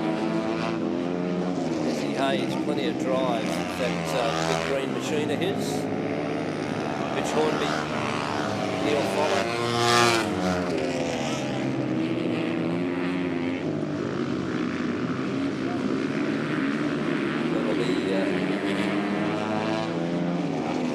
From Hornby, indeed.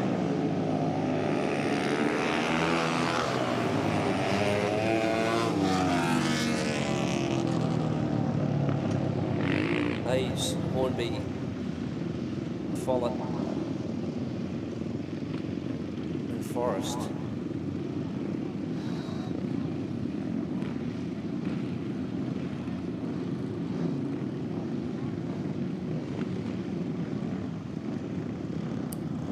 It was a 6-lapper.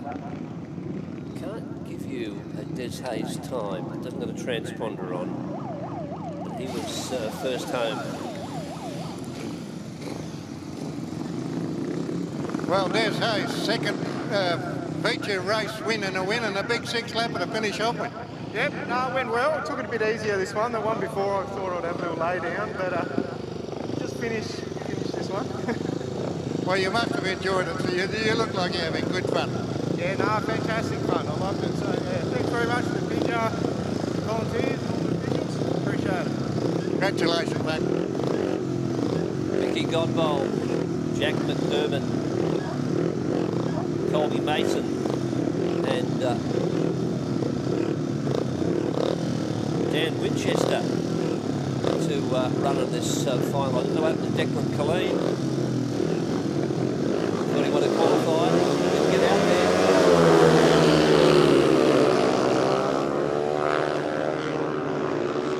Dan Winchester gets away. Lightning burst of speed out of the gate by Dan. Shows the yellow to go with, I'm sure. And then the lead from Colby Mason and Jack McDermott. The all red colours of the club, Mickey Godbold. Dan Winchester. Wide and Hanson.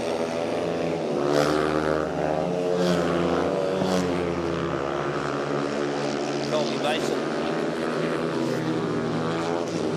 Chasing hard, but to no avail as the yellow comes out. Winchester's a long way ahead of these boys. And back to Jack Mack. Sits in second.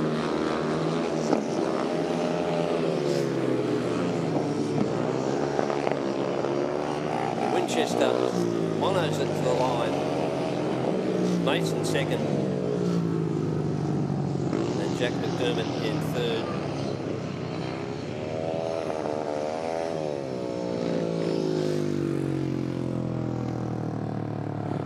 Dan Winchester, your winner of the 500cc's tonight. Did it in fine fashion. Won all his races tonight. Deserving winner. Hopefully you get a chance to speak with Graham on the way through the pits. Wait and find out. Hey Grant, I'm here with him now. Dan, what sort of a night have you had? You look like you're having real fun. Yeah, it's been a pretty good one from the start. The track's been on right from the start of the night, so yeah, it's been good. This is your second final in 2 weeks. You started your campaign this evening. You lapped everyone apart from 2. You've lapped 2 riders in 4 laps. Yeah, look, it's obviously the end of the season, so everyone's getting a bit tired, and field's a bit depleted or whatever. But yeah, we're still having a ball. And you look like you were riding like you were a youngster just there. You're getting on in years now, but you're riding magnificently. Yeah, that one's a bit rough. It was a bit slick now. The track's sort of going away a little bit at the end of the night, but yeah, still feeling good, still having fun, so should be back next year. Done. Well done. Thanks, Dan. Congratulations. Great ride. Always nice to hear from Dan. As we say, I'll give you the rundown for the final, for the Jeff Gittus final. Out of red, out of gate 1 will be Mark Playstead. Blue, gate 2, Darren Trelaw. White, gate 3, Jack Fuster. And yellow, gate 4, will be Brodie Cohen. So that's the lineup. Pretty impressive show. One West Aussie in there. And that's young Jack Fuster, as repeats his efforts from last week, gets through to the A final. Mark Playstead out of 1, Darren Trelaw out of 2, Jack Fuster out of 3, and Brodie Cohen out of 4. So 4 laps. Jeff Gittus Memorial coming up immediately trackside. We will do presentations to the top 3.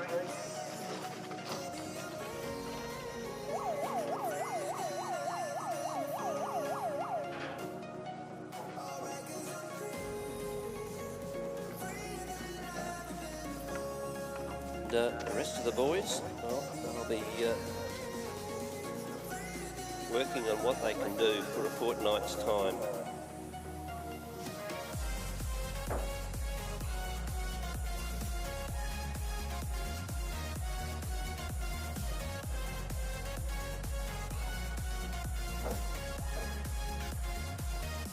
Mark Playstead, Ben Pitt out of 1, got the red helmet. Darren Trelaw, Blake Cox, blue out of 2. Jack Fuster, Jonas Cedar, white out of 3. Brodie Cohen and Jesse Headland will be yellow out of 4. Final of the Jeff Gittus. Finally here, folks. It's been a good night of sidecar racing, been a fabulous night of sidecar racing. A few incidents, a few accidents along the way. Fortunately, everybody intact, maybe a couple of motors to repair, a couple of weary bones and muscles that'll need a little bit of a rest.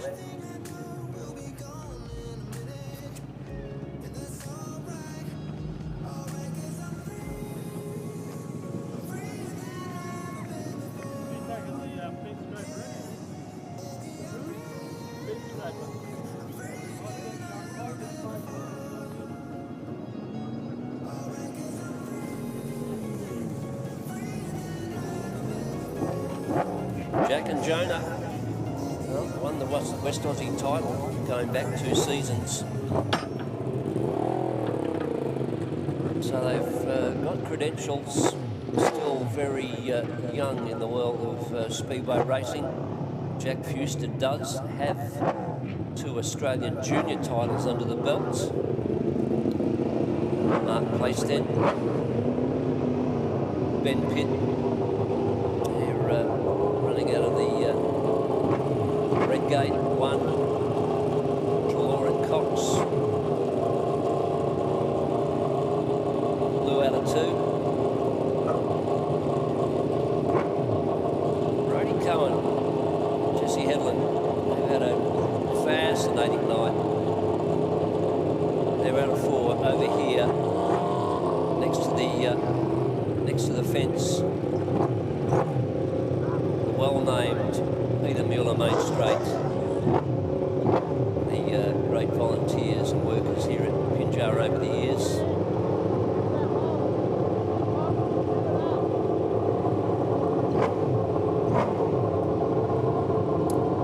As we get ready to go.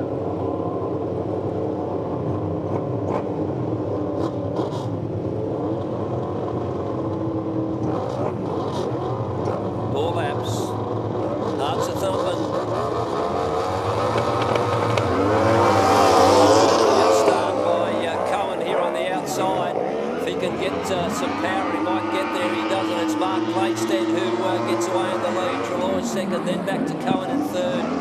Plaisted going to run high and wide. Trelaw going to come down. Cohen going to go around the outside. Can't get there.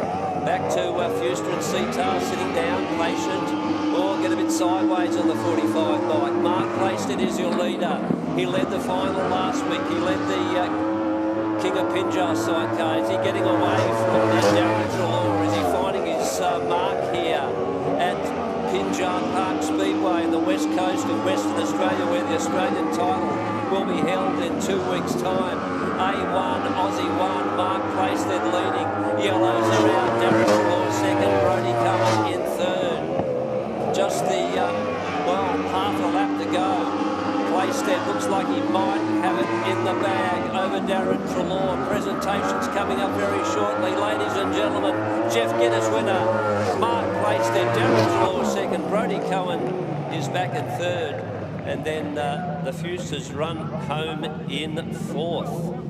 So brilliant run by Mark Plaisted to win that one. We'll go down and do some presentations. I'll hand it back to you for a second, Graham. We'll head downfield. Folks, stop racing, capital S. Beautiful mark for the in a row. I'm right. Yes, folks, we're right here in the centre of the arena. We're just walking down where they're going to present the trophies. Mark Plaisted, the second time in a row. That must give him a huge confidence boost, I should say, leading up the Australian title, which will be held right here at Pinjar Park Motorcycle Speedway on the 8th and 9th of April. Just 2 weeks away, folks. Don't miss that one. Put it in your diary. Grant Woodham's making his way down here for the trophy presentations. The dais is on its way out. Stay with us, folks. Darren Trelaw there in second place, rode a terrific race, just couldn't get Mark Plaisted after that brilliant start. Excellent motor racing, sidecar racing, top shelf. Here's Grant Woodhams. Thank you very much, Graham. I don't think it gets any better. We did have a good look at the 2004 title at Bibra Lake a long time ago. And boy, tonight what we've seen is a preview of the Aussie title. We're in for a better one than we had 19 years back, because Mark Plaisted, defending Australian champion, the A1 man, he's come here to the West with purpose in mind, the purpose in mind to win another Aussie title, try and get 3 on the track. And boy, he's got some tough opposition, but he's done well tonight, superbly well. We're going to jump up on the stage here. We're going to invite all the boys up. Lickety-split quick, because we're going live around the world with live stream from front row screens. Thank you very much, Marshall McDermott. You know an old man when you see one, help him up. You have to help him down afterwards, I hope. So what we're going to do, we're going to get a former Australian champion, Glenn O'Brien up here. Glenn, if you want to come up, mate, because we're going to hand these trophies out to conclude our night. Good to see you. Nice to have your company. You would have enjoyed watching that. Oh, great show, mate. Yeah, the boys have presented themselves really well. The racing's great. I mean, when the cream always rises to the top, and you could see that tonight, and the boys were fast, real fast. So that was just a prequel to the Aussie Tiles. There's more to come, and the boys were just sort of doing a lot of tweaking tonight, testing all sorts of different bits and pieces in the pits with the teams. But I think a lot of them have got their act together now, and they're going to focus on going real fast at the Aussies. So it's going to be a great show. Well, you've got some work to do for me now, because you're going to hand out the trophies. We're going to get third place getters up here. Brodie Cohen and Jesse Headland, if you can get up here, boys. We're going to get Glenn O'Brien to present the trophy to you. Up they come. Well done. A great night of racing. At one stage, we didn't think they might even get to the B, but they got it all sorted out. Officially in third place this year in the Jeff Gittus Memorial, all the way from North Queensland, Brodie Cohen and Jesse Headland. Well done. Let's get second place up here. They're over there on the track, just working out a few things. We get Darren Treloar and Brad Cox up here, if we can. Blake Cox, sorry. Get you up here, fellas. You might need a hand up, I don't know if you do. I reckon you can do it. Well done. Congratulations, well done. Glenn O'Brien's going to present the trophy to you. Darren, good stuff. Yep. Well done, second place. Coming here chasing a 12th Australian title, Darren Treloar and Blake Cox. Good stuff. Now, officially, the winner of the Jeff Gittus Memorial for 22-23 here at Pinjar Park. Australia #1, Mark Plaisted, and his passenger, Ben Pitt. Woo! Good stuff. Okay, just from Glenn O'Brien, just a quick word, Mark. You've had a great 2 weeks here in Western Australia. You're finding your way around. You work the low line, you work the high line. You got, well, you know, you got some of the best sitting in there behind you. Is there anything more in the Plaisted tank? There's always more, mate. There's always more. Yeah, we're happy. You know, we come here to do some testing, and we're on the pace, so, you know, we go into the Aussie title with a bit of confidence, and we know we've got the ability, we know we've got the bike. Big thanks to Stinger Race Frames, Black Chrome, G1 Logistics, TRE, Chooks Custom Graphics, Unifilter, Pitmans, Teal Transport, G1 Logistics, Pitty's Floor Sanding and Polishing, and big thanks to Rob in the pits, all the way out from England to give us a hand. Cheers, boy. Mark Plaisted, the rider. Let's have a little bit of a word to you, Ben. You can't get away with that. Ben Pitt, passenger, easy night for you or not? Nah, mate, it was really hard racing tonight. We dropped two races, and all we could do in the final is just ride our best, and it was a good race. Yeah. Do you and Mark go home now, or are you going to stay here? We'll go home Monday morning, fly back in Wednesday, Thursday next week. Well, it's great to have had your company for the last couple of weeks. We look forward to it for the Australian Championships on the 8th and 9th. Your winners of the Jeff Gittus Memorial tonight, Mark Plaisted and Ben Pitt. So on behalf of Pinjar Park Speedway and on behalf of our commentary team, Graham Sinden and Grant Woodhams, we wish you a good night and see you in a couple of weeks' time.